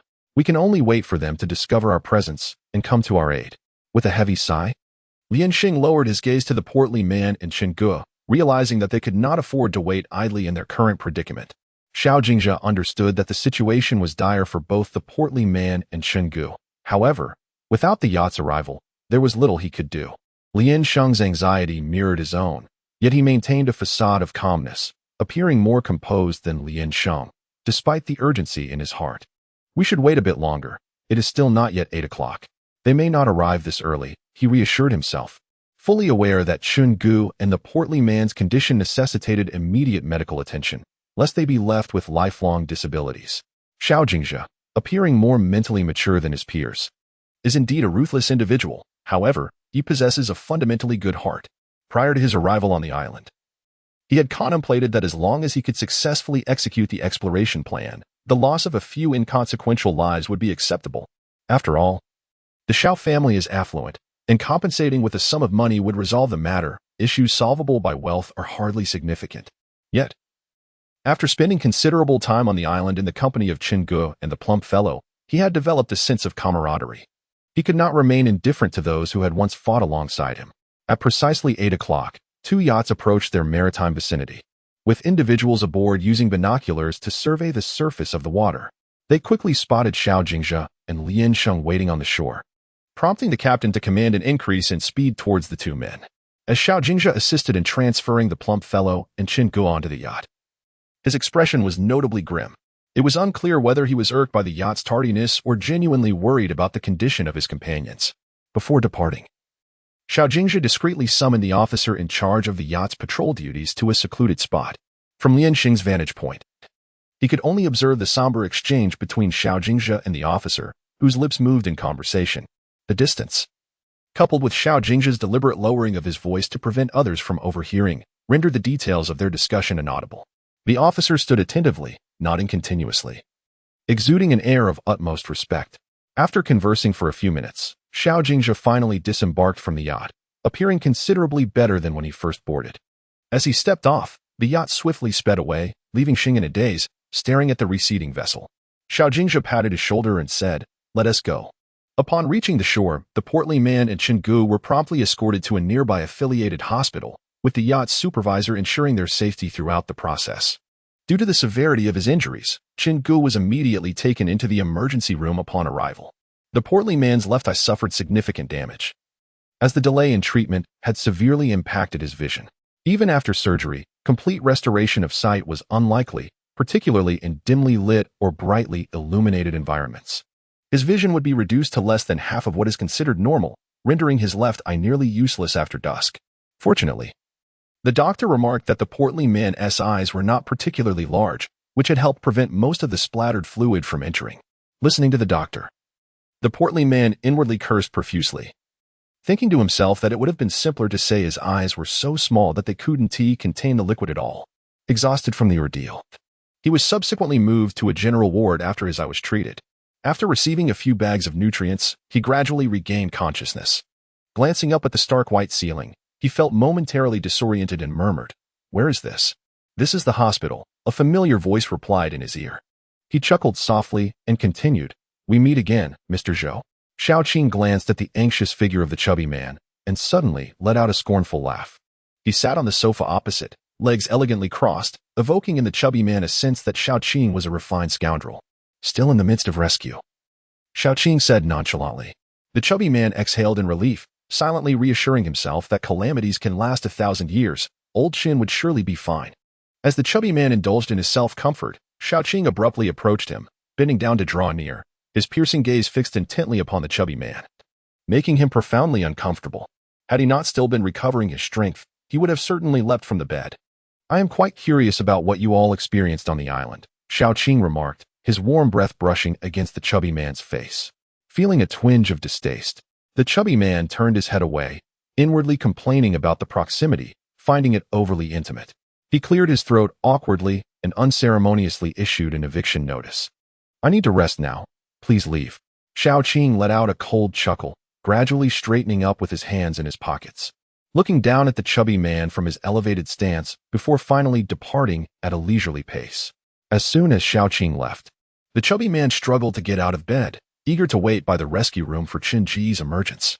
However, he barely reached the door when the bodyguard stationed outside barred his way, claiming it was to ensure the chubby man could rest undisturbed, when in truth it was nothing short of confinement. If their intention had truly been to spare him from disturbance, then Xiao Qing would not have been able to come and go so freely. At 2 o'clock in the morning, the door to the ward was opened from the outside, and several doctors clad in white coats wheeled in a person lying on a hospital bed. The stout man was roused from his slumber by the commotion and, unable to suppress his curiosity, craned his neck to peer over. The individual on the bed lay completely still, a thin sheet draped over him. The stout man approached the bedside and lifted a corner of the sheet to lean in closer. The person beneath it had his eyes tightly shut, with long and thick eyelashes, and his thin lips pressed firmly together. Perhaps having just been rescued from the emergency room, his complexion was unnaturally pale, a stark contrast to the bronze hue of his skin prior. "Old Chen," the stout man called gently. Chen-gu remained motionless, still not awake. The stout man lifted the sheet to reveal Chen Ji's back. The surgery had successfully removed the parasitic cyst that had infested him, leaving a mark the size of a bowl. The area where the parasite had latched on was missing a small patch of skin, exposing the raw, red flesh beneath. Although it appeared less gruesome after treatment, the stout man felt a lingering dread. Had he not sought out Chen-gu that fateful night? Would he have perished alone in some forgotten corner of that small island, unnoticed? He shuddered at the thought of Chen Ji's suffering while being parasitized. If Chen-gu had not appeared in time to drag him away, would he have been the next victim? The stout man suddenly felt a chill run down his spine, realizing he had never contemplated the possibility of becoming a living incubator for some form of insect. Alas, the plump man suddenly sighed, half sitting on the bed, gazing at the still drowsy Chen-gu while shaking his head repeatedly. Around 9 in the morning, Chen-gu finally awakened, and as soon as he opened his eyes, a group of doctors and nurses rushed in to take him away for a thorough examination before bringing him back. Once the hospital room was left with just him and Chen-gu, the plump man spoke up, inquiring about the results of the examination. "It's nothing serious. Just a brief period of hospitalization for observation will suffice." Chen Ji's voice sounded rather weak, yet his complexion was markedly better than it had been initially. Upon regaining consciousness, he reverted to his usual self, proud and heroic. The plump man got off the bed and approached Chen-gu, pouring a glass of warm water and placing it on his bedside. Just as Chen-gu opened his mouth to speak, the plump man suddenly raised his hand in a gesture for silence, gently pointing with his index finger toward the door, indicating that someone outside was eavesdropping. Chen-gu nodded in understanding. The plump man plopped down on Chen-gu's hospital bed and took a banana from the bedside, peeling it absent-mindedly. As he peeled, he suddenly recalled that Xiaoqing had visited earlier and shared this with Chen-gu. Chen-gu listened quietly, revealing no hint of surprise. The plump man, observing him, asked curiously, "Aren't you the least bit surprised?" Chen-gu turned to him, smiled, and replied, "What is there to find strange? If he hadn't come, that would have been peculiar." Chen-gu shot him a glare, his irritation palpable. Just as he was about to speak, a violent cough erupted from him. Upon awakening, he had been subjected to a series of examinations, and after such a lengthy discourse, he was undeniably fatigued. The portly man observed that Chen Ji's current physical state was indeed unsuitable for prolonged conversation and decided to relent. "What is wrong with the patient?" the nurse inquired while approaching Chen Ji's bedside. As she spoke, she quickly grasped the severity of his condition. A hint of concern shadowed her otherwise lovely visage as she knelt down to retrieve a suction machine to clear Chen Ji's airways. Once the phlegm was extracted, his breathing eased, and his complexion naturally returned to normal. The nurse then produced a thermometer to measure his temperature. Upon glancing at the reading, her expression shifted to one of alarm, and she muttered in disbelief, "This is astonishing. How can a human body have such a high temperature? This is utterly abnormal." The portly man leaned in for a closer look and was taken aback to see the thermometer indicating that Chen Ji's temperature was a staggering 48 degrees. Frowning at the alarming figure, he snatched the thermometer from the nurse's hand and said, "You must be new here, right? Did you perhaps miscalculate? It is impossible for a human body to reach such a temperature." The young nurse, merely an intern, trembled under the portly man's reprimand, beginning to doubt whether she had made an error in measurement or if the thermometer was malfunctioning. She retrieved a thermometer once more, intending to measure Chen Ji's temperature, all the while scrutinized by the portly man with a gaze full of skepticism. As the young woman took out the thermometer, her hands trembled, nearly causing it to slip from her grasp. Fortunately, the quick-witted man caught it deftly before it could fall. Upon inspecting it closely, he found himself momentarily stunned. The reading still indicated a temperature exceeding that of a healthy human. Typically, a temperature surpassing 40 degrees poses a severe risk to life. Yet Chen-gu's data left the man questioning reality once more. The young woman cautiously retrieved the thermometer from the man's hands, examining it meticulously. After scrutinizing the reading, her expression shifted to one of astonishment, prompting her to declare, "I will fetch the director to take a look." With that, she hurriedly dashed out. "Old Chen, wake up." "Old Chen." The man gently nudged Chen-gu, attempting to rouse him, but after several attempts yielded no response, he resigned himself to the situation. After racing out of Chen Ji's ward, the young woman exerted considerable effort to explain the situation to the director, who regarded her with disbelief, assuming that the newly arrived girl had mismeasured and thus dismissed her concerns. He casually suggested that she administer 2 injections of antipyretic medication to Chin-gu. Seeing the director's lack of belief, the young woman insisted on elaborating for an extended period, eventually exasperated by her persistence. The director relented and followed her back to Chun-ji's room. Holding the thermometer tightly, the young woman glanced between Chun-gu and the portly man, yet ultimately refrained from speaking further, turning to leave alongside the director. Once the director and the nurse departed, Chin-gu, who had been lying in a deep slumber, abruptly lifted his head, his eyes wide open, revealing that his brown irises had transformed into a striking red. The overweight man was startled by Chin-ji's sudden movement and scolded him irritably. Upon hearing the man's voice, Chin-gu turned his head. His crimson eyes fixated on the man, causing an unsettling chill to run down the man's spine. He retorted, "Don't stare at me like that. It's rather creepy." Chin-gu blinked, his long eyelashes brushing against his lower eyelid, casting a shadow beneath his eyes. If one were to overlook the peculiar color of his pupils, it could almost be considered a visually pleasing sight. He then turned towards the doorway and quietly inquired, "Have they left?" The overweight man reclined on the bed, leisurely eating watermelon, spitting out seeds while mumbling indistinctly to Chin-gu, "If I hadn't woken you up just in time, you might have found yourself subjected to medical research by now." Upon hearing this, Chin-gu instinctively raised his hand to touch his burning eyes. Fortunately, it was the man who had roused him just before the doctors and nurses arrived, allowing him to stabilize his dangerously high temperature. It was also the man who had discerned the connection between his temperature and emotions, which helped him barely evade suspicion. However, he could not conceal the striking redness of his eyes. As the saying goes, one can evade the first day of the month, but not the 15th. Eventually, the peculiarity of his eyes would be discovered by others, unless he pretended to be blind and kept his eyes shut. Yet, when he entered the hospital, his eyes were perfectly fine. If he were to be discharged and later found to have lost his sight, he would be the subject of ridicule. Moreover, there was Xiaoqing observing every move he and the overweight man made, even if he could deceive others. He would never manage to fool Xiaoqing and the old master Xiao. "Is there a mirror?" Chin-gu finally asked the overweight man after a long pause. He wished to gaze upon his current visage, pondering whether he had truly reached a point where he might be seized for medical research. Upon hearing Chin-gu request a mirror, the portly man found it somewhat comical, having known Chin-gu for nearly 3 decades. He had never witnessed him glance into a mirror. Unable to contain his laughter at this unusual request, he chuckled a few times, only to be met with a warning glare from Chin-gu. With a swagger, he exited the ward and approached the nurse's station to borrow a mirror from the beauty-obsessed young ladies. Suppressing his laughter, his hand trembled as he extended the mirror to Chin-gu. Taking the mirror from the portly man, Chin-gu cast a glance within.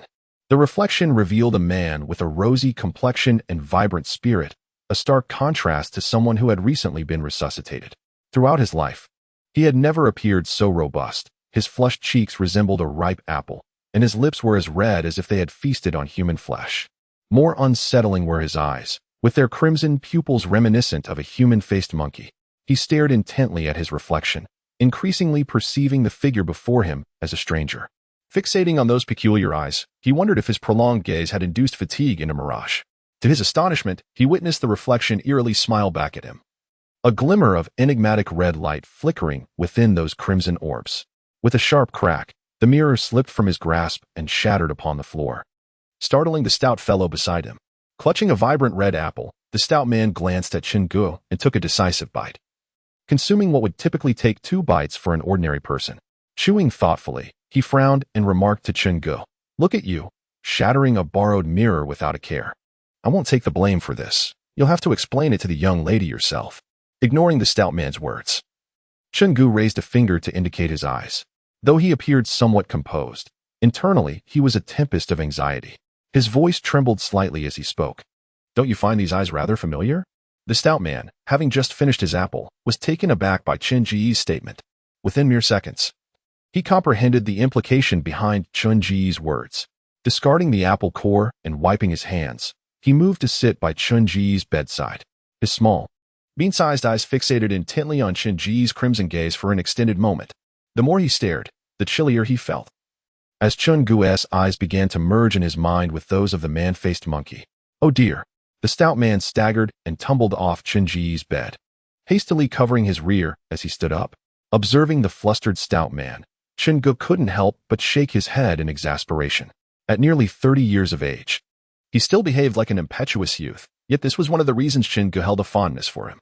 The portly man plopped down on his bed, not reflecting on his own lack of composure that led to his unfortunate fall. Instead, he cast blame upon Chingu, grumbling, "I initially thought nothing of it. But your words have made me perceive you as a veritable human-faced monkey." The man chuckled lightly, but abruptly halted mid-laughter, his expression turning quizzical as he directed a question at Chingu. "Aren't you supposed to be parasitized by insects? How does that relate to the human-faced monkey?" Straining to see better, he rose from his bed and approached Chingu, leaning in to scrutinize the direction of his finger. To his surprise, he discovered 2 small bite marks that Chingu had pointed out. Had Chingu not mentioned them, the portly man would have remained oblivious. He inhaled sharply, curiosity piqued, and pressed firmly on the area where Chingu had been bitten. Chingu exhibited no reaction, as if he were impervious to pain. Frowning, the portly man applied more pressure, and finally, Chingu reacted, exclaiming, "Are you foolish? Just because I was silent earlier doesn't mean I was unresponsive. You seem to think this is amusing. I have indeed been bitten by a human-faced monkey, but I am not at the point of losing sensation." With a serious tone, he continued, "You cannot maintain this charade of blindness forever, can you?" After an extensive and frivolous exchange, they finally broached a more serious topic. Chingu pondered for a moment, then shook his head and replied calmly, "Let's take it one step at a time." Indeed, the corpulent man's prediction proved accurate. The day after Chingu awoke, Xiaoqing swaggered into their hospital room. The corpulent man once again lamented the ineffectiveness of the bodyguards stationed outside, who seemed utterly superfluous. Upon entering, Xiaoqing first cast a glance at the corpulent man before turning his attention to Chingu. In an effort to conceal his unusual eyes from Xiaoqing, Chingu kept his eyes firmly shut, feigning slumber. As Xiaoqing approached and noticed Chingu still with his eyes closed, he turned to the corpulent man and inquired, "Hasn't he already awakened?" The corpulent man, while munching on an orange, rolled his eyes and replied with a hint of irritation, "You arrived at an inopportune moment. He just took his medication and fell asleep." The doctor advised against disturbing his rest. The implication of the corpulent man's words was clear. He urged Xiaoqing to leave swiftly, lest he hinder their recuperation. The corpulent man's demeanor towards Xiaoqing was far from cordial, laced with disdain and a hint of contempt. Yet, Xiaoqing seemed entirely unfazed by the corpulent man's attitude. He responded not with anger but with amusement, laughing as he approached the corpulent man. Observing the mischievous smile on Xiaoqing's face, the corpulent man huffed coldly and discarded the orange peel at his feet. Xiaoqing halted in his tracks, ceasing to advance, and stood still, locking eyes with the corpulent man. "This isn't the island. There's no need for such wariness towards me. If I truly wished to extract something from you, you wouldn't have lived so comfortably until now." The rotund man retrieved an orange from the fruit basket, slowly peeling its skin while quietly listening to Xiaoqing's words without uttering a sound. After a considerable pause, he casually inquired, "Since you have no intention of obtaining the information you seek from us, what is your purpose for being here?" Xiaoqing, as if perceiving the thoughts concealed within the rotund man's mind, remained unhurried in responding. Instead, he settled into the sofa, engrossed in his mobile device.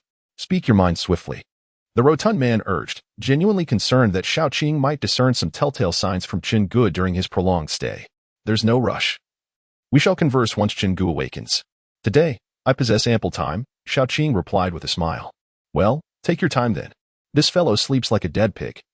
He won't rouse until noon the following day, the rotund man grumbled, harboring a deep disdain for Xiaoqing's seemingly amiable demeanor, which belied a cunning nature, an archetype often referred to as a smiling tiger. Xiaoqing set aside his phone and lifted his gaze to the rotund man, his expression still a mask of feigned warmth. It was just past 10 in the morning, and he remarked, "You claim he will slumber until noon? Unless he has truly succumbed to a deep sleep, I shall remain here indefinitely." Faced with such an obstinate and unyielding individual, the rotund man found himself at a loss, letting out an exasperated huff as he burrowed beneath the covers. Xiaoqing glanced at the incoming call display, pursed his lips, and addressed the rotund man. "I have a sudden matter to attend to. Once Chingu awakens, please inform him that I will visit when time permits." The portly man eagerly wished for Xiaoqing to depart, and upon hearing that he was indeed leaving, he uttered a couple of agreeable remarks. "You carry on with your affairs. Do not let us delay you." Although the words sounded pleasant on the surface, inwardly he was rejoicing, thinking that this call had arrived just in time, essentially saving both him and Chingu from an arduous predicament. If they continued to endure Xiaoqing's presence, It would not only wear Chun-Gu down, but eventually exhaust him as well. After observing the delighted countenance of the portly man for a while, Xiaoqing finally remarked, "Then, you both should rest well." Having spent an inordinate amount of time with the portly man, he could see that the latter was nearing his limits. At this critical juncture, an unexpected call from the esteemed Elder Xiao, requesting his immediate presence for an urgent matter, emerged. Despite Xiaoqing's reluctance, he understood that while he had yet to fully establish his own authority, he could not afford to defy the elder. In the elder's presence, he must don the guise of a dutiful elder brother and obedient grandson, which would yield considerable advantages, bestowing upon him a reputation for filial piety in the eyes of others while also garnering favor with the elder. As for Xiao Jingxia, he was confident that, even without the assistance of Chen Gu and the portly man, he could procure the surveying data.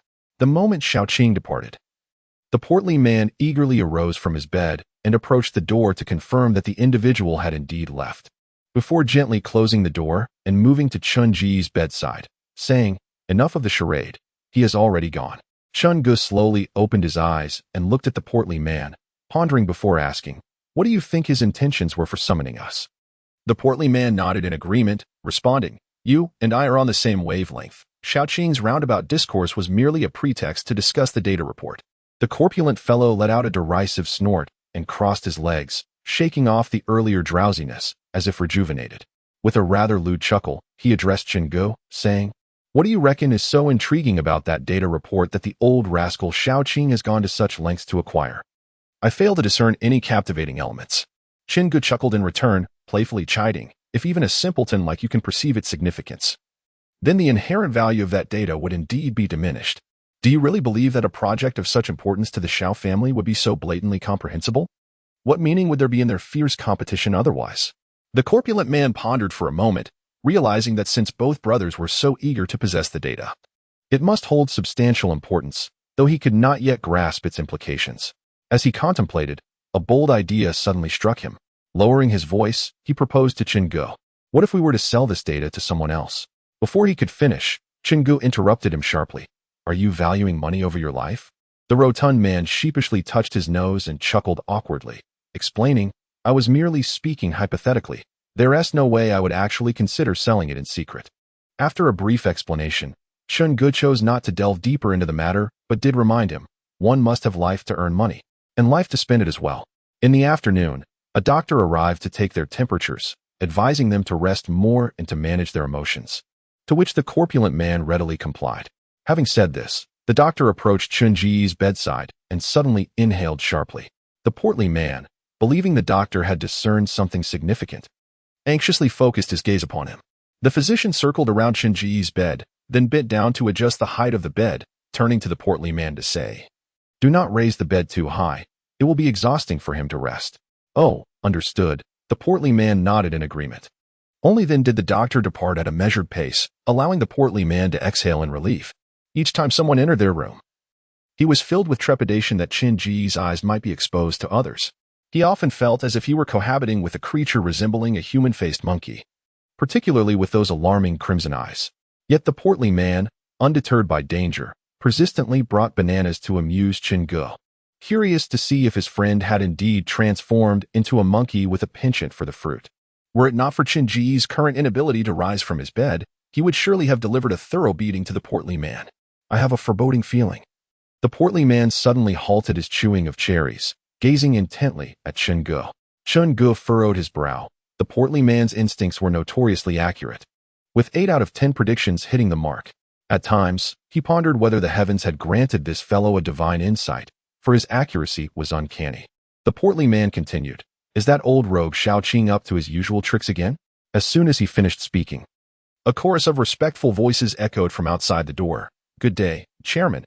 Chen Ji's expression subtly shifted as he promptly laid down and covered himself with a thin blanket.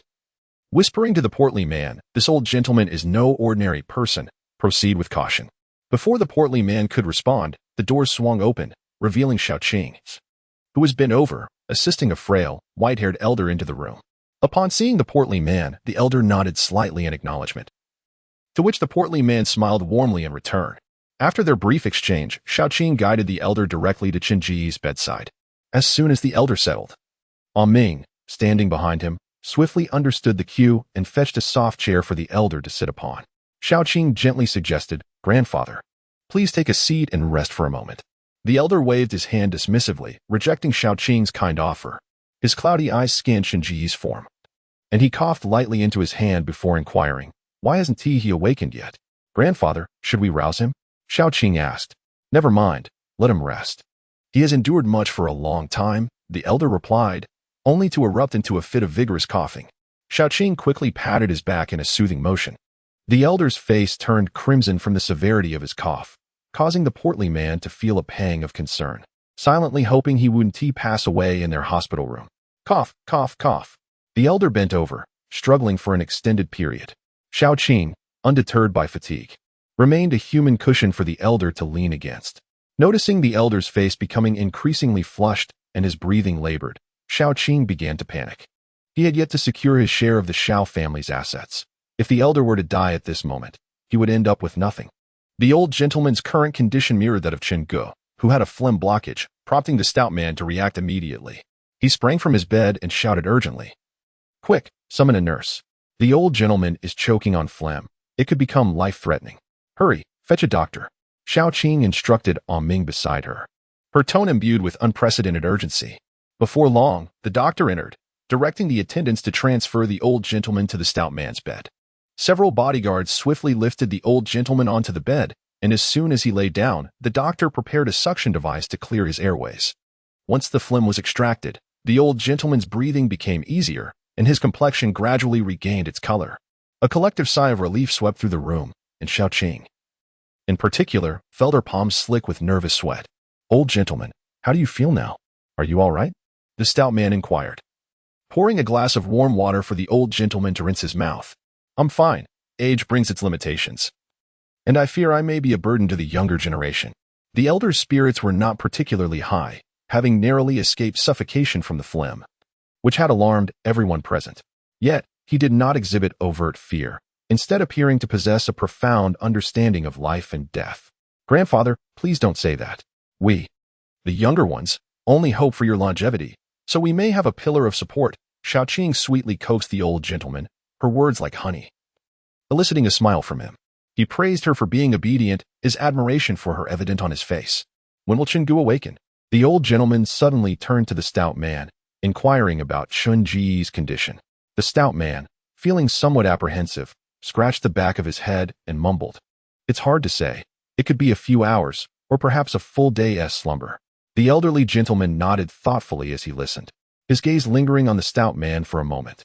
Suddenly, he requested Xiaoqing to assist him in standing. Once upright, he glanced at Chen Ge, who feigned sleep on the bed, and with a warm smile, he addressed him. "I find a certain affinity with Chen Ge. When he awakens, please convey to him that should you encounter any difficulties, you may always seek assistance from either myself or Xiaoqing. We shall ensure your safety once you reach the shore and provide you with the finest medical care." Upon hearing the elder's assurances, the stout man's small eyes darted around, and an idea began to form in his mind. He deliberately leaned closer to the elder and, in a conspiratorial tone, queried, "But what if someone troubles us? Can you intervene?" "Of course," the elder replied. "You and Chen Ge are working for the Xiao family. If anyone dares to trouble you, they are opposing us, and I will personally see to it that the matter is resolved. At this juncture, whether intentional or not." The stout man noticed the elder's yellowed eyes subtly glance at Xiaoqing, as if he had comprehended the underlying implications of the stout man's words. In the presence of Xiaoqing, the stout man refrained from naming the individual directly, yet the elder, seasoned by a lifetime of navigating the business world, was well acquainted with the subtleties of insinuation. The stout man's covert intentions were patently evident to him, prompting the elder to instinctively glance at Xiaoqing. Xiaoqing was displeased after being directly reported by the chubby man, yet she feigned ignorance, much to the latter's secret delight. As the old gentleman took his leave, he purposefully approached Chen Ji's bedside and squeezed his shoulder before being assisted away by Xiaoqing. Not long after the old man departed, Xiaoqing returned, and as Chen Ge opened his eyes upon hearing the commotion, he had no choice but to continue pretending to be asleep. Xiaoqing stood at the doorway, gazing at the chubby man, and after a prolonged silence, she finally spoke with a grim expression, "As you wish. I shall take full responsibility for your safety from now on. Should any issues arise, you may contact me directly." The chubby man chuckled, eager to exchange pleasantries with Xiaoqing, but she was in no mood to entertain his idle chatter. With that, she turned and left. That old gentleman is quite formidable, managing to keep Xiaoqing's grandson in check. It seems we must continue to curry favor with him, the chubby man remarked. Qinggu slowly opened his eyes, unfittingly dousing the chubby man with a cold dose of reality, stating coolly, the old gentleman is well aware. You and I are merely outsiders. Regardless, at least with the old gentleman's word, Xiaoqing will think twice before acting rashly, the chubby man replied nonchalantly. Qinggu pursed his lips, remaining silent. His expression clouded with concern. His body was recovering at an astonishing rate. After 3 days, the pain from the wound on his back had significantly subsided. Once he was able to rise from bed, his first order of business was to pin the chubby man down and deliver a thorough beating, thus avenging the grievances from the previous mischief the chubby man had inflicted upon him. In the morning, the nurse routinely came to check on the patients, measuring their temperatures and changing dressings. The chubby man, having not seen a beautiful woman in quite some time, was utterly delighted, momentarily forgetting his ailments. Qinggu, however, reclined against the bed, lost in thought as he gazed out at the towering skyscrapers, remaining silent. The chubby man, captivated by the nurse's presence, wore a foolish grin. Goodness! This girl is truly remarkable. She is beautiful, possesses an admirable figure, and has a gentle disposition, simply perfect. As he spoke, he audibly gulped, a sight that made Qinggu want to lash out. A toad wishing to feast on swan meat, perhaps? Qinggu cast a disdainful glance at his friend. Being the chubby man's closest companion, he felt compelled to douse his enthusiasm with a dose of cold reality. The chubby man rolled his eyes and sat up cross-legged, adopting a serious expression. On a serious note, what do you plan to do with that 10 million once you receive it? With a scoff, the chubby man retorted, oh, spare me. I still haven't recovered from losing the 200,000 I had for my wife thanks to you. Realizing mid-sentence that this topic was rather sensitive, he quickly shifted his gaze to gauge Qingji's reaction.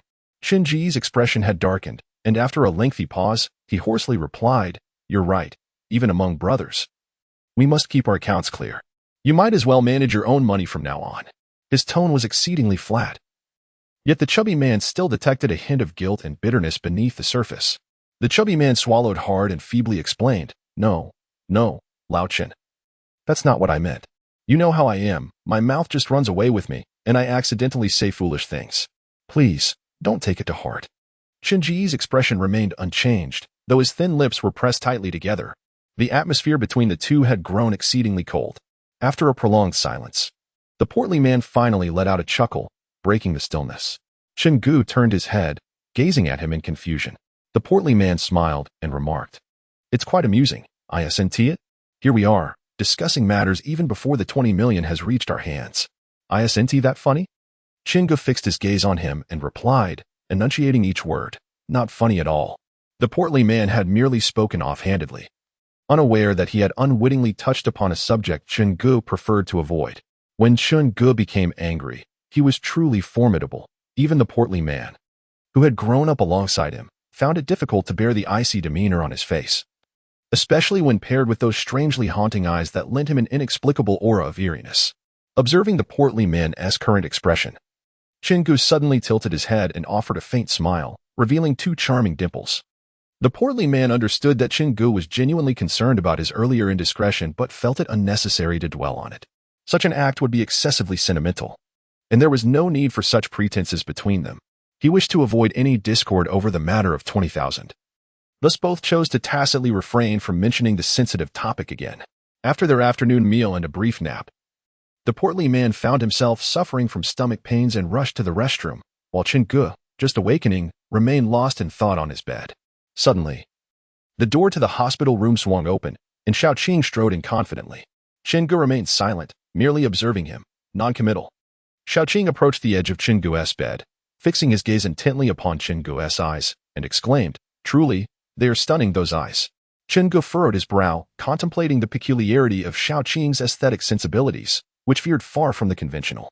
Most individuals would feel a twinge of fear or aversion upon gazing into his eyes, yet Xiaoqing exhibited none of this trepidation. Rather, there was a fervor within his gaze. Although Qinggu could not discern the beauty in those crimson orbs, it was evident that Xiaoqing's enthusiasm was genuine and not feigned. At this juncture, Qinggu realized there was no longer a need to conceal his thoughts or play the fool. Thus he rose from the bed and laid his cards on the table with Xiaoqing. He had indeed been pretending to sleep due to concerns regarding his eyes. Xiaoqing circled around Qinggu, regarding him as if he were a rare treasure, stroking his chin while muttering to himself. It seems that the intriguing artifacts on that small island are rather plentiful. I find myself quite looking forward to it. Feeling uncomfortable under Xiaoqing's scrutiny, Qinggu tilted his head to meet the gaze of the figure standing at his bedside and frowned. What are you looking forward to? Xiaoqing, with a smile illuminating his face, replied, You are clever enough to know precisely what I mean. Are there others like you on the island? Qinggu pondered briefly, lowering his head, and quickly grasped the implication. Xiaoqing merely smiled, remaining silent as he gave Chunji's shoulder a hearty pat, then, with nonchalance, turned and sauntered out of the hospital room, leaving behind a visibly sullen Qinggu. After Xiaoqing departed, Qinggu remained motionless for an extended period, as if paralyzed, barely blinking his eyes. When the chubby fellow emerged from the restroom, he immediately noticed Chunji's expression and recalled the faint sounds he had heard earlier, prompting him to inquire while drying his hands, Did Xiaoqing come by just now? Slowly lifting his gaze, Qinggu nodded in affirmation and remarked, What he mentioned last time about obtaining the data analysis report without us was indeed true. The chubby man scoffed lightly as he settled onto his bed, dismissively waving his hand. Impossible. If that were the case, why would he go to such lengths to seek us out? It would be superfluous. No. Qinggu shook his head, his demeanor grave as he continued. Initially, I harbored mere doubts, but Xiaoqing's tone just now solidified my suspicions. The reason he is so adamant about acquiring the data analysis report is that someone on the island is undoubtedly assisting him. Seeing the seriousness in Chunji's expression, the chubby man too began to question, aligning with Chunji's line of thought. So, you mean to say? Before he could finish his sentence, Qinggu nodded affirmatively, completing his thought. There must be someone named Xiaoqing between Lingxing and Huangshuo. Chunji's suspicions were particularly directed at Huangshuo, as his behavior had appeared exceedingly dubious. We currently have no means to inform Xiaojingzhe that Huangshuo is indeed someone sent by Xiaoqing, the chubby man lamented, scratching the back of his head in frustration. Until we have confirmed that the individual in question is Huangshuo, we cannot draw any conclusions. As for informing Xiaojingzhe, given his nature, even if we were to disclose the matter to him, he would undoubtedly remain skeptical until irrefutable evidence corroborating our claims is presented. He might even suspect that both of us have been subtly manipulated by Xiaoqing to sow discord. Qinggu remarked, What do you propose we do? Prior to our arrival on the island, we clearly articulated to Xiaojingzhe that only upon successful completion of the mission could we obtain the promised 20 million in compensation. If the data analysis report were to be prematurely acquired by Xiaoqing, all our efforts would be in vain, leaving us with nothing but the trials we have endured. The mere thought of that 20 million, which has yet to be secured, slipping through our fingers caused the plump man to lose his composure. He had suffered greatly on the island, his eyes nearly blinded by the strain, all for the sake of that lucrative reward. Please, calm down, Qinggu urged. The plump man was so agitated at the prospect of losing the nearly acquired 20 million that he felt as though he might leap onto the roof in frustration. Qinggu, however, remained remarkably composed. Although he had a penchant for gambling, the plump man was an unyielding miser, fiercely protective of his wealth. The previous 200,000 had been entrusted to Qinggu precisely because the plump man feared he might squander it all on indulgences, although ultimately that sum was lost. It was not Chunji's intention. What do you suggest, then? I am at your disposal, the plump man pleaded, eager for Qinggu to devise a strategy to thwart Xiaoqing's nefarious plot. Even though they are aware that one among Lianxing and Huangshuo is a traitor, the uncertainty surrounding their identities is quite vexing. Earlier, Xiaojingzhe harbored suspicions that Huangshuo was an agent sent by Xiaoqing, which led him to exclude Huangshuo from the core of their investigations, deliberately sidelining him. However, if both he and Xiaojingzhe have misjudged the situation, and the traitor is not Huangshuo, but rather the seemingly honest Liansheng, that would be truly terrifying. Your injury, the hefty man hesitated. Quit the nonsense. Do you still want that 20 million? Qinggu swiftly donned a pair of sunglasses to conceal his crimson eyes, then rose from the bed and dragged a large black suitcase from beneath it. As he bent down to pack a change of clothes, he urged the hefty man, Hurry up. After finishing his packing, he noticed the hefty man still motionless and approached him, pulling him off the bed. He rummaged through the drawer by the bedside, retrieving some clothes for a change and a few snacks that the hefty man had secretly stashed beneath the bed. What are you dawdling for? Move it. Qinggu pressed. Having tossed the bag into the hefty man's arms, he grimaced at the weight. With his injury, he could not carry anything too heavy. Thus he had to rely on the hefty man's assistance. Just as they reached the door, it swung open with a click, and a nurse entered.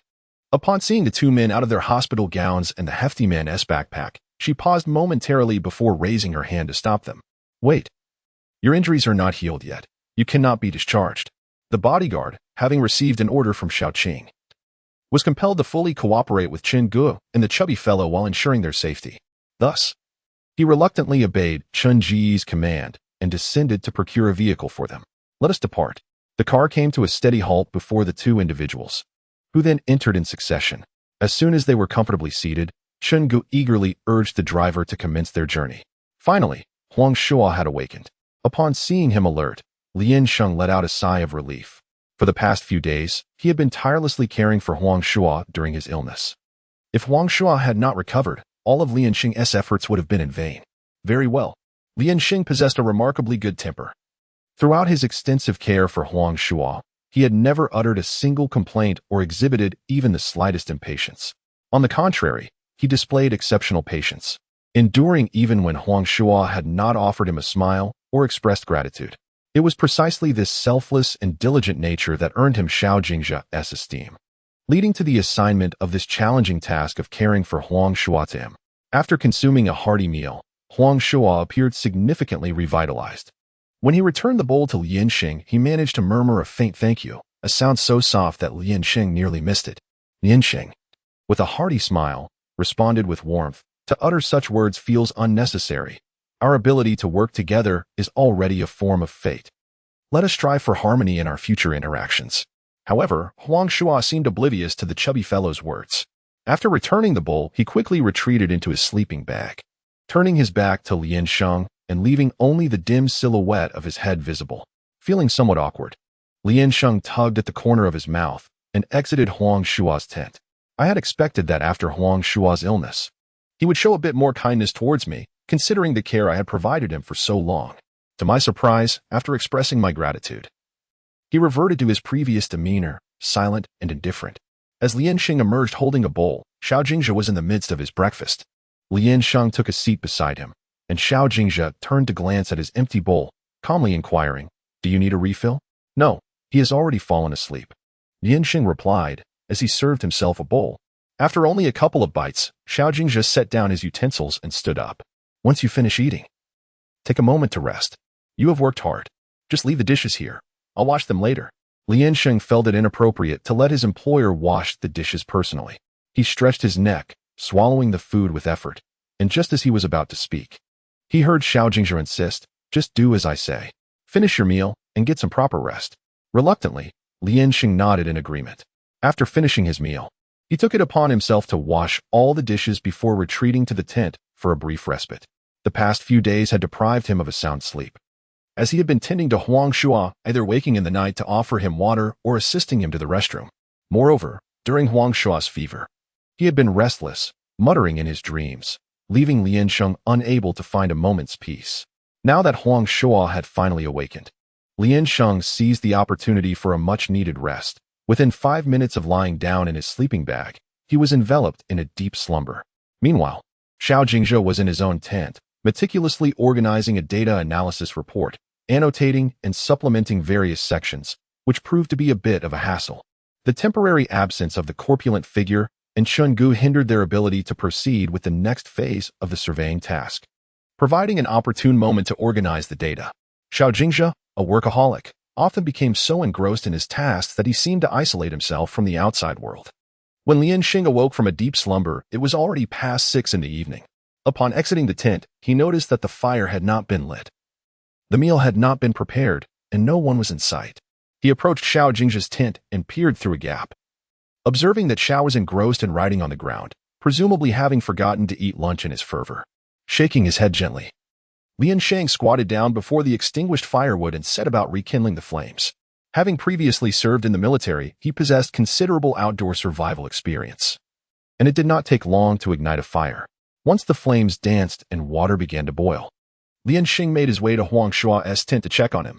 While Lian Sheng had been asleep, Huang Shuo had managed to rise and brew a dose of medicine, Perhaps due to the effects of the medication, he was in a deep slumber, entirely oblivious to Lian Sheng's entrance. Crouching down in front of Huang Shua's sleeping bag, Lian Sheng placed his hand on Huang's forehead to gauge his temperature, then compared it with his own. The readings were similar, indicating that Huang Shua's condition had stabilized. Satisfied that there was no relapse, Lian Sheng quietly exited Huang Shua's tent. As he stepped outside, the water in the pot was bubbling vigorously, and he added noodles to the boiling water, deciding that this would suffice for dinner that evening. Upon the completion of the noodle preparation, Lian Sheng first served a bowl to Xiao Jingzhe. After calling out to him several times without a response, Lian Sheng lifted the curtain and entered. Before he could utter a word, Xiao Jingzhe suddenly looked up, his demeanor alert, and exclaimed, "Who permitted you to enter?" Lian Sheng raised the bowl in his hand, explaining, "I called out to you multiple times outside, but you did not reply. Seeing how busy you are, I thought you might not have time to eat, so I brought you some noodles." Realizing his tone had been rather brusque, Xiao Jingzhe felt a twinge of embarrassment as he noticed Lian Sheng's calm demeanor. He closed the data analysis report he had been working on and placed it in his backpack. Upon standing, he discovered that sitting all day had rendered his legs numb. He steadied himself, accepted the food from Lian Sheng, and quietly expressed his gratitude. "If there is nothing else, I shall take my leave now." Lian Sheng, perceptive to the situation, did not linger after delivering the evening meal. "You've worked hard," Xiao Jingzhe acknowledged sincerely with a nod. He was indeed famished, devouring the bowl of noodles with remarkable speed, leaving not a drop of broth behind, as if the bowl had been thoroughly washed. As Huang Shua was still resting, Lian Sheng chose not to disturb him, instead sitting outside alone, enjoying the breeze while having his dinner. A few minutes later, Xiao Jingzhe emerged from the tent, placing the bowl down, and said to Lian Sheng, "Your primary task over the next few days is to take good care of Huang Shua while also preparing our meals. Are we not going out to conduct surveys?" Lian Sheng paused with his chopsticks, a look of confusion crossing his face. Chenggu appeared quite serious. It seemed he would not recover in less than a month. The chubby fellow had just dreamt of a young lady, her face adorned with a charming shyness as she beckoned him to her room. Elated at the prospect of a fortuitous turn of fate, he eagerly dashed inside, only to be jolted awake as the once blushing maiden transformed into the expressionless visage of Xiao Jingzhe. Cursing under his breath, he exclaimed, "What an unfortunate turn of events! To dream of such a shameless person." Xiao Jingzhe, maintaining his stoic demeanor, rose and cast a cold glance at the chubby fellow before tidying up in preparation for departure. Upon finishing, he exited the space. Meanwhile, Chenggu, donning his attire, cast a teasing glance at the chubby fellow's lower half, whistling playfully and laughing breathlessly. "You must have been pinned up for far too long, losing all discernment between the sexes. Can you truly find desire in that expressionless face of Xiao Jingzhe? Get lost." The chubby fellow retorted, glaring at Chenggu. As he dressed, he lamented, "In my dream, I was just about to embrace the girl and engage in some unspeakable acts when her face suddenly morphed into that of Xiao Jingzhe.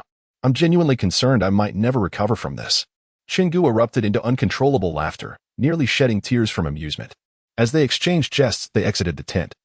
Noting that Sheng, who had kept watch the previous night, had yet to rise, while Huang Shua was still sound asleep.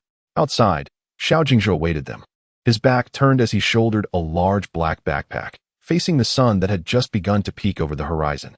His solitary silhouette bore an air of melancholy. "Let us be on our way," Chenggu declared. During their last exploration, they had barely penetrated the forest, prompting Xiao Jingzhe to decide to delve deeper today.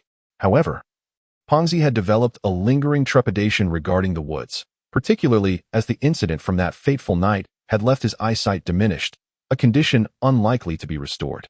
Chenggu understood his feelings well and comfortingly patted Pongzi's back. Pongzi made an effort to appear indifferent, forcing a light-hearted smile. As the clock approached 8, Pongzi could no longer withstand his hunger, vociferously demanding breakfast, threatening to go on strike otherwise. Xiao Jingzhe, recognizing the time was indeed suitable for a meal, acquiesced to Pongzi's request and sought out a relatively secluded spot to rest. Pongzi eagerly retrieved the prepared food from his backpack, devouring it with great enthusiasm, making audible smacking sounds. Chenggu had grown accustomed to it, finding no offense, while Xiao Jingzhe frowned repeatedly, deeming Pongzi's eating habits rather unrefined. "Be careful, and don't wander too far," Xiao Jingzhe cautioned. "Understood. I'll just stroll nearby to aid digestion." Pongzi waved his hand dismissively. Feeling exasperated at being treated like a child, thinking that such incessant reminders lacked any semblance of masculinity. Observing Xiao Jingzhe savoring his food slowly, Chen Gu mused that in their military unit, he would likely have finished his meal long before the allotted time was up. You've been away from home for quite some time, yet your eating pace remains unchanged, Chen Gu remarked. Xiao Jingzhe replied. Eating too quickly is detrimental to one's stomach and can lead to weight gain. Chen Gu felt a sudden pang of realization as he instinctively glanced towards the portly figure, finding the latter's words surprisingly reasonable and utterly irrefutable. As Chen Gu opened his mouth to retort, Xiao Jingzhe remarked coolly, one should not speak while eating or sleep while conversing. At this, Chen Gu was rendered speechless, silently admiring the strict upbringing of Xiao Jingzhe, which harmoniously complemented his noble demeanor. After delivering this admonition, Xiao Jingzhe fell silent, leaving Chen Gu at a loss for words. As Chen Gu finished his meal, Xiao Jingzhe had yet to complete his. Chen Gu rose and cast a glance in the direction of the portly fellow, stating to Xiao Jingzhe, I shall check on him. Xiao Jingzhe nodded slightly, sharing his concern for the portly one wandering alone through the woods, especially considering he had previously been abducted by creatures on the island, narrowly escaping a grim fate more than once, had their rescue not been prompt. The portly fellow would have long since been reduced to mere bones. The thicket lay barren, devoid of any life. Chen Gu straightened and pointed towards the brush. Questioning the portly one, you crouched down just to peer into this wretched undergrowth? Are you daft? There was something here moments ago, but you frightened it away. The portly one stood up, irked, and retorted, I had been crouched behind that tree for ages, and only when the little creature finally relaxed its vigilance did you arrive. By the time I looked again, there was nothing left in the thicket, not a single hair. What was it? Chen Gu inquired, intrigued by what could have captivated the portly fellow for so long. The portly one furrowed his brow, shaking his head with an expression of conflicted thoughts. I couldn't see it clearly, but it emitted a glow. It seems to be quite an intriguing creature. Chen Gu stroked his chin and expressed a burgeoning interest in the matter discussed by the rotund fellow. Sighing, the hefty man disregarded Chen Gu and turned away from the thicket. After a brief moment of contemplation, Chen Gu followed suit, departing from the grassy enclave. Shortly after their exit, a small head emerged from the adjacent undergrowth. Under the current circumstances, it was essential to assign someone to keep a vigilant watch over him to prevent any mishaps. Xiao Jingzhe observed the nonsensical ramblings of Huang Shua and gradually shifted his gaze to rest upon Chen Gu, his intentions unmistakably clear. Chen Gu pondered for a moment before acquiescing. He comprehended Xiao Jingzhe's rationale for having him monitor Huang Shua, regardless of whether Huang Shua feigned madness to safeguard himself. The fear he harbored towards Chen Gu was deeply rooted. With Chen Gu present, he could be adequately restrained while simultaneously observing his every move. Chen Gu shared this sentiment. Even if Xiao Jingzhe had not orchestrated this arrangement, he would have kept a close watch on Huang Shua to avert any potential data leaks and to prevent him from accessing sensitive information. Very well. Tonight you shall move to Huang Shua's tent and sleep alongside him. It is imperative that you keep a watchful eye, commanded Xiao Jingzhe. Surprised by Chen Ji's prompt agreement to oversee Huang Shua, Xiao Jingzhe had anticipated that coaxing him would require considerable effort, given Chen Ji's temperament. Now that Chen Gu had readily consented to his request, Xiao Jingzhe seized the opportunity to instruct him to relocate to Huang Shua's tent, ensuring constant surveillance over his actions. All right, I shall pack my belongings and join him shortly. Chen Gu nodded in affirmation. The rotund figure naturally understood why Chen Gu so readily acquiesced to Xiao Jingzhe's request. He cast a glance at Chen Gu, offering an approving nod, which elicited a gentle smile from Chen Gu in return.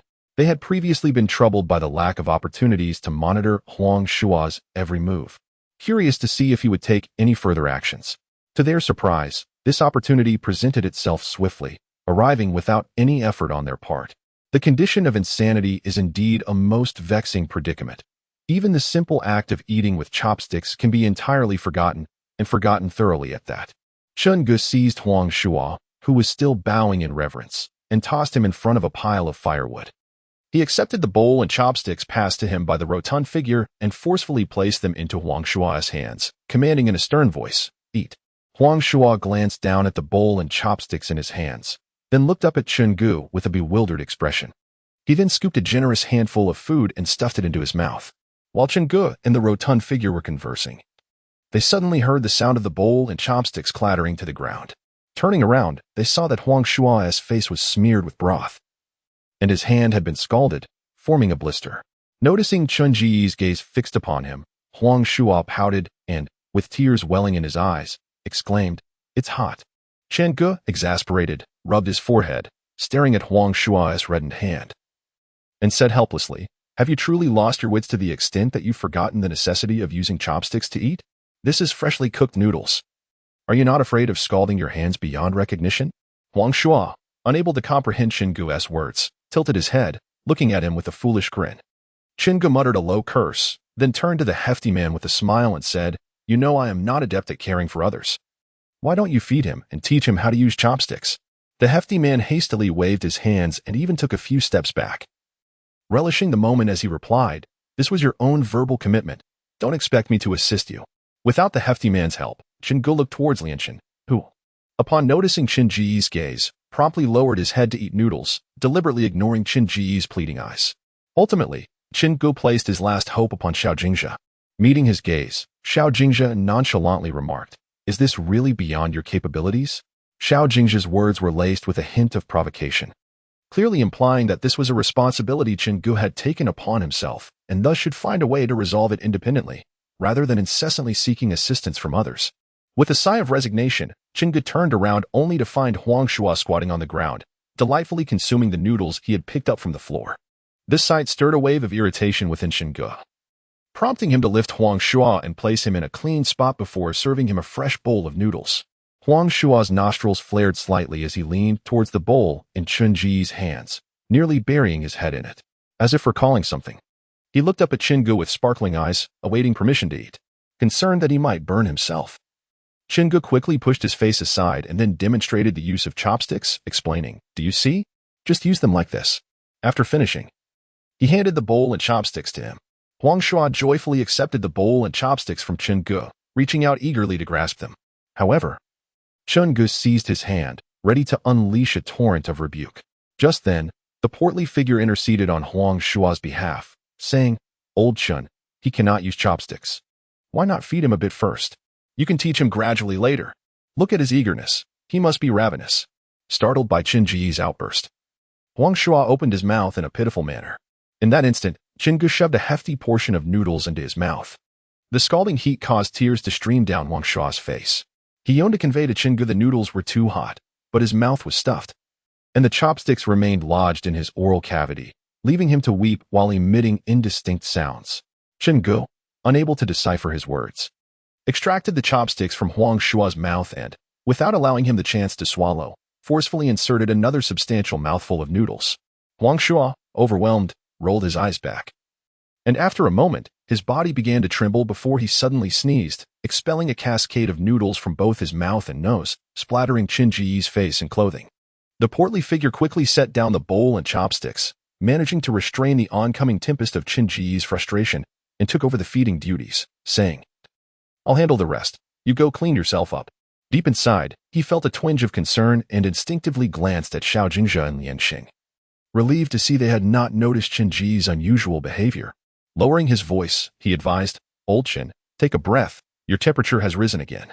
As the rotund figure leaned into converse with Chen Gu, an intense warmth radiated from him, nearly scorching. Chen Gu slightly turned his head to regard the man, handing over his bowl and chopsticks. Upon receiving them, the rotund man nearly flung them away, scalded, inwardly cursing, "Is Chen Gu trying to roast me alive?" As Chen Gu passed by Xiao Jingzhe and Lianxin, Lianxin abruptly turned to Xiao Jingzhe, expressing his bewilderment. "Why do I feel as though a gust of warm air just swept by?" The rotund man, possessing a keen sensitivity and an innate ability to care for others, did not deliberately cool the noodles before feeding Huang Shua.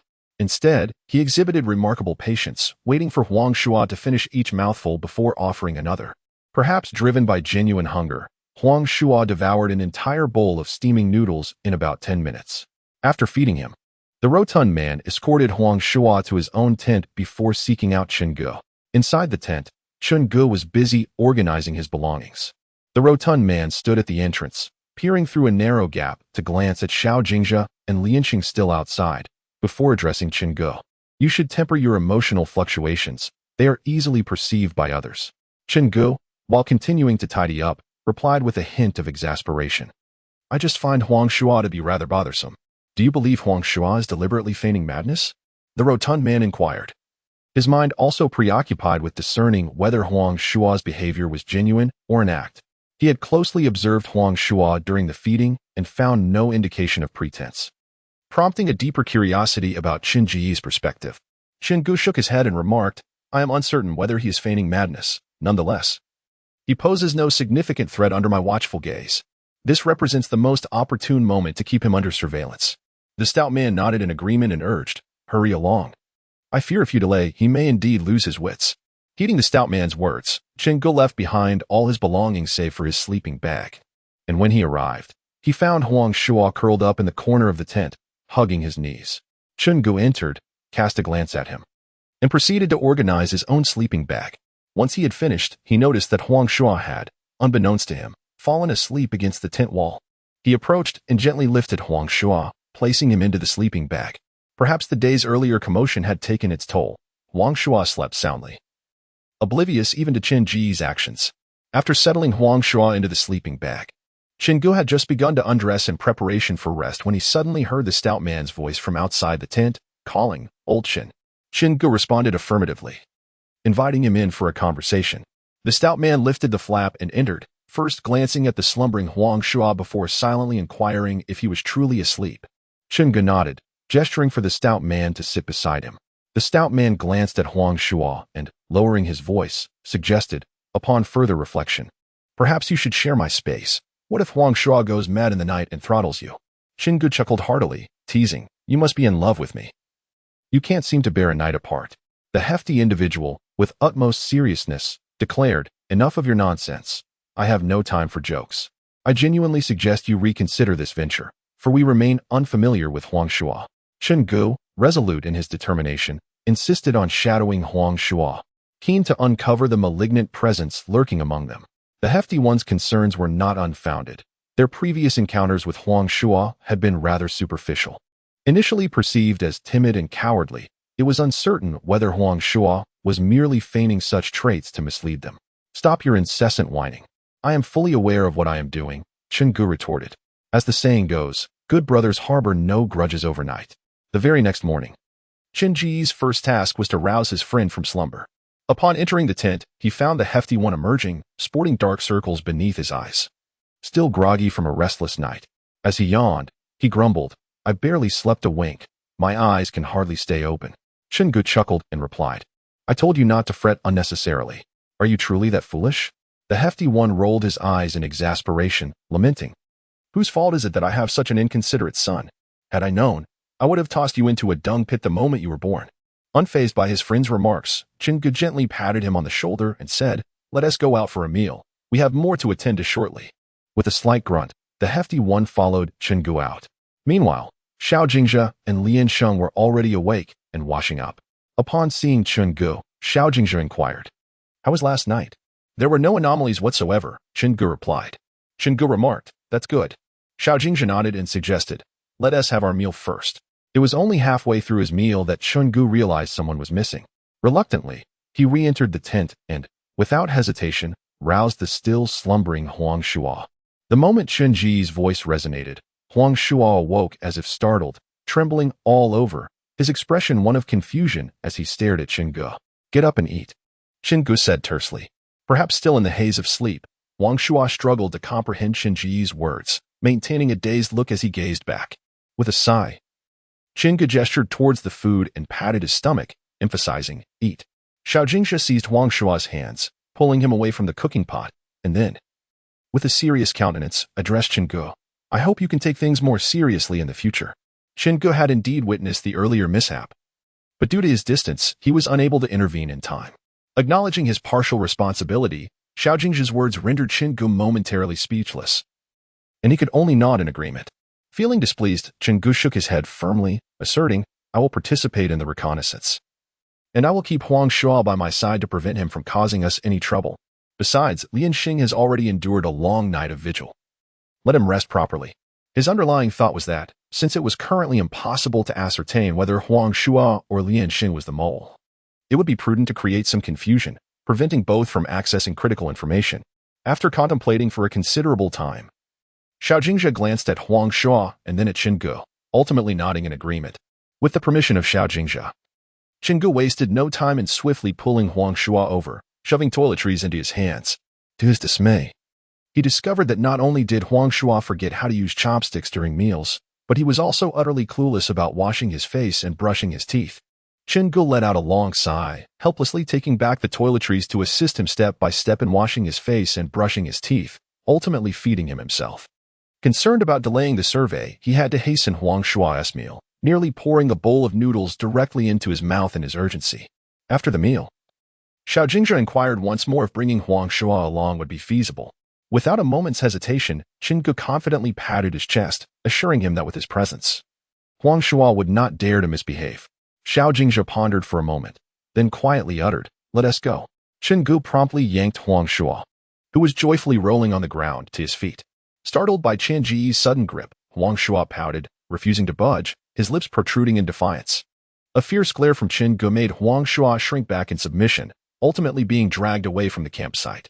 "Can you really manage this?" The plump companion voiced his concerns regarding Qian Ji's current state and its impact on the survey's success. "No problem," Qinggu replied with unwavering composure. Huang Shua grasped the edge of Qian Ji's clothing tightly with one hand, timidly trailing behind him. His curious eyes darting around to observe every blade of grass and tree in the forest, his mouth agape as glistening drool dripped from his lips, presenting a rather disheveled appearance. Huang Shua trailed behind Qinggu like a devoted shadow, accompanying him wherever he ventured. Following the unexpected incident that morning, Qinggu became increasingly vigilant, almost to the point of being inseparable from him. While collecting data samples, he positioned Huang Shua a few meters away, tossing him a couple of insects which kept him entertained for quite some time, alleviating Qian Ji's concerns. During lunch, after finishing his tasks, Qinggu called out to Huang Shua, only to find him crouched before a dense thicket, murmuring to himself while digging into the ground.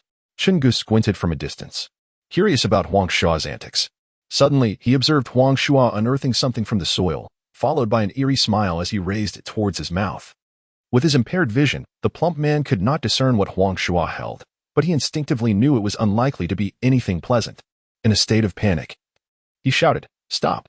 Quickly discard what you have in your hand." The force of his voice startled Huang Shua, causing even Qinggu and Xiao Jingzhe to frown slightly. Sensing that such a loud outburst could attract unwanted attention, the plump man hurriedly approached Huang Shua, prying open his tightly clenched fist. To his astonishment, within Huang Shua's palm lay a clump of dark, muddy earth. Just as he scrutinized it, a round little head emerged from the muck. Without hesitation, Huang Shua swiftly grasped the small creature, and, before the plump man could intervene, he heard a distinct "ah-woo" as Huang Shua tossed it into his mouth, savoring it with delight. The corpulent man instinctively covered his nose and took a few steps back. Behind him, a voice inquired, "Is something the matter?" "Nothing at all," he shouted, but abruptly pinched his nose again, adding, "However, Huang Shua just dug up a worm from the ground and ate it. That should be fine, right? What could possibly be wrong? Earthworms are rich in protein and are beneficial to his health. During our wilderness survival training, we relied on consuming insects, earthworms, and even snakes to sustain ourselves, and we emerged unscathed," Qinggu replied nonchalantly, using his own experiences to reassure the corpulent man that eating an earthworm posed no danger and could actually replenish protein. He consumed it raw. Yet, the corpulent man remained anxious, worrying that Huang Shua might suffer an upset stomach later. "Stop fretting, will you? I have eaten earthworms raw myself. Not only earthworms, but I have also consumed snakes after skinning them, and look at me, I am still lively and well," Qinggu said impatiently, feeling that the corpulent man's concern for Huang Shua was rather excessive. The corpulent man opened his mouth as if to say something further, but ultimately chose silence. Stepping forward to pull Huang Shua, who was still engrossed in digging for worms, and brought him to Qian Ji's side, indicating for him to sit down.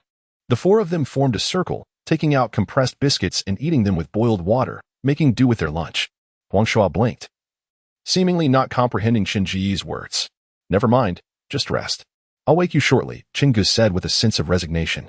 Upon awakening, Huang Shua clung steadfastly to Qian Ji's arm, refusing to let go. With each step Qinggu took, Huang Shua followed closely behind, which caused a sense of irritation to brew within Qinggu. Despite several attempts to shake him off, Huang Shua only tightened his grip. Eventually, Qinggu resigned himself to the situation, reasoning that as long as it did not impede his work, it would suffice. "Old Shen, Xiao Jingzhe, come quickly and take a look," the rotund fellow exclaimed, squatting beside the hole Huang Shuo had dug and rummaging through the dark, muddy earth as if he had made a significant discovery. Upon hearing the call, Chun Gu and Xiao Jingzhe hurried over and crouched beside him. The four of them gathered around the small pit they had unearthed. The portly man sifted through the mud with his hands, as though searching for something specific. Xiao Jingzhe, observing the murky soil, wrinkled his nose in distaste and inquired, "What have you found?" "Shu." The portly man hushed them, gesturing for Chun Gu to roll up his sleeve. However, due to the girth of his arm, it proved impossible to pull it higher. Finally, Chun Gu remarked, "You are too heavy. Just stay put and let me handle it." The rotund fellow chuckled sheepishly and made room for Chun Gu, removing his shirt to reveal a robust torso. Chun Gu mimicked the portly man's actions, extending one arm into the soil to rummage. Eventually, he discovered a sizable hole beneath a tree, large enough to accommodate a hand. As he reached inside, he felt earthworms and tiny insects wriggling between his fingers. While continuing his search, he quietly asked the portly man, "Stop teasing us. What on earth did you actually see?" The portly man scratched his head, uncertainty etched across his face as he remarked, "I am not quite sure what I witnessed." After a brief pause, he continued, "It resembled a creature akin to both an earthworm and a snake, yet atop its head were two silvery antennae, much like a shell-less snail." Upon hearing the man's account, Xiao Jingzhe, while thoughtfully stroking his chin, remarked with keen interest, "If our friend here is not mistaken, then it must be a creature unlike any other, unique to this locale. How splendid it would be to capture it for experimentation and to analyze its genetic structure." The portly man chuckled lightly, jesting, "You're already contemplating dissection before we've even caught it. Isn't that a bit premature?" Xiao Jingzhe shook his head, his expression turning earnest as he addressed Chun Gu. "The feasibility of my research hinges entirely upon your efforts." Chun Gu wiped the sweat from his brow and replied nonchalantly, "I shall do my utmost." He then turned back to the portly man, inquiring, "There are countless things in the soil. Did you observe any distinctive physical traits of that creature?" Mid-sentence, he faltered, his expression darkening as he asked, "Was it perhaps slick all over?" "How should I know? I haven't touched it," the portly man retorted. No sooner had he spoken than Chun Gu suddenly lurched forward, half kneeling on the ground. One hand braced against the earth while the other sank deeply into the soil. Beads of sweat rolled down his forehead as he gritted his teeth, exerting all his strength to withdraw his hand, yet it remained immovable, a counterforce pulling him deeper into the hole. Realizing the peril of the situation, he urgently shouted to those around him, "Everyone, disperse." Old Chen, the plump man, unaware of the unfolding events, was about to step forward to inquire when he was suddenly startled by Qin Ji's thunderous shout, causing him to shudder. Huang Shuo, even more frightened, quickly crouched behind a distant tree, peeking out with only his head visible, gazing in Qin Ji's direction. Witnessing this bizarre scene, the plump man instinctively wanted to pull Chun Gu over to his side. However, as he took a step forward, he suddenly caught sight of Chun Gu laboriously turning his head, his blood-red eyes glaring at him in warning, bellowing, "What the hell are you standing there for? Scatter." The plump man, uncertain of the situation regarding Xiao Jingzhe, worried for Qin Ji's safety and wished to assist him. Yet, Xiao Jingzhe seized him and pulled him several meters away, leaving them helplessly watching as Chun Gu was gradually dragged towards the edge of the hole by something within it. The plump man felt an indescribable urgency to help but was firmly restrained by Xiao Jingzhe, unable to move, merely witnessing as Chun Gu was slowly pulled into the abyss. Old Chun, just as Chun Gu was on the verge of being dragged into the hole, Xiao Jingzhe suddenly released the plump man and dashed to Qin Ji's side, gripping tightly onto the part of Chun Gu that remained outside. He urged the plump man to assist quickly. The plump man needed no encouragement. As soon as Xiao Jingzhe let him go, he sprinted desperately towards Chun Gu. Though his speed could not match that of Xiao Jingzhe, the plump man grasped Xiao Jingzhe's hand, pulling with all his might, and ultimately lay flat on the ground, utilizing his weight to try and control the relentless tugging of Chun Gu. It must be said that the rotund fellow, upon collapsing, truly engaged in a prolonged struggle akin to the creatures dwelling within the earthen burrow. Ultimately, perhaps due to the exhaustion of whatever resided in that darkened cavity, Chun Gu felt the clammy, tentacle-like appendage that had ensnared his arm slide around once before abruptly releasing him. He felt a sudden lightness as he was pulled out of the burrow by the still-tugging rotund man and Xiao Jingzhe. The three of them tumbled into a heap, with the rotund man at the bottom, suffering the most, rendered speechless for a considerable time. Even after Chun Gu helped him to his feet, the dizziness lingered in his head. The trio leaned against a large tree, resting for a while to regain their composure. The rotund man swallowed hard, glancing apprehensively at the burrow, and inquired of Chun Gu, "What just transpired?" You startled me. One moment we were conversing, and the next, you were in a frenzy. What was it that was pulling you down? After such a harrowing incident, Chun Ji's body temperature surged once more. Even the rotund man, seated beside him, could sense an emanating heat from Chen Ge, which was so intense that it instinctively prompted the rotund man to distance himself slightly, unwilling to become a roasted human. Xiao Jingxia seemed to have noticed Chen Ji's anomaly as well. He wiped the beads of sweat rolling down his forehead and regarded Chen Ge with a peculiar gaze, saying, "Please describe to me what it was that was pulling you." Xiao Jingxia slowly nodded, abruptly rising to approach the earthen cave, extending his neck to peer inside. A gust of wind surged forth from the cave, brushing against him, causing an inexplicable shiver to run down his spine. Nonetheless, he remained undeterred and turned to Fatty and Chen Ge, inquiring, "Do you think if we thoroughly excavate this cave, we might capture whatever lies within?" Goodness! Chen Ge suddenly sprang to his feet, slapping his forehead in realization. Now I understand why it felt like I had forgotten something. Taking advantage of the remaining daylight, he urged, "Let us hasten our search. Otherwise, Huang Shuo, in his current delirious state, might very well become someone else's dinner." Fatty glanced up at the sky, noting it was only a little past 4 in the afternoon, and reassured, "We still have time if we set out now." "All right, let's go," Xiao Jingxia decisively declared. "Wait for me. I shall join you." Although Huang Shuo had nearly strangled Lian Sheng during his frenzy, after some persuasion from Fatty and Xiao Jingxia, he had come to terms with the situation, recognizing it was not truly Huang Shuo's intent. Now, with Huang Shuo in distress, Lian Sheng felt an undeniable concern and wished to accompany them in the search, believing that a larger group would expedite their efforts. "Indeed, Lian Sheng, you should remain at home. The 3 of us will handle the search. Do not fret excessively," Fatty reassured him, patting Lian Sheng's shoulder. "Let us dispense with idle chatter and swiftly locate him," Chen Ge urged impatiently. After all, he was the one who brought him out. Previously, he had confidently asserted that with his watchful eye, nothing would go amiss with Huang Shuo. Yet, within less than a day, he was swiftly smacked in the face by reality. Not only had he forgotten Huang Shuo, but he had done so entirely, only recollecting after being reminded.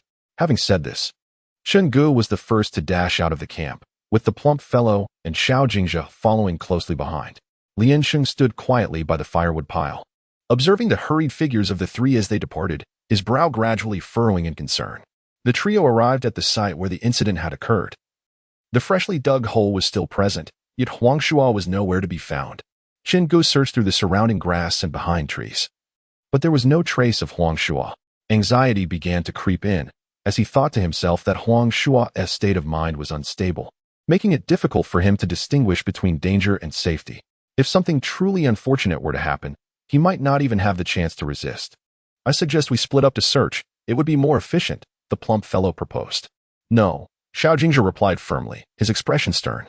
"Do you wish to see another repeat of Chen Ji's ordeal?" "You said the same thing last time," the plump fellow countered, but Xiao Jingxia remained steadfast in his refusal, deeming such a course of action too perilous.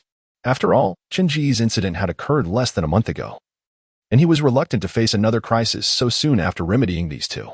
The plump fellow and Chen Ge quickly acquiesced, and the 3 set off in different directions. The previous incident had left the plump fellow with a lingering shadow over this forested area. He picked up a withered branch from the ground to sift through the underbrush, searching for the erratic Huang Shuo, while tightly gripping a loaded handgun in his other hand. The hefty man searched meticulously, leaving no patch of grass unexamined. Several times, as his branch barely grazed the foliage, he startled creatures hidden within, sending them scurrying away. The scene evoked memories of his school days, when he had clandestinely rendezvoused with a romantic interest behind the school grove, only to be interrupted by the stern disciplinary officer, reminiscent of the panicked animals fleeing at his approach. The image struck him as comically similar to those youthful escapades, with him now embodying the role of the relentless enforcer. As these thoughts crossed his mind, a somewhat lewd chuckle escaped his lips. Just as his laughter faded, a similarly eerie sound echoed nearby, causing him to shudder involuntarily. He instinctively raised his gun, his ears perked for any further sounds, yet the unnerving laughter did not reemerge. Hesitant to lower his weapon or linger in the area, he pressed deeper into the woods. He contemplated that if he had not located Huang Shuo by 6 o'clock, he would prioritize his own safety and withdraw from the thicket. He rummaged through every patch of grass he encountered, startling countless creatures in the process, yet Huang Shuo remained elusive. Glancing at his wristwatch, he noted that it was nearly 6 o'clock. With a sigh, he lamented the missed opportunity of finding Huang Shuo. Yet he recognized the necessity of retreating, otherwise, he risked his own life. Even someone as skilled as Chun Gu nearly lost his life in this perilous situation. How much more so for the already mentally unstable Huang Shua? If he could not be found today, the prospects appeared grim, possibly leaving behind nothing but a lifeless shell. Though such thoughts crossed his mind, the rotund man felt compelled to venture deeper. Perhaps Huang Shua lay just ahead. Clinging to this hope, he pressed on until after 6 in the evening, yet still found no trace of Huang Shua. As the sky darkened, he resolved that further risk was unwise and that he must retreat immediately. In that instant, as he turned, the eerie laughter he had heard earlier echoed once more beside him, sending a chill through his body, as if something peculiar had fixated upon him. With this unsettling thought, he fled, only to hear the unmistakable sound of footsteps trailing behind him, accompanied by a maniacal, foolish laughter. After a few minutes without the strange laughter, he exhaled deeply. But just as he did, the eerie sound returned from behind him. Ha ha ha. The unsettling laughter made his skin crawl, and goosebumps erupted across his body. He took a deep breath, brandishing his pistol toward the source of the sound, but behind him, there was nothing but the towering trees. Wiping the cold sweat from his brow, he muttered under his breath, "This is just damn bizarre. Why does such strangeness always seek me out? Ha ha ha, how delightful." The figure pressing against him clung tightly to his waist, refusing to let go. Upon hearing the familiar voice, the stout man stiffly turned his head. But the excessive flesh around his neck restricted his movement, halting him midway. Ultimately, he resigned himself to the situation, supporting his waist as he slowly rose. When he discerned that the figure behind him was Huang Shua, a surge of unexplainable anger welled up within him. So, it was Huang Shua who had been pursuing him all along. Coughing softly, he expelled a spurt of blood from his mouth, gradually opening it to reveal 2 blood-streaked teeth. Incensed, he clenched his jaw, glaring up at Huang Shua. The latter, already startled by the sight of the blood, found himself frozen in fear as he met the stout man's vengeful gaze. In a moment of panic, he attempted to flee but was halted by a thunderous shout from the stout man, leaving him rooted in place. "Come here. Help me up." The stout man's 2 front teeth had been knocked out in the fall, causing his speech to be somewhat breathy. Were it not for Huang Shua's current state of confusion, the stout man would have certainly retaliated, seeking to inflict pain in return. However, witnessing Huang Shua's disarray, he felt no inclination to blame him. After all, any reprimand would be lost on a mind so frazzled, almost akin to bullying a child. "What injuries do you have?" Chun Gu inquired. "Is there nothing else?" Chun Gu remained somewhat apprehensive. Upon hearing the stout man's assurance of his well-being, Chun Gu finally felt a sense of relief. Now that you mention it, I actually have an idea." The portly fellow suddenly lit up with excitement, emerging from his sleeping bag and settling cross-legged beside Chun Gu. With utmost seriousness, he declared, "Tell me, after we acquire that 50 million, should I replace all my teeth with gold ones? That way, when I find myself short on cash, I could exchange them for a meager living." Upon hearing this, Chun Gu cast him a sidelong glance, abruptly pushing him away with a look of disdain. "Keep your distance." "I have a phobia of fools," he retorted. "Is that so?" The portly man turned his head to gaze at him intently. "Don't you ever think about it?" As he fixated on Chen Ji's retreating figure, he suddenly realized that, unbeknownst to him, Chun Gu had come to represent a distant silhouette. At that moment, Chun Gu's back seemed to embody an increasingly profound sense of solitude, as if he were destined to fight alone from now on. "Huang Shua, can you tell me what you were doing alone in the woods?" Chun Gu endeavored to soften his voice, hoping not to startle him. Huang Shua tilted his head in contemplation, ultimately shaking it in confusion, unable to grasp Chun Ji's inquiry. Chun Gu sighed, recognizing that Huang Shua was indeed so naive that he couldn't articulate even the simplest expression. He resolved to take more care with Huang Shua in the future, striving to prevent a repetition of today's events. Fortunately, today had only brought alarm without any injuries. Otherwise, the weight of his guilt would have been considerable. The portly man nodded. "Well, since I can't sleep, I might as well keep you company through the night and engage in a bit of conversation. Get up, you fool." The corpulent man scolded loudly, advancing to seize Chun Gu. Disturbed by the man's antics and unable to sleep, Chun Gu, fearing that his movements might disturb the others, reluctantly sat up from his sleeping bag, donned his clothes, and followed the man out of the tent. The man handed Chun Gu a cup of freshly poured hot water, encouraging him to warm his hands. As Chun Gu yawned and accepted the steaming cup, he blew lightly on the surface before taking a few sips and inquiring, "What shall we talk about?" With a smile, the man replied, "I simply cannot sleep." And since you have nothing pressing to attend to, let us engage in some light conversation. Very well, go ahead, Chingu responded, then reclined on the ground.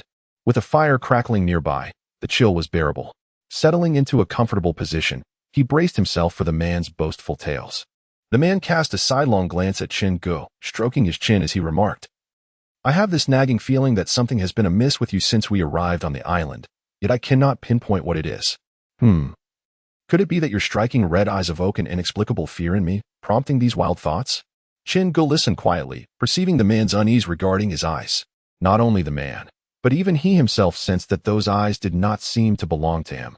Rather, it felt as though someone else's eyes had taken residence in his face, an unsettling notion he dared not share with the man for fear of escalating his anxiety. What is the matter? The man inquired in a tone meant only for the two of them. After a moment of contemplation, Chingu finally replied, It's nothing. That thing has left. The man exhaled in relief and, curiosity piqued, asked, What was that thing just now? Snake, Chingu remarked. Hiss. The rotund man fidgeted with his ears and muttered, My eyesight is nearly failing, and my hearing seems to be deteriorating as well. I haven't heard a single sound. Chingu regarded the man with a bemused expression, suggesting, You may very well be a lost cause. The man, a bit perplexed, rubbed his head. He truly had not heard anything just moments ago. However, upon reflection, he considered that he might have been too engrossed in conversing with Chingu to notice the surrounding noises. The two of them sat before a pile of firewood, engaged in light-hearted banter. Chingu quietly listened to the man's various boasts, and his mind grew increasingly alert as he occasionally teased his companion. With the company, the passage of time felt less tedious, and they chatted until just past 6 in the morning. The sky remained notably dim, devoid of any signs of dawn. While the man took a sip of water, Chingu lifted his wrist to check his watch, then glanced skyward, commenting, It's already past 6. Yet the sky remained so dark. Typically, it would have brightened considerably by now. The man also looked up at the heavens, unconcerned, and replied, Perhaps it will rain shortly. Chingu gazed at the sky, finding merit in the man's words. The emergence of the snake horde was indeed a peculiar occurrence. However, it was strange that there were no signs of impending rain, no strong winds, or oppressive heat. Had it not been for the unusually late dawn, Chingu might not have noticed the anomaly at all. In this small island, the onset of rain is a peril that cannot be overlooked. Should the downpour be particularly fierce, it could very well wash away their tents and supplies, precipitating significant losses. Thus, prior to every rainfall, they must contemplate whether to temporarily evacuate. Let us rouse them from slumber quickly, lest we find ourselves in a frenzy when the rain descends, suggested Chingu. However, the stout man shook his head, restraining Chingu from rising. I merely mentioned it casually, it may not rain at all. If it turns out to be a false alarm, wouldn't you be misrepresenting the situation and wasting precious time? In ancient times, such errors could warrant execution. But what if it does rain? Chingu asserted that regardless of the precipitation, the mere indication of impending rain necessitates preparedness. After all, the island's rainfall far exceeds that of the mainland, and rain-soaked days pose considerable dangers. The stout man, momentarily at a loss for words, pondered before ultimately conceding to Chingu's rationale. He rose and accompanied him to awaken the others in their respective tents. Half an hour later, everyone was ready. Chingu bore the heaviest burden, juggling supplies while carrying the slumbering Huang Shua, who resembled a lifeless pig in his deep sleep. Fortunately, others assisted in shouldering some of the load. Otherwise, Chingu would have struggled to manage alone. Where shall we seek refuge from the rain? Lian Sheng inquired of Xiao Jingzhe. As Xiao Jingzhe donned his raincoat, wrapping himself snugly, he glanced up at the brooding sky and answered evasively. Let us hope there is no lightning or thunder. Are you suggesting that grove over there? Xiao Jingzhe slowly nodded and explained. Although we have been on the island for some time, we are not particularly familiar with areas beyond the camp. If we recklessly seek shelter elsewhere, I fear we may encounter unforeseen dangers. The plump man already harbored some trepidation regarding the grove and, upon hearing Xiao Jingzhe's suggestion to take refuge within, he urgently waved his hands and protested, I believe that is unwise. On rainy days, snakes and other creatures are most prone to emerge from their hiding places, leading to sudden and perilous situations. What if, before he could finish, Chingu hastily interrupted, Please refrain from uttering such ominous words. Your predictions tend to materialize with alarming accuracy. He then added, Enough of this. Xiao Jingzhe, if you deem it unfeasible, then promptly identify a safe location. The plump man gazed up at the ominous gathering of crows overhead and lamented, Are you not putting me in a difficult position? Where am I supposed to find a safe haven for you now? Gu interjected. Let us not linger on this. It will be even more challenging to navigate once the rain begins. He then turned to Lianxing and inquired, have we packed up the tent? All set. Lianxing replied, patting the large handbag he carried, indicating that the tent was securely stowed within, reassuring him.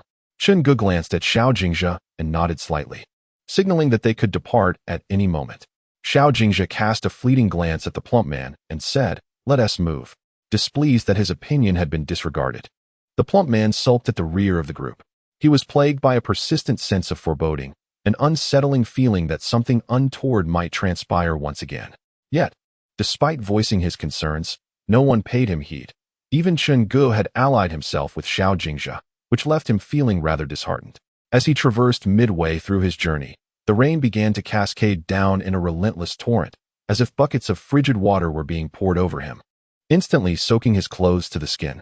Meanwhile, the cold rain gradually roused Huang Shuo, who was slumped on his back, his bewildered eyes darting around in confusion as he mumbled incoherently.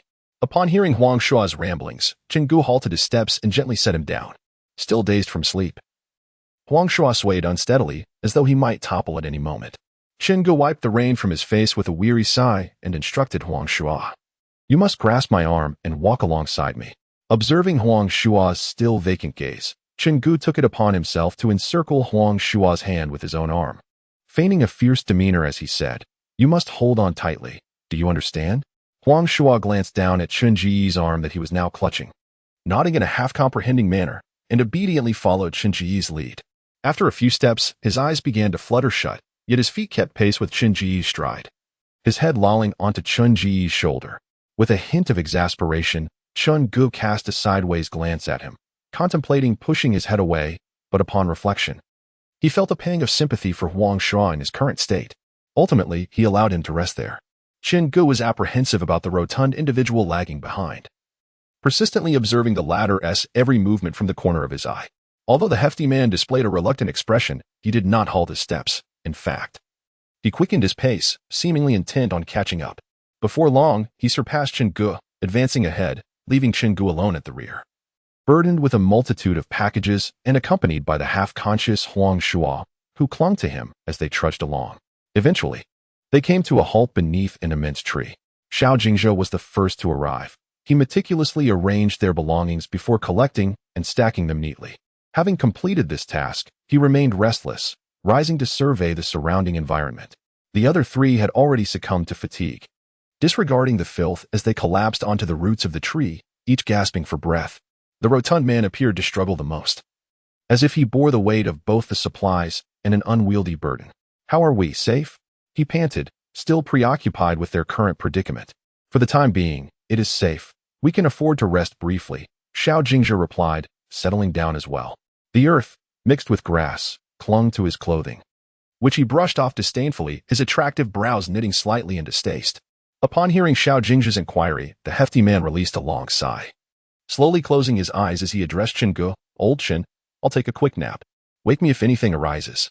Gu, feeling fatigued himself, was not as exhausted as the rotund man nor as carefree, finding it surprising that one could still sleep at such a moment.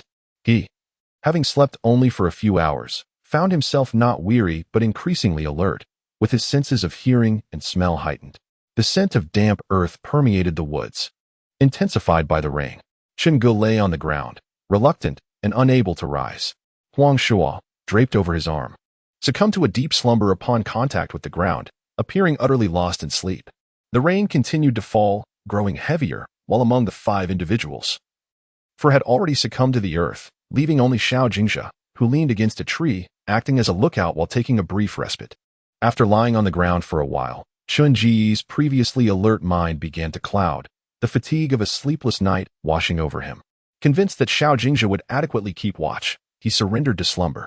The sound of the rain masked the snores of his companions, and Xiao Jingzhe, with a resigned expression, gazed at the 3 who had drifted into sleep, finally resting his gaze on Lianxing, who appeared lost in thought. After observing him for a moment, he gradually averted his eyes. As the rain intensified, the 3 remained oblivious to the world around them. Though each was cloaked in a raincoat, the downpour was relentless, rendering their protective gear nearly futile, quickly drenching them to the skin. Xiao Jingzhe rested against the tree trunk, his gaze drifting over the sleeping figures before settling on the misty curtain of rain. At the onset of the downpour, numerous small creatures had ventured out. But as the rain escalated, the woods became devoid of life save for the 5 of them. Uncertain of how long he had been asleep, Chen Gu was roused by Xiao Jingzhe. He raised his hand to glance at his wristwatch, which indicated it was already past 6 in the evening. Yet, the rain continued to pour relentlessly. Xiao Jingzhe and Lian Xing were in the midst of waking the others, the rotund fellow and Huang Shua. Upon awakening, the plump man instinctively checked the time on his wrist, then cast a glance at the pitch-black sky. He remarked, "Surely, you do not intend to spend the night here?" It was evident that he harbored a deep-seated aversion to this forest, especially considering that Xiao Jingzhe showed no inclination to relocate even at such a late hour. The very thought of an overnight stay heightened his agitation. Xiao Jingzhe met the plump man's gaze, nodded, and calmly replied, "Yes, let us all remain vigilant tonight." While the others maintained their composure, the rotund man sprang up in alarm, his head shaking vigorously in protest. "No, we cannot stay here overnight. Surely, you understand the perils of spending a night in the woods during a rainstorm? Setting aside the bizarre entities, what if thunder and lightning strike in the dead of night?" As if on cue, a deep rumble of thunder echoed through the sky, followed by a brilliant flash of lightning that streaked across the treetops. In an instant, the dark woods were illuminated, and the group exchanged uneasy glances, their expressions betraying their apprehension. Chen Gu let out a weary sigh, propping his forehead with one hand, lamenting, "Oh, you gluttonous fool, what am I to say to you?" The rotund fellow quickly covered his mouth, resembling a child caught in mischief. Blinking innocently as if to protest, "This is not my fault. It's merely a coincidence that thunder and lightning struck just as you finished speaking. It seems the gods are favoring me." Huang Shua, startled by the sudden flash of lightning, emitted a few terrified shrieks, burrowing into Chun Ji's embrace, his body trembling uncontrollably. "I could just slap you into silence. Do you think this is a childish game?" Chen Gu exclaimed as he yanked the quaking Huang Shua from his arms. Furiously reprimanding, "Quiet down, remain still." Xiao Jingzhe appeared relatively composed, yet the furrows on his brow betrayed his underlying concerns. Chen Gu clamped a hand over Huang Shua's mouth, deliberately widening his eyes and lowering his voice to frighten him. "No noise, or I shall cast you out." Another thunderous roar echoed above them, causing the rotund man and Huang Shua to hastily cover their ears. Chen Ji's vigilant gaze swept through the forest, fully aware that, as the rotund man had stated, the rain indeed posed a perilous threat, necessitating heightened caution to avert ambush. Xiao Jingzhe's body was taut, radiating a serious demeanor. After scanning the woods for any signs of danger and finding none, Chen Gu exhaled in relief, only to suddenly sense an unusual movement atop the treetops. Rising to his feet and looking up, his expression paling in an instant. On the sturdy branches of the tree where they rested, a multitude of writhing serpents hung, the largest perhaps nearing 2 meters in length, while the smallest measured around a mere 10 centimeters. Above his head, a beautifully patterned snake hissed, flicking its tongue.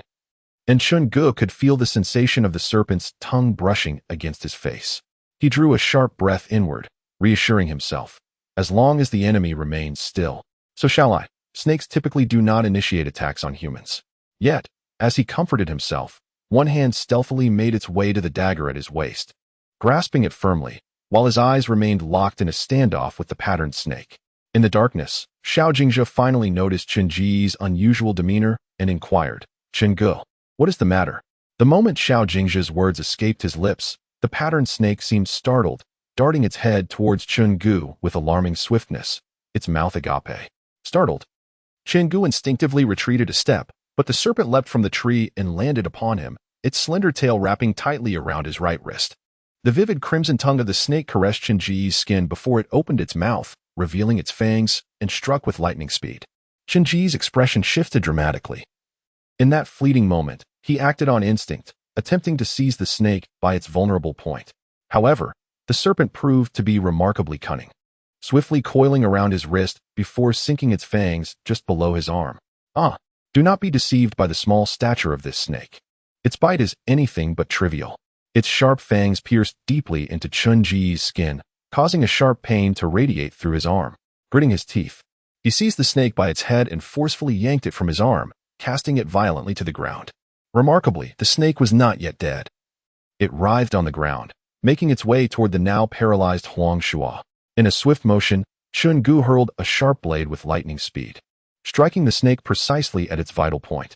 Yet, the creature, unwilling to succumb, continued to struggle, its tail thrashing against the earth, ultimately coiling into a defensive circle.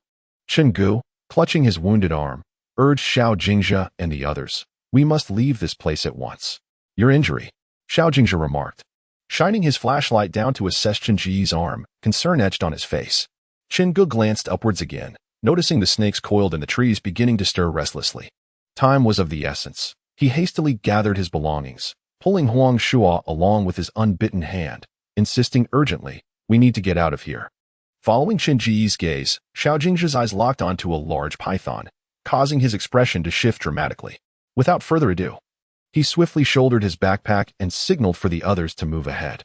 The rotund fatty and Liansheng quickly rose to their feet as well. Xiao Jingjia positioned himself at the rear, waiting for them to gather their belongings, prepared to cover their escape. The massive python, confronting Xiao Jingjia, began its slow descent from the tree, forcing him to retreat step by step, persistently urging his companions to hasten their departure. With a resounding thud, the enormous python, hindered by its own bulk and descending at an alarming speed, plummeted from the tree, landing directly before Xiao Jingjia. The incident transpired so abruptly that Xiao Jingjia momentarily froze. Yet he quickly regained his composure. Just as he intended to draw his firearm, he caught sight of the snake's massive, blood-scented tail hurtling towards his head with great force. "Dodge!" Chun-gu shouted urgently. Unfortunately, Chun-ji's warning came too late. Before Xiao Jingjia could evade, the python's tail ensnared his neck, lifting him suspended in midair, while his pistol and flashlight clattered to the ground, submerged in the muddy water. Struggling for breath, Xiao Jingjia managed to utter, "Run." No sooner had the words left his lips than the python slithered rapidly across the ground, vanishing into the underbrush before the eyes of onlookers. "Damn it, stop right there. You haven't received the serum," the portly man exclaimed, drenched in sweat, desperately attempting to call out to Chun-gu. But Chun-ji's figure had already disappeared from sight. It had been said that the more vividly colored a creature, the more venomous it tended to be. That spotted snake was likely poisonous. And without timely administration of the serum, Chun-ji's life could be in jeopardy. Liansheng gently patted the man's shoulder, offering reassurance. "Chun-gu is an adult. He knows how to handle himself. Let us heed their advice and retreat. We mustn't squander their goodwill." The man nodded with difficulty. Chun-gu pursued the trail into the underbrush, following the marks left on the ground, until he finally arrived at the base of a grand tree. The traces of dragging vanished beneath the grand tree. Chun-gu raised his head, examining the lush foliage, speculating whether the python lay in ambush among the branches. However, despite his thorough search, he found nothing but the vibrant green leaves. This left him perplexed. The evidence had clearly stopped here, indicating that Xiao Jingjia had indeed been brought to this very spot. Moreover, he had observed that there were no signs of dragging beneath any of the other trees, leading him to conclude that Xiao Jingjia must still be hidden somewhere in the vicinity of this tree. Yet, he could not fathom where the python had concealed him. Feeling that he could not simply wait idly, Chun-gu rolled up his sleeves, resolved to climb the tree and investigate for himself. As he circled the trunk, contemplating where to ascend with minimal effort, he suddenly stumbled upon a hard object beneath his feet. He lost his balance and fell into the mud.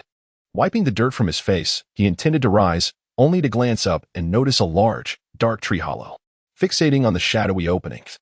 An epiphany struck him. The dragging traces had ceased here not because they had been pulled up into the tree, but rather because they had been drawn into the very hollow before him.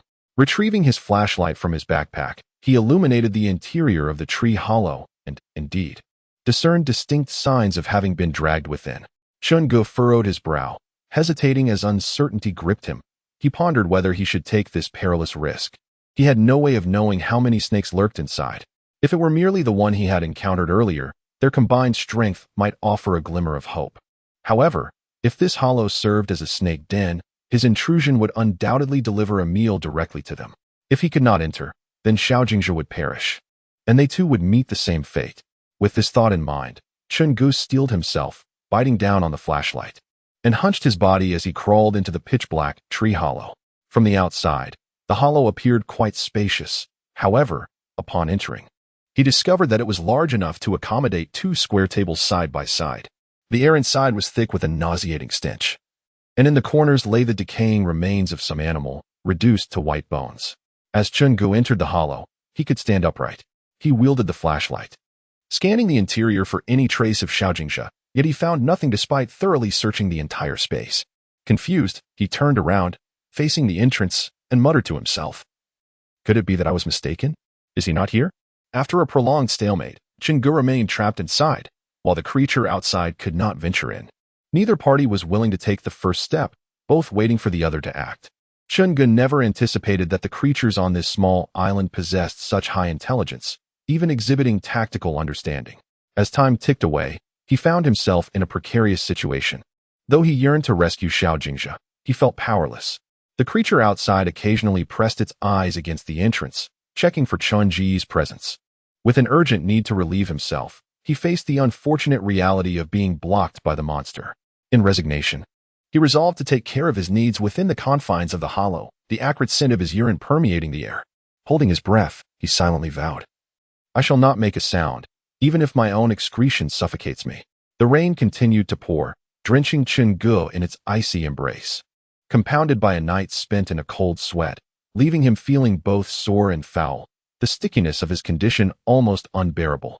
The relentless downpour had thoroughly washed away the traces left by Xiaojingxia, rendering Chun-Ji's efforts of the previous night futile. Within his backpack lay a signal flare and a illumination round, tools he could utilize to signal the others for swift reinforcement in critical moments. However, at present, Chun-Gu had no intention of deploying these resources.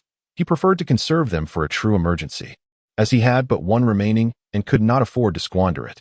The chaos of the previous night had left him without the opportunity to memorize his path, and he had relied solely on the marks left by Xiaojingxia's dragging.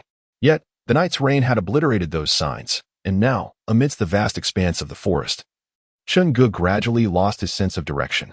He took a moment to steady himself, marking his route by carving a cross into the bark of each tree he passed, a precaution against the disorientation that could lead him to wander aimlessly. The rain showed no signs of abating, and as he traversed the woods alone, he encountered no other souls. Only a few pythons coiled upon the branches, which he dared not approach, opting to ignore their presence to avoid any unnecessary complications. Chun-Gu felt as though every ounce of strength had been siphoned from his body, leaving him hollow and vacant, his eyes devoid of life. He stifled a gag reflex, choking back retches that yielded nothing but dry heaves. His body was as soft as cotton, particularly his legs, which trembled incessantly under the burden of supporting him. Eventually, Chun-Ji's legs buckled, and he fell into a muddy pit, his head ringing with an excruciating pain akin to someone attempting to drive a nail into his brain with a hammer. His head lay against the ground, his backpack soaked through by the muddy water, and his clothes clung to him, cold and damp against his skin. The only part of him that could move was his eyes, which he slowly turned, scanning the forest until they landed on a pair of red eyes hidden in the grass. A sense of foreboding washed over Chun-Gu. He wished to stand and draw his weapon for defense, but despite his utmost efforts, he found himself utterly immobile, forced to confront the creature with nothing but his gaze. After a prolonged standoff, Chun-Ji's strength waned, and even the act of blinking became laborious. He internally admonished himself to keep his eyes open, fearing that if he closed them, he might never reopen them. Yet, his eyelids grew heavier, and just before surrendering to darkness, he glimpsed the creature confronting him, a humanoid monkey lurking in the grass. He attempted to utter a word, but no sound escaped his lips as his eyelids finally succumbed, plunging him into unconsciousness. Amidst the torrential rain stood an elderly humanoid monkey, its fur a ghostly white. The hair atop its head and around its mouth had completely fallen away, leaving only patches on its face, torso, and forepaws, all but diminished. It was unmistakably the same elderly humanoid monkey that Chun-Gu and his companions had encountered previously. The humanoid monkey stood motionless amidst the curtain of rain, its two eyes, as crimson as if they might bleed, fixated intently on the unconscious Chun-Gu. After observing him for an extended period, it finally took a step forward, followed by a second, then a third. Each step splashed water from the muddy puddles, and with each movement, the color of its eyes intensified, flickering with an eerie red light. It approached Chun-Gu, lowered its head, and sniffed him intently, before suddenly sinking its teeth into the flesh of his neck. When it lifted its head, its mouth was smeared with Chun-Ji's blood, creating a horrifying spectacle. It elongated its neck and let out a howl toward the sky. At that moment, Chun-Gu, lying on the ground, seemed to respond to some unseen command, suddenly jolting awake with wide-open eyes. The crimson hue within them swirled with strange lights, He remained oblivious, his gaze vacant and unfocused, staring blankly until the red light dissipated. At which point he slowly closed his eyes, as if succumbing to death. Meanwhile, Xiao Jingzhe was dragged into the underbrush by a massive python, which eventually brought him to a tree hollow. The serpent hesitated for a long while before deciding against entering the hollow, instead concealing itself within the branches. He watched helplessly as Chun Gu passed beneath the tree. Desperate to call out to him, he found his voice stifled, his throat ensnared tightly by the python's tail. Not only was he unable to cry for help, but even the simple act of breathing became a struggle. Due to the difficulty in breathing, his once fair and delicate face became marred with bulging veins, flushed crimson, and his mouth gaped open involuntarily. Chun Gu seemed to have discovered Xiao Jingzhe, perched upon a tree.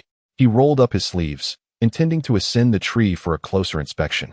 Chun Gu circled the trunk, searching for a suitable spot to climb with minimal effort. Just as he believed salvation was within reach, a sudden thud echoed, and Chun Gu was tripped by an unseen force, vanishing from view. Xiao Jingzhe grasped the constricting tail of the python entwined around his neck, desperately attempting to free himself. However, this action inadvertently provoked the serpent. The massive python slithered through the dense branches, bringing its formidable head closer to Xiao Jingzhe, while the tail tightened its grip around his throat. The pressure caused Xiao Jingzhe to roll his eyes in distress, his hands flailing against the constricting tail. But his feeble attempts were akin to mere tickles against the powerful creature. His mind descended into chaos, with memories flashing before him like a revolving lantern. Tears glistened at the corners of his eyes, and he seemed to surrender to despair, slowly closing his eyelids. He thought to himself, perhaps this was how it was meant to end. The colossal python opened its gaping maw before Xiao Jingzhe, an overwhelming stench of decay inundating his senses. Prepared for death, he was suddenly assailed by the vile odor, inducing a wave of nausea, yet even the simple act of turning his head became an insurmountable challenge. Xiao Jingzhe resolved to confront death head-on. He opened his eyes and fixed his gaze intently on the python. To claim he was unafraid would be disingenuous, however. It was clear that escape from death was futile. Rather than cower in fear, he preferred to widen his eyes and comprehend the manner of his demise. From his vantage point, he could discern the interior of the python's mouth. Despite the serpent's apparent lack of dental hygiene, its teeth gleamed whiter than those of a frequent brusher, if only it weren't for the foul, rancid odor emanating from its maw. Noticing Xiao Jingzhe's unwavering stare, the python opened its gaping jaws and lunged toward his head. Xiao Jingzhe held his breath, bracing himself for what he believed would be the end of his life. Just as he resigned himself to his fate, he heard the heavy thud of approaching footsteps. The python's movements abruptly ceased, its head raised high, revealing only robust arms and thighs, while its body towered over the trees, rendering the great serpent insignificant, akin to a mere worm in its presence. Xiao Jingzhe lamented his situation, pondering whether this newcomer intended to share a meal with the python. He feared that a confrontation might leave him utterly shattered. As he crouched on the ground, he picked up a stone, contemplating where to hurl it. Out of the corner of his eye, he caught sight of a dark, gaping tree hollow directly ahead. A sense of opportunity washed over him. Indeed, fortune had presented itself at the perfect moment. He grasped the stone, aimed it at the tree hollow, and cast it forth. With a resounding thud, the stone landed precisely at the entrance of the hollow. Upon hearing the sound, the giant indeed took action. It turned its gaze towards the source of the noise, and, displaying remarkable intelligence, cautiously approached, lowering its massive head to peer into the hollow of the tree. It seemed to have discovered something captivating, as it repeatedly attempted to thrust its head inside, yearning to delve deeper. Several times it tried to reach in with its enormous arms to grasp whatever lay within, but the girth of its limbs was too great for the narrow opening.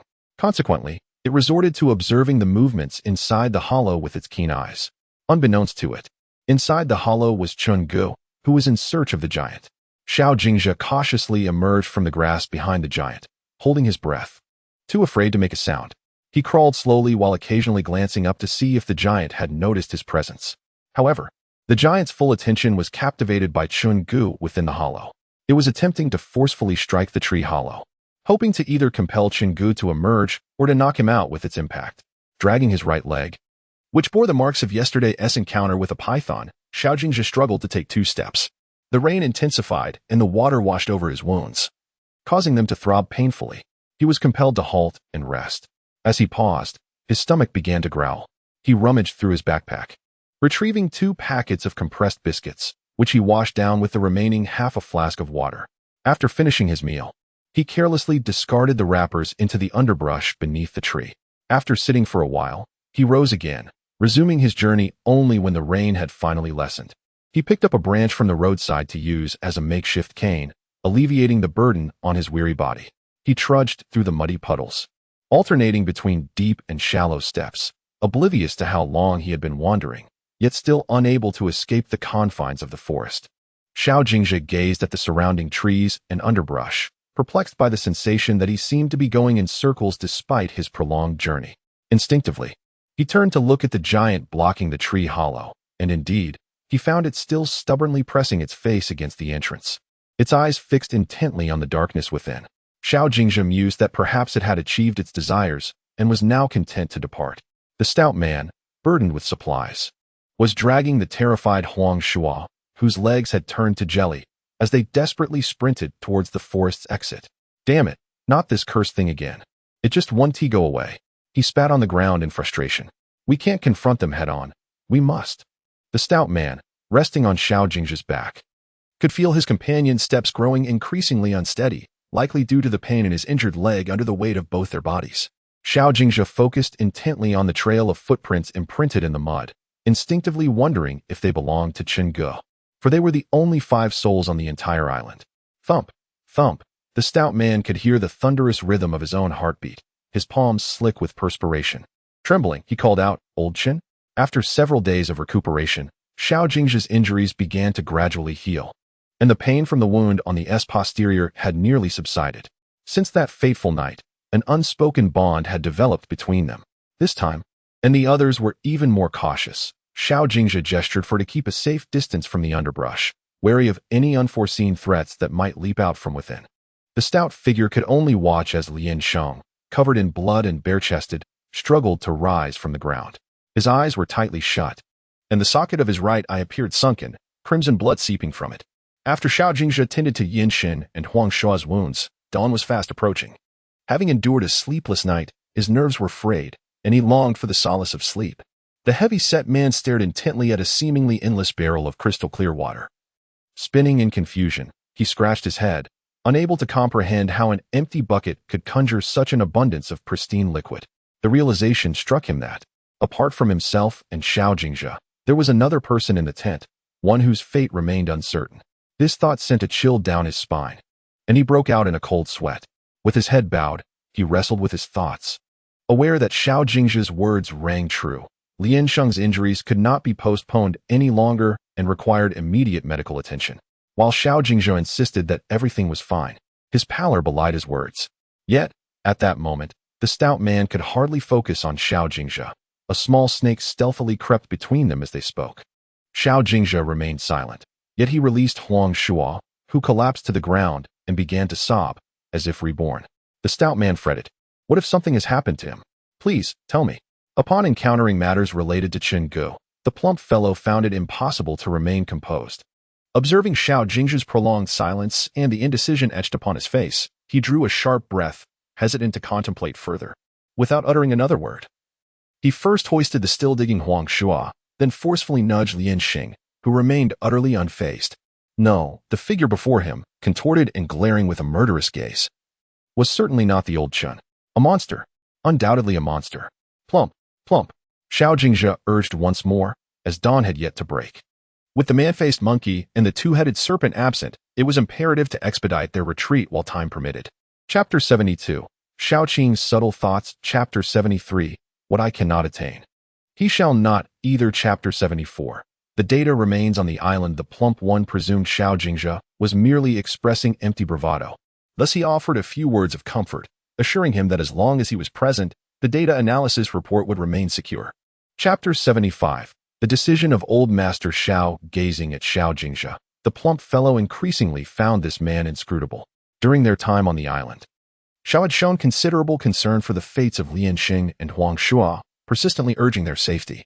Chapter 76. Xiao Jingzhe rejoins the survey team after a tirade from Xiao Jingzhe. The other end of the line fell silent, even breath sounds deliberately subdued. The plump fellow sensed that old Master Xiao was on the verge of an outburst, finding himself in a precarious position as a younger relative. Chapter 77.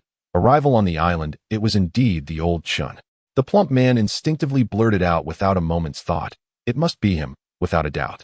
Xiao Jingzhen nodded in affirmation.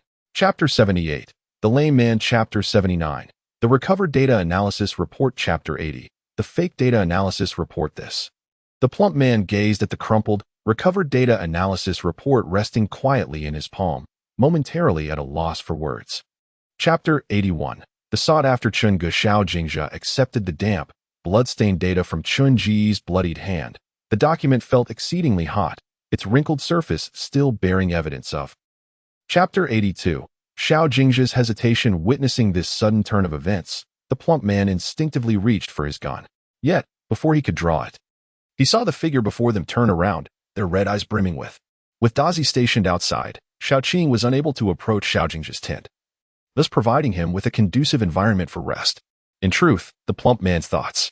Chunji's expression seemed far from welcoming their presence, despite the lengthy conversation. His brows remained tightly knitted, as if he were grappling with. Tell me honestly, what secret of the Xiao family have you uncovered? The plump man implored Xinge, almost pleadingly. Xinge was struck, and his vision was filled with twinkling stars, as if his head had exploded. The pain in his internal organs was so intense that it felt as though all his bodily organs were crammed together. The first person that came to Chunji's mind was the chubby fellow. However, he stood by the chubby one's tent for an extended period. And despite his legs growing numb, the chubby man remained oblivious to his presence. In desperation, Xinge, gazing at the young man holding a steaming bowl of soup, Xinge flashed a mischievous smile, took the bowl from his hands, and waved it beneath the young man's nose, inquiring coldly. With his arms crossed, Xinge looked down from his elevated position at Xiaoqing, who was slowly approaching. A faint smirk danced on his lips as he stated nonchalantly, I do not recall our acquaintance. What do you mean? The recently awakened Xiao Jingzhe emerged from the crowd upon hearing the exchange between the chubby man and Xinge, furrowing his attractive brows as he regarded Xinge and asked. Taking a deep breath to steady his emotions, Xinge addressed Xiaoqing behind him, saying, What about that person from earlier? Oh, you mean that? In response to the chubby man's blatant threat, the burly man appeared utterly unfazed, instead taking a step forward, prompting the chubby man to instinctively retreat several paces. Chapter 98. The Grand Finale.